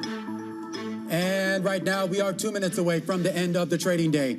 Romaine Bostic alongside Alex Steele. We're counting you down to the closing bell. You're here to help take us beyond the bell. It's a global simulcast. We're joined right now by Scarlett Fu in Studio 2, Carol Massar and Tim Stenovic in the radio booth as we welcome our audiences across all of our Bloomberg platforms here on this Friday afternoon. A bit of a reversal, Carol Massar, from what we saw on Thursday afternoon. Yeah, setting up to be, was setting up to be kind of a pretty lousy week, if you will, in terms of the equity trade. A very different tone that we've seen certainly earlier in the week. But here we are. We're off our best levels of the session, but we've got, a 1.3% gain on the NASDAQ 100 and more than 1% higher on the S&P 500 here as we get ready to wrap up the trade. I got to be honest with you guys. It's a little puzzling for me to see an equity market reaction like this, given that a lot of investors have pushed later rate cuts for the year, given the strong jobs report that we got this morning? I know it's not necessarily knocked the Fed off its course completely, but just think of the difference in rate cut expectations that we had back in December versus what we have now. I mean, they've essentially been cut in half and pushed further and further into the year, and I'm surprised that we're still seeing equities move higher on that. Well, equity investors are banking on a stronger economy driving profits, and that's kind of been its singular focus, whereas for the bond market, the whole repricing of Fed rate cuts is really something to behold. You have a huge move over a 1 week period, almost 19 basis points higher for the 10-year. Feels like 4.5% is inevitable. Which is so interesting because you're so right. It's like the bond market is going to be reacting to the Fed versus the equity market is reacting to the strong data. And at some point, those two may not go in tandem at the same time and be positive, but for now, that's what we're seeing. All right, well, we're going to get the closing bells here in New York. We have green across the screen on the day, but we should point out all the major indices right now still clinging to losses on the week. Let's walk you through the daily numbers here with the Dow Jones Industrial Average higher by by roughly about 300 points as we wait for these numbers to settle. That's going to be good for a gain of about 0.8%. Meanwhile, the S&P holding that 5,200 level, a key pivot point here for that index, up 57 points or about 1.1% on the day. The NASDAQ Composite higher by 200 points or 1.3%, and the Russell 2000 trying to post some gains here on the day as well, up about 10 points or about 0.5%. Yeah, and pretty broad-based buying. You've got most names, 367 in the S&P 500 for the day. But I'm just looking at the week, guys. General Electric, your best performing name this week, up about 11%. Yeah, it's a leaner, meaner version of General Electric, right? After they spun off the other part of the business. Here's the IMAP. There's a whole lot of green. That's pretty much it. Some of the weak spots include autos and components, real estate investment management companies, a couple of food, beverage, and tobacco, but by and large, lots and lots of green. Communication services, industrials, and tech all gaining at least 1.4%. All right, guys, let's get to some of the individual gainers, if I may. Constellation Energy up about 5.5% in today's session. It was a top gainer, or a top gainer, I should say, and top performer in both the NASDAQ 100 and the S&P 500 today. This is energy stocks. We saw it moving up overall. Oil, as it held above $90 a barrel, that threshold, escalating tensions. I know you guys have been probably talking about it. I know we have in terms of what's been going on in the Middle East. So kind of repricing, if you will, some of the geopolitical risks that are out there. WTI crude, by the way, moving up about 5% this week. We also did have Evercore ISI raising its price target on Constellation yesterday to 198 from 184. The stock closing at about 193 in today's session. All right, some deal news actually moving one of the names in today's trade. We're talking about Shockwave Medical. That one finishing off its highs today, but still about a 2% gain. This is the company that makes medical devices to treat heart disease, rising as one would expect. It was a target. It agreed to be purchased by J&J today. J&J paying $35 a share in cash. Shockwave, though, as we said, finishing the day with, do I have this right ticker? Yeah, I think so. What, about 326 and change here. And then we had Krispy Kreme, also an outperformer in today's session. It was up at its highs, up more than 12%, finishing the day with about a 7.3% gain. Piper Sandler coming out and saying that recent pact with McDonald's, a game changer. Piper Sandler lifting its rating on Krispy Kreme to overweight from neutral, saying the agreement with Mickey D's to boost its points of access by 175%. It also lifted its 12-month price target to $20 a share, and we had Krispy Kreme finishing the day at about $15.33 a share. All right, you got the gainers, Carol. I got the decliners. I do want to start with the biggest point drag on the S&P 500 today. That would be Tesla, finishing lower by 3.6%. Shares were down as much as 6.2% earlier in the day. This after Reuters reported that Tesla had canceled the project for a less expensive vehicle. We did see Elon Musk come out on his social network X saying that Reuters is lying, end quote. He did also in another post say, give an eye roll emoji, an eyes emoji to a Tesla investor who speculated that Tesla was shifting more resources toward trying to bring a robo-taxi to market. So Reuters reported it, Elon Musk denies it, still Tesla shares are lower. I do want to talk about Paramount Global as well, finishing the day down by more than 3%, 3.2%. Paramount Global fell after CNBC reported that Skydance's pitch to the company's special committee will actually keep the company public. Shares did fall as much as 5.6% earlier in the session before closing down just over 3%. CNBC did report that under the deal, David Ellison's Skydance Media will either own a substantial minority stake or a majority stake in the company by merging its assets and raising new equity. And then the worst performer on a percentage basis in the S&P 500, Enphase Energy, pretty much closing at its lows of the day, down a little more than 7%. This after Citi cut its recommendation and price target on the company. Enphase cut to neutral from buy after reaching its, quote, full valuation. Right, so basically the idea is that solar panel installation for everyone's home is just taking like a little bit longer to really take off in an extra way. All right, guys, I'm looking at the bond market. There's actually stuff to talk about. Sell-off, pretty solid right now. The 2-year yield up by about 10 basis points, the 10-year yield up by 8. But for the whole year, guys, the 10-year yield is up 51 basis points. Just take a moment and think about that. That's a lot. That is a lot. And the question is, at what point does that wind up hurting equity market? And are we talking 5%? Or are we talking 4%? Like, where do we wind up hitting first at the end of the day? You know, it's interesting. Abigail Doolittle making the point that a lot of the mega caps, the big tech mega caps and names that really were outperforming in today's session, you look at their balance sheets, they've got a lot of cash on hand that they're not going to need to maybe tap into debt markets and so on and so forth, that maybe they're somewhat insulated from that higher rate environment. And so that was some of the phone calls she was making, and that was some of the reasoning why you saw some of that outperformance today and the gains in the overall trade. Right, because typically when you see yields move higher, tech companies are the companies that move lower because of a sort of revaluation. So, you know, some things that are happening right now are just a little different than usual. Although there are supposed to be another $20 billion in investment-grade bonds being put to market next week. So a lot of people are saying that 4.5% for the 10-year yield kind of feels inevitable next week, along with a bunch of treasury auctions as well. Carol? Really, all right, really good point. That's things we can focus on next week. Right now I'm focusing on this Four Seasons new yacht trip. I don't know if you guys have read about this. Four Seasons Yachts debuting its first 95-suite vessel. That's going to happen in January of 2026, so book your tickets now.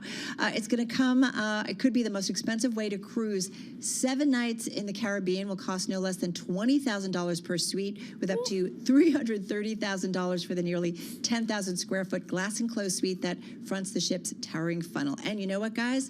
Doesn't include food. I was curious about this. Those prices actually didn't seem all that high because Excuse me? Wait, what? Okay, I'm gonna finish. But when you look at some of the other luxury cruises out there that you get on places like Viking and stuff, particularly the ones that take you to more far-flung places, for 7 nights, I mean, you're pretty much getting into close to that 20,000 range. I mean, obviously, Four Seasons thinks they're offering something maybe a little bit more than that, but I think I was more upset by the 330,000. Yeah, that's what we're talking about. That feels real high. Well, I always start from the baseline. I mean, 20 grand, I'm a whatever. cheapskate, Sure, we can all. I mean, But the Romain's treating all of baseline, us. here's the thing. Yeah, but for cruises, the baseline should include food, and that's kind of Where's the the industry standard. all-you-can-eat buffet? Right. I'm just saying. Everyone, what are you talking about? Everyone's on Ozempic and Wegovy now, Carol. Nobody's eating. It's so true. There'll just be like a bunch of alcohol. But is there going to be like especially for Carol's high-end food sweet. here? Like, there can't be a buffet of food. There's lots of restaurants, lots of different distinct restaurants. Yeah, and if you're used to the whole idea is creating the Four Seasons experience that somebody's used to on land, doing that at sea, and hopefully attracting those customers to shell out as much as $300,000 for. But I'm curious, when you get to that price point, suite. aren't you getting into sort of a group of customers that might actually already have their own yachts? I was just thinking the same thing. Just go get your own boat. Yeah, or charter a private No, one. it's they're more expensive. This is the than middle market. You know what? I will say they're more expensive than $300,000. Upper middle market. There we go. We're just adjusting as we go along. What's actually interesting about this is that the rooms can be reconfigured. You can move the walls around, and you can have a suite of rooms to combine your gigantic party. I was gonna say, like, if I'm paying that much money, I'm not moving a wall in my bedroom. No, you don't have to move it. Someone else will move it for you. The guest ambassadors will move it for you. That's right. There's always guest ambassadors. And then there's the towels that are like shaped into animals. Or maybe not on this ship. Maybe not on this cruise. All right. Romain, you make sure you report back to us when you go on one of these trips, okay? I will. Okay. All right. Looking forward to that. Guys, have a great and safe weekend. That's going to do it. A wrap. Our cross-platform coverage, radio, TV, YouTube, and Bloomberg Originals. We do it all. We call it Beyond the Bell. We will see you again, same time on Monday. This is Bloomberg Business Week. Insight from the reporters and editors who bring you America's most trusted business magazine. Plus, global business, finance, and tech news as it happens. Bloomberg Business Week with Carol Masser and Tim Stenevec on Bloomberg Radio. It is Bloomberg Business Week. Another blowout jobs report following what it feels like has been a spate of strong economic data in the U.S. That's certainly top of mind for investors this past week, along with hawkish Fed speak. Little Jay Powell noting that the Fed does have time to wait before moving on any rate cuts. Also, geopolitical tensions were once again front and center. Stocks struggling this week as we did see rates move higher. Yeah, that is the backdrop. Another full week, a lot of eco, a lot of Fed, a lot of stuff, if you will.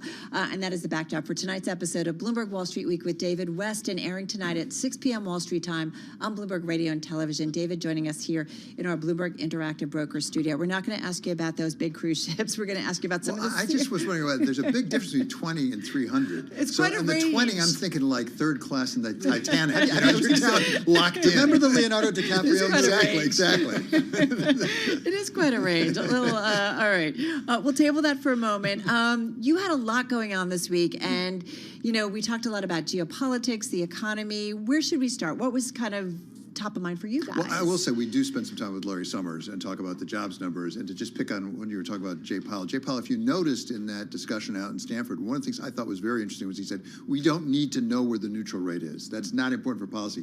Larry sort of goes at him on that and says, but that's like driving your car without looking at the speedometer. Because if you don't know where the neutral rate is, how do you know how restrictive you are? So we have a fair amount of discussion. Why do we have the rate if it's not rate. important, or you don't want to discuss about it? And he says it's restrictive, but how do you know if you don't know where neutral is? Because Larry thinks that neutral is somewhere north of 4. Right. And the Fed has been saying it's like 2.6, right? And that's a big difference, and it really makes a difference. So that's one of the things we talk about with Larry Summers.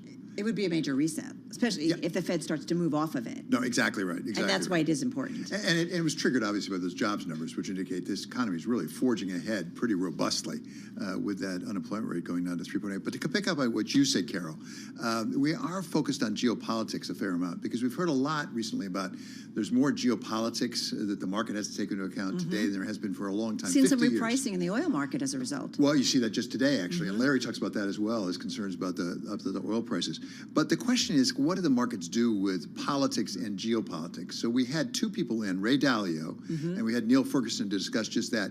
And we started with Ray Dalio in part because Ray asked actually to come on Wall Street Week, because he said, I was on Wall Street Week back in 1982 with Louis Rukeyser and Marty Zweig. And he said, I made the biggest mistake I ever made, and I made it publicly on air. It almost bankrupted me. I had to borrow $4,000 from my father. Oh my and the mistake was a geopolitics mistake coming off of the failure of sovereign debt from Mexico. If you recall, there were sovereign debt failures. And he made the wrong call. He thought we were headed to a depression. He was wrong about it. So we asked Ray Dalio to talk some about what he learned from that, how his perspective on it. And then we talked to Neil Ferguson as a backup. So this is what we heard from Ray and from Neil. There were many things that surprised me in my life that wouldn't have surprised me if I had studied the history, because they didn't happen in my lifetime, but they happened many times before. So I created a need, really, to when certain things are coming along that I'm not used to seeing, to then go back. And there are 5 things that are now the big forces that interact together. Imagine we're back in 1974. That was a much more dangerous time than we're living through now. And I speak with some insight as I'm in the midst of writing about that period as I write the second volume of my biography of Henry Kissinger. So we have a tendency to judge the present by comparison with the recent past. But the recent past was an interwar period, the period between 2 Cold Wars. Cold War I ended with the Soviet collapse. And we didn't really notice Cold War II beginning, but I think it really began when Xi Jinping came to power in China. And now Cold War II is in its, I guess, second inning. It has some way still to go. So there are 2 somewhat different perspectives on what's going on. Well, I was just going to say, so much for the end of history. Well, by the way, that's one of the things I have heard a lot about recently. People came back from Munich, the Security Council, and said, why does anybody go to Davos anymore? Because it's not about commerce. It's not about trade. The end of history is past us. We're now back to shooting wars and taking those into account. And if you listen to either Ray Dalio or Neil Ferguson, who have somewhat different concerns about what the biggest problem is, they both say these are really big concerns. And they think that 2024 may be a standout year in that respect. It's so funny. I think about my dad and his 3 brothers all were involved in World War II, and I think I want to.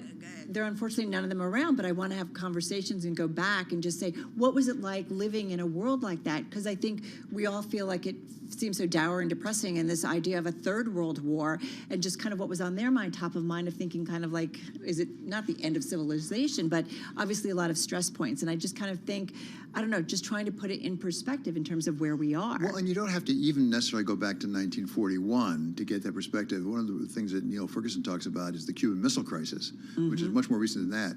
And he said, look, think about the Cuban Missile Crisis, where we were in big trouble with the Soviet Union, on the verge perhaps of nuclear war. He said, but at the time, as he puts it, what did Cuba export? It was cigars. If we have that kind of conflict with Taiwan, over Taiwan with China, 75% of semiconductors globally, he said, that is a geopolitical crisis such as we have never seen that could really bring us to our very knees. And as he points out, Bill Burns, who's the head of the CIA, has said that he believes China is preparing to be ready for, I'm not saying they're going to have it, be ready for war by 2027. He said, so this is not a way out there thing. We have to be prepared for those possibilities. Look, I know we're talking about very serious stuff here, but at the end of the day, it's Wall Street week, and we're talking also about the effect of this on the economy and the effect of this on the market. What does it mean for investors if this is what these guys are thinking? It is the big question. And by the way, I should say Ray Dalio is more concerned about domestic problems than international. I.e. election stuff? Yeah, because he thinks it could be civil unrest on the heels of January 6th. Yeah. In fact, he says, and it sounds sort of outlandish, but we sort of talked to him about it, he thinks there's a 50-50 chance of civil war. Now, I said, really? You mean 50-50 chance? He said, but if you're talking about public demonstrations that get out of control, given what we saw on January 6th, there's a real chance. And the issue for that, come back to your point, Tim, is it's not just a social issue, it's an important social issue, but also it's the underpinnings for our entire economy and all of the financial markets is a belief in the systems. That in fact we're going to take people's word for what they say. Neil, by the way, is interesting on this point. He said it's not just the Trump-supporting Republicans. The Democrats run a risk of that as well with some of the legal actions they brought, like trying to keep Trump off of the ballot. He's saying they're making, he calls it lawfare, that's going on, that's sort of suggesting it's all political. And there's a real serious potential danger here, I think, for the underpinnings of our economy. And as I say, our financial markets, if we start to doubt whether the courts can be believed or followed. Well, we talk so much about the rule of law, and you do think about when we have an outcome come November, depending on either how close or what have you, that if we don't again kind of believe the outcome or it's questioned again, I don't know what it means in terms of democracy going forward. Years ago, a head of a major bank, money center bank, said something to me that's really stuck with me. He said, you know, we have developed capital markets in the United States, and to some extent England does too. He said China never will, and Europe is going to have a tough time for a simple reason. The Southern District of New York Bankruptcy Court. He said, because that is predictable enough that people know what their debt is worth. They have a pretty good sense of going through bankruptcy. Is it worth 60 cents on the dollar, 50 cents on the dollar, 70 cents on the dollar? No other system has that security. And if we ever undermine that, it would really undermine our capital markets potentially. Hey, David, speaking of different systems, before we let you go, Javier Milei, president of Argentina, featured in the program tonight. Talk a little bit about what he's trying to do there. Fascinating. Well, I mean, he, by all accounts, he's trying to bring some discipline back into his economy. I mean, he is an interesting character, I think it's fair to say. He's got a taller business. I mean, Argentina, as we know, is a very rich country in resources and in people and in education, things like that. And they have had such a troubled economy for so long. Essentially, and this is my very primitive macroeconomics, they just printed money. It's been populist, going way back, right? It's been populist. And to try to turn that around, it's a good idea. For me, at least, the question is, can he hold the people with him long enough to do that? Because they're going to have to really take some belt tightening. It's going to change their standard of living. I mean, more power to him if he can do what he says he wants to do. But boy, it's hard. It does seem such a crime in terms of the resources, right, in a country like that, and that they haven't been able to turn things around. It should be an extraordinarily successful country, by all accounts. Well, all right, jet-packed. Yeah, it is jet-packed. We didn't even get to everyone. There's more, by the way. There's more That's coming up tonight. All right, looking forward to Dave Weston. Of course, catch him on Bloomberg Wall Street Week, coming your way at 6 p.m. Wall Street time on Bloomberg Radio and Television. All right, you're listening and watching Bloomberg Business Week. Carol Massar, Tim Stenbeck. We're back in just a moment.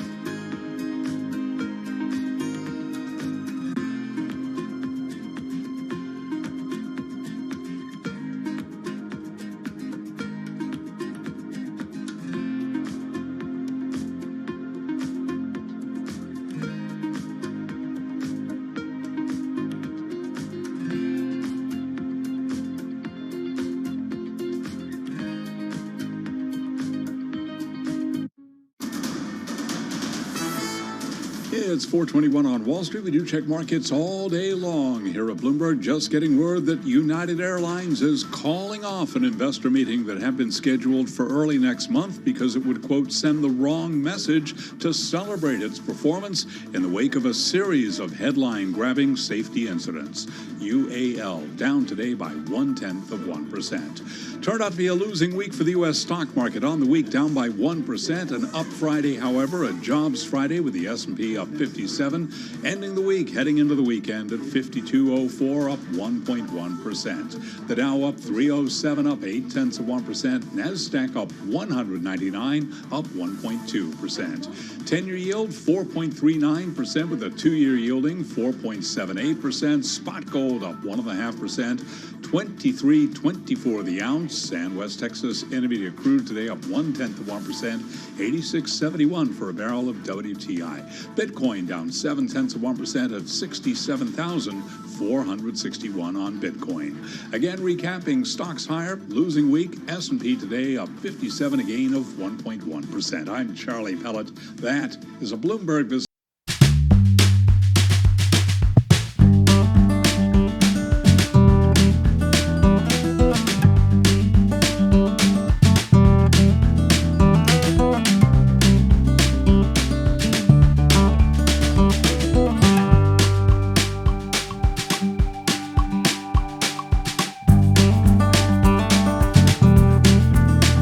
Travel abroad. In 2022, which is the most recent year that data is available from the International Trade Administration's National Travel and Tourism Office here in the U.S., outbound travelers from the U.S. to Mexico increased 17% from 2021. Still, though, that was only about 84% of the level in 2019, pre-pandemic. Well, no doubt about it. Tourism, of course, incredibly important to Mexico. According to the OECD, it accounted for 8% of national GDP and 5.8% of the total workforce in 2019, which was, of course, the year before the pandemic, which is why it's an important metric to point out. Jose Carlos Azcárraga is CEO of Grupo Posadas, which operates more than 200 hotels in Mexico and the Dominican Republic. More than 30,000 rooms spread across those different properties. Jose Carlos joins us from Miami. How are you? Hi, how are you? Pretty good to be here. Yeah, we're doing pretty. I mean, we'd rather be on vacation in Mexico, Yes, I'll be we honest would. with you. But hey, getting to talk to you is pretty good as well. Hey, how's business right now? Actually, we're doing pretty good. We're happy of what has happened since the pandemic. We are definitely doing much, much better. I heard what you said, but especially on our company, that's not the case. Right now, we're about 30% above what we were pre-pandemic. So we're doing better. We're growing. We're very happy with what we are. And yes, the U.S. market has a lot to do with exactly what's happening in Mexico. No? How much is the U.S. market, Jose, that ultimately are at your various locations? Yeah, it really depends on the location, but if you look at the leisure resorts, just the Cancun, Los Cabos, Puerto Vallarta, it's regularly more than 70 or 75% of the people come from the U.S. Out of the, let's say, 85% that are international, most of them are from the U.S. You know, it's interesting. We have a colleague here. I'm not gonna mention him. Okay. But Carol and I have been to Mexico many times. But for some reason, for safety purposes, he refuses to go to the country on vacation. He avoids the country. And I'm wondering, and there have been in the past State Department warnings against American travelers traveling there. And I'm wondering to what extent you think about that with guests coming from the United States, because there have been reports of kidnappings. There have been reports in some of those resort areas that you mentioned of crime, mostly of petty crime, especially in recent months. How are you watching that, and how does that affect your business? Yeah, I mean, that definitely is a factor, but you have to understand that especially on touristic destinations where there's, the hotels that we have in our system and everything, you would find that things are very similar to what you would ever find in different parts of the world, no? I mean, we're happy with the way that things are developing right now. And naturally, you have to do a much better job convincing your colleague to travel to Mexico, because what you already experience is what's going to happen. Until you go there, you talk to the people, you really live the experience, you find out that many times what you listen in the news is not really what you're going to see when you get there. I will say the State Department does currently have a travel advisory for Mexico. It's a level 2 of 4, which says exercise increased caution, and does say that violent crime is widespread and common in Mexico. All right. So I do wonder, though, you know, for anybody who has had to endure, which is the whole world, the pandemic and come out of it, remind us of kind of what it was like for life for you guys during the pandemic and then coming out of it. Like, what's been the changes that you guys have noticed, and maybe the changes that you do now differently in terms of your business because of it? No, I mean, definitely it was a very tough period, as any tourist company would tell you around the world. But I think that it was also a great opportunity to understand and to learn. I mean, I think that all companies should be able to learn continuously, and that's something that happened to us definitely during the pandemic. As you probably are aware, is Mexico was less restricted and allowed travelers to go to Mexico more than many other countries. So what happened is that 35% of the people that went into Mexico went there for the first time. And we know what happens with people that go to Mexico on the first time. They want to go back. And that's exactly what we're seeing right now in our hotels. People that got to know Mexico recently, and they're very happy with their experience, and definitely they're coming back. But I'm sure that there are lessons of resilience, of flexibility. Obviously, we learn how to adjust our service, our operations, to really think about what gives value to the customer and how can we provide a better experience for them. And obviously the market changed. I mean, it's not only on the tourism side. I think that it was pretty much all across, where you start looking at people that are wanting to live experiences, not necessarily to buy things.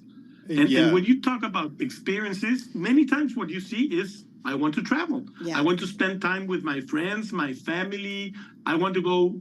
I mean, even if I went on a business trip, I want to have an opportunity to get to know the city, to live gastronomy, to have a chance to really focus on yourselves. And I think that that's something that has happened in the market, and definitely it's something that we will continue looking into the future. You have brands that really run the gamut. You got brands like Live Aqua, Grand Fiesta Americana, IOH, Fiesta Inn, Gamma, One, just to name a few of them. So the brands run the gamut. I'm wondering where you're seeing, within the spectrum of demographics, you're seeing sort of the most opportunity. Is it the higher end traveler? Is it the young family? Where are you seeing the most opportunity right now? Yeah, as you were saying, I mean, we have 8 brands. We're pretty much scattered from economy hotels all the way to luxury hotels, and from city hotels all the way to business to resort hotels. So we're pretty much all over. And I would say that the growth is pretty much in general, but I would point out 2 things that are happening. First of all, it has to do with resorts and luxury.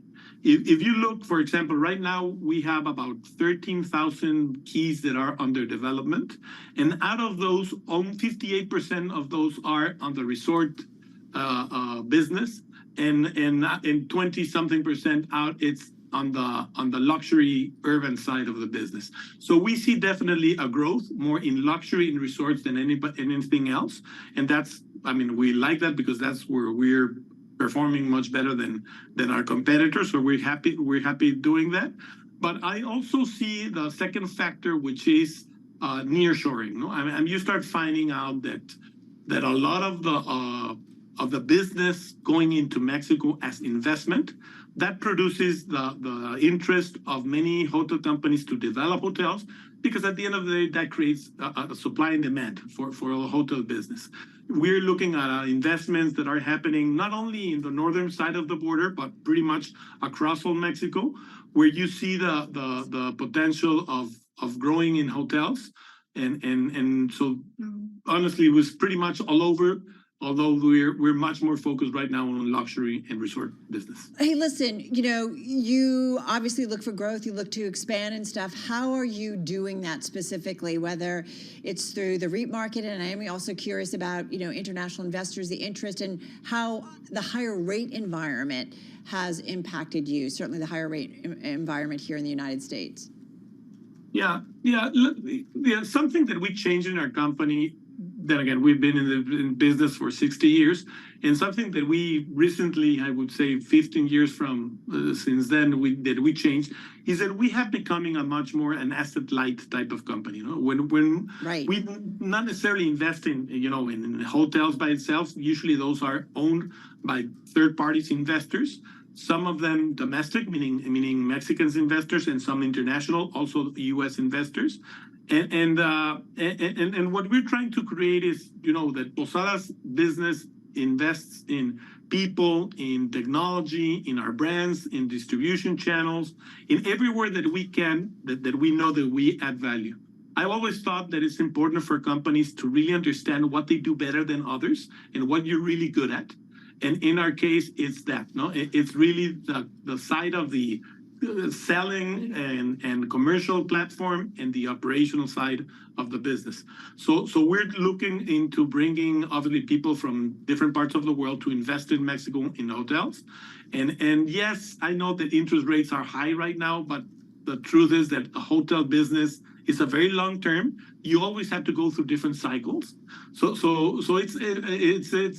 a matter of, I would guess, a few years, which is not much in the cycle of a hotel, to start this investing. You know, and it has a lot to do with what's also happening in the market, which is growing. Jose Carlos, we got to leave it there. Jose Carlos Azcárraga, CEO of Grupo Posadas, joining us from Miami. All right, let's get a check on world and national news. Once again, we head over to D.C. and Amy Morris. Amy, all yours. All right, thanks, Carol. I'm here for you. President Biden got a firsthand look today at efforts to clear away the remains of the collapsed Francis Scott Key Bridge in Baltimore. I'm here to say your nation has your back, and I mean it. Your nation has your back. The president took an aerial tour of the site and was briefed on the response and recovery efforts. Amazon, Home Depot, Domino Sugar, and many other companies all rely on this port. And they have committed to keep workers and payrolls on their businesses in Baltimore and move as quickly and clearly as possible to the channel. The President Biden also called on every company in and around the port to commit to stay in the area, keeping their workers on the payroll. Maryland Governor Wes Moore also said he signed an executive order to provide $60 million in financial relief for those workers and businesses. The Army Corps of Engineers hopes to open a limited access channel for barge container ships and some vessels moving cars and farm equipment by the end of this month and to restore normal capacity to Baltimore's port by May 31st. The East Coast earthquake snarled travel by air, road, and rail around the region. Friday's quake was centered in northern New Jersey. It registered a magnitude of 4.8, shaking skyscrapers and suburbs across the northeastern U.S. for several seconds. It caused no major damage, but startled a lot of people in an area unaccustomed to these tremors. New York City Mayor Eric Adams. Earthquakes don't happen every day in New York. So this can be extremely traumatic. The number of texts, calls, and inquiries that people sent out to not only our administration, but to family members checking on them. We know how this can impact you. Geophysicists say it's considered a moderate quake. And global news 24 hours a day, whenever you want it, with Bloomberg News Now. I'm Amy Morris. This is Bloomberg.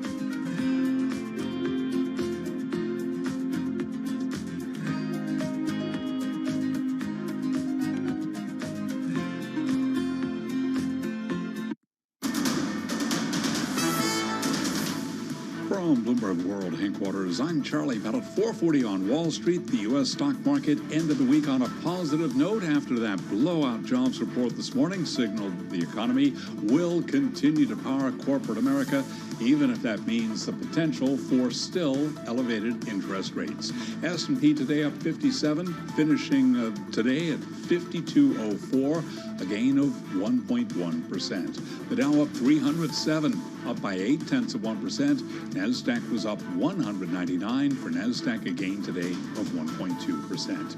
10-year 4.39% with a 2-year 4.74%. Spot gold today, we had gold moving higher by 1.6%, up $36 the ounce to $23.26. West Texas Intermediate crude up 0.2%, 86.75 for a barrel of WTI. All major groups in the S&P 500 index did advance today. Greg Halter is Director of Research at Carnegie Investment Council, and right here on Bloomberg Business Week, he told us he does see the market moving beyond geopolitics. We think over time, over the long term, you do see these things kind of get put to the side. I think because of the innovative nature and the fact that companies are able to continually, it seems like, raise their margins. Greg Halter of Carnegie Investment Council. So again, recapping, U.S. stocks did advance today with the S&P up 57, a gain of 1.1%. It was a losing week for the S&P this week, down by 1%. I'm Charlie Pellet, and that is a Bloomberg Business Flash.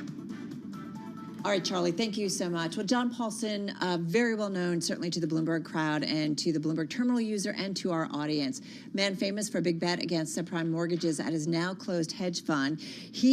John Paulson is luring other billionaires back into Donald Trump's orbit to support his rematch against Joe Biden. Yeah, on Saturday, Paulson's Palm Beach home, which, by the way, was purchased for $110 million back in 2021.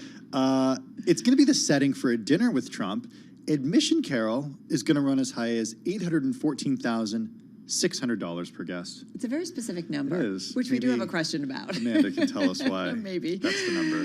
Bloomberg News Wealth Team reporter Amanda Gordon wrote this story. It is among our most read on the Bloomberg. She spoke with John Paulson, the billionaire, at his home in Palm Beach ahead of this weekend's fundraiser, and she joins us now in our Bloomberg Interactive Broker studio. So great to have you here. Really interesting piece, and you asked John Paulson a lot of questions. Can I ask you that $814,600? Why is that number? It seems so specific. Well, there's sort of tranches of funds that get divided to go towards different entities that are entities that are raising money for the campaign, for the RNC, for legal, expenses. So it sort of ticked up. It will be the largest amount of price of admission for a fundraiser that Paulson has been involved in with Trump. This is the third time he'll be inviting people to his home to support his presidential run. You went to the home. Mm-hmm. Yes, I did. You described some of it in the piece. Just give us an idea of what it's like. Well, one of the things about his home that struck me is that it's very white, cream, beige. There's this sort of aesthetic with the bright light in Palm Beach that day, and kind of a blank slate except for the paintings. There's some pictures of Paulson and his fiancée, Alina, who is his co-host, and he's recently divorced. So this is sort of a new chapter for him. And I have a fairly long relationship with Paulson in that I've been covering philanthropy, and he came on my radar probably over 10 years ago. After his big bet paid off, he did give some money in New York in pretty on the radar ways, $100 million to Central Park.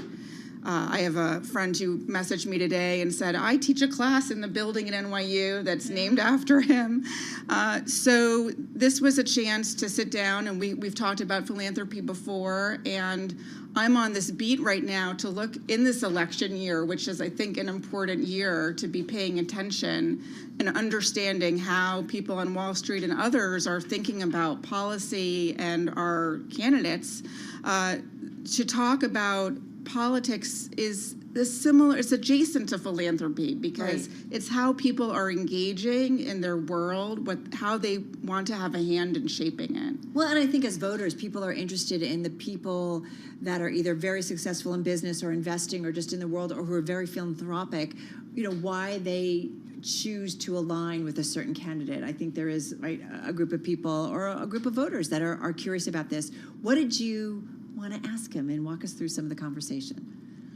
Well, from my previous reporting, I know that policy does really engage him. So I knew there were likely to be a few issues that he would want to drill down on, and energy was one of them. So that came up pretty early in the interview.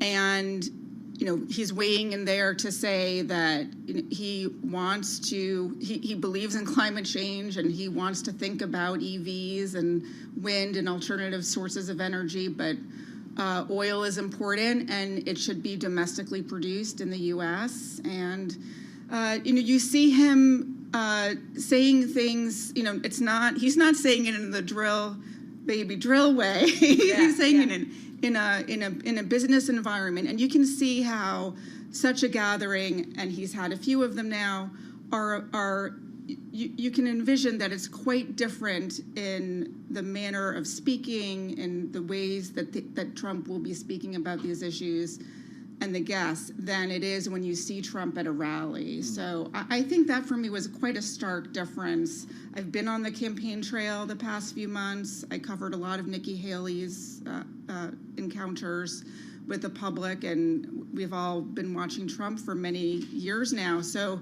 the House was a very quiet setting. But you were curious about that too, that how former President Donald Trump speaks at rallies versus, kind of what maybe John Paulson was saying, right? And even on something like with immigration, which I thought was interesting, you went there because John Paulson has immigrants in his family. And we know President Donald Trump has used some really harsh language, especially at rallies, to describe immigrants. And you went there. What did John Paulson say about that?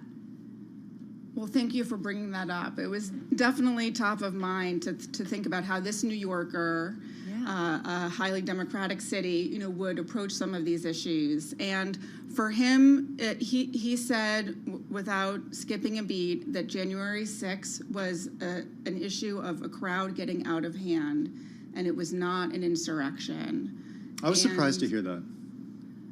I think that, Or surprised to read it, I should say. I have talked now to many people who have told me they will vote for Donald Trump. And one of the first things we talked about was how at this stage, yes, he has peers in Palm Beach that he has dinner with, that he plays tennis with, that supported other Republican candidates or that support Biden. But he feels that now is a time to rally behind the person who is the Republican nominee. So he had done a fundraiser for Mitt Romney back in 2012. He is a Republican, so I think he's trying to appeal to people to unify. The reason I said I was surprised to read that is because we should note that there are rioters who are have been sentenced to jail for over their role in January 6th and are continuously serving jail time right now. So there's that was just a surprising thing for me to see. Absolutely. I think one of the things that I'm seeing in covering politics versus philanthropy is that there are facts, there are opinions, there's rhetoric, and this is how John Paulson right now chooses to explain the facts that he is aware of that fact, and how many of his own friends feel about it. So, we're running out of time, but I highly recommend people check it out on the Bloomberg or at Bloomberg.com. But because it's interesting, because he gets into his thoughts on economic policy under the former president. He also gets into whether or not, maybe his possible role or not. 10 seconds. I mean, we're not gonna. I'm gonna. Some people say, what does John Paulson want? And that's a line of thinking that we hear with Trump and his donors. So it's good to get the whole picture. It's very early. We'll see what happens. It's a great read and highly recommend everybody check it out. Amanda Gordon, thank you. So great to have you here again of Bloomberg News.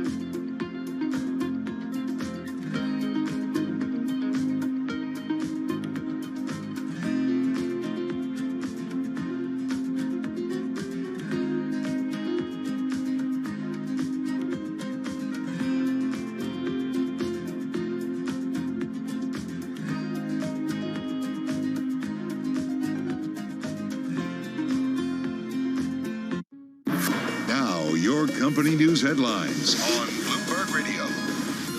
From Bloomberg World Headquarters, I'm Charlie Pellet. We begin with a developing story headline right off the Bloomberg Professional Service. Elon Musk says a Tesla robotaxi will be unveiled on August 8th. Again, Tesla says it will have a robotaxi to unveil on August 8th. Tesla shares declined today. They did pair a steep drop in intraday trading after CEO Elon Musk denied a report saying the carmaker had canceled plans for a less expensive vehicle.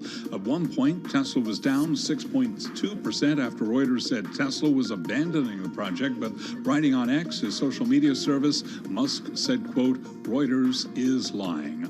According to filings with the California Employment Development Department, Apple laid off more than 600 employees in California as part of the decisions to end its car and smartwatch display projects. More from Bloomberg's Ed Ludlow. So these are warn notices that are filed with the California Employment Development Department. So we know where those jobs were cut geographically within California, the specific addresses where we know teams were working on both Project Titan and the display project, which has also been pared back. Mark Gurman makes a really interesting point in his reporting that this is just California. Project Titan, the car project, and other projects that have been impacted that we know about through the warn notices have a footprint outside of California in states like Arizona. Bloomberg's Ed Ludlow. Taiwan Semiconductor Manufacturing says its financial outlook does remain unchanged as the chipmaker's factories near full capacity following Taiwan's worst earthquake in decades. And repeating our earlier headline, Tesla plans to unveil its robotaxi on August 8th. I'm Charlie Pellet. Those are our top company stories at this hour, and this is Bloomberg. This is Bloomberg Business Week with Carol Messer and Tim Stennebeck on Bloomberg Radio and Television. It is Bloomberg Business Week. Let's get a check on the latest world and national news with Amy Morris in the Bloomberg 99.1 newsroom in Washington, D.C. Hey, Amy. Hey, Tim. President Biden was at the site of that collapsed Key Bridge in Baltimore today, pressuring Congress to quickly approve funds to rebuild it. The federal government will provide over $8 million in grant funds to make the infrastructure improvements at Sparrows Point as the only port unaffected by this collapse, which will allow Sparrows Point to take on more ships. Biden says Baltimore's port would be able to accept some commercial traffic by the end of April and fully reopen by the end of May. He also said the federal government must do more to fully restore the bridge and port. An earthquake this morning centered in New Jersey felt in multiple states, including throughout New York State. New York City Mayor Eric Adams says there are no reports of injuries or damage, but people are still concerned. You're always concerned about aftershocks after an earthquake. But New Yorkers should go about their normal day. First responders are working to make sure the city's safe. The United States Geological Survey says it was a magnitude 4.8, the epicenter in northern New Jersey. Israel says it's taking steps to increase the flow of humanitarian aid into the Gaza Strip, including reopening a key border crossing. Executive Director of the UN World Food Program, Cindy McCain, says maybe new changes are going to help. Well, I'm hopeful it will help for this reason, because there's a great deal of prioritization that takes place, and a lot of, the Israelis x-ray everything and they make sure that their trucks only are carrying food on board, which I understand. But we have to be able to do that in a much more efficient fashion and in a faster fashion. Things are held up. The gates have to be left open longer. Cindy McCain speaking with Bloomberg's Joe Matthew and Kaylee Lines. Global news 24 hours a day and whenever you want it with Bloomberg News Now. I'm Amy Morris. This is Bloomberg. Now back to Bloomberg Business Week with Carol and Tim. All right, Amy Morris, thank you so much. Man, we're ready to wrap up on this Friday, and yet we've got some headlines crossing. It's called a Friday news dump. That's what this is. Hey, don't you know we're ready to start the weekend? Boeing. We have a story coming across the Bloomberg terminal. This has to do with the Boeing CEO. We're talking about Dave Calhoun. His total compensation outgoing CEO. Yeah, he's leaving at the end of the year. We already know that he has said that. So outgoing, but he hasn't left yet. His total compensation jumped 45% to $32.8 million last year, boosted in large part by a retention bonus intended to keep him in the job through 2025. Before a dramatic, of course, as you know, aircraft accident exactly 3 months ago upended those plans and really his career. Yeah, so it shows that before the accident, because of that bonus, the retention bonus, it shows that before that accident, he was set to stay at the company. We should note that Stan Deal, who ran Boeing's commercial airplane division, saw a 42% bump in total pay to $12.5 million. Both of these came out in a securities filing late today. Both executives caught up in a sweeping leadership change unveiled late last month as the board selected a new chairman, launched a CEO search, and replaced its commercial airplane chief. The directors at Boeing also took a tougher look at pay, shrinking long-term incentives granted earlier this year to reflect a more than 20% collapse in Boeing shares since that accident 3 months ago. Speaking of Boeing shares, just down a hair, down about 0.1% in the aftermarket. More interestingly, though, Tesla shares are up about 3.3% in the aftermarket. We did get a headline after the close just moments ago, about 5 minutes ago, Tesla planning to unveil its robotaxi on August 8th, according to a statement from CEO Elon Musk, putting it out on X, of course, his social media site. What? Okay, so... You're like, what? Yeah, so Tesla's been talking about robotaxis since like 2018. But now, Tim, they're going to do it. Well, they're going to unveil it. Okay. And just because you unveil something doesn't mean it's going to hit the road. I mean, they've unveiled Optimus. That's not on the roads. They unveiled the Cybertruck years ago, and it just hit the roads. They've unveiled the Tesla Semi. There are very few of those around. So there's a lot of stuff they've unveiled that they're not actually on the roads. Kind of a wacky day for Tesla, right? Because there was a report that they were scrapping a less expensive car. Yeah, Reuters reported that. Right, and then Tesla shares sold off today, and then Elon Musk came out and said, nope, he denied the report and that had said that the car maker was scrapping it. So it was down as more than 6% earlier in the session. Did you say investors are liking the Tesla news? Yeah. Shares rose. Yeah, the stock is up in the aftermarket. Close to 3%. Yeah, so we're rallying. All right, we are done. Catch our weekend show. It is at 8 p.m. Wall Street time on Bloomberg Radio. Also our podcast feed.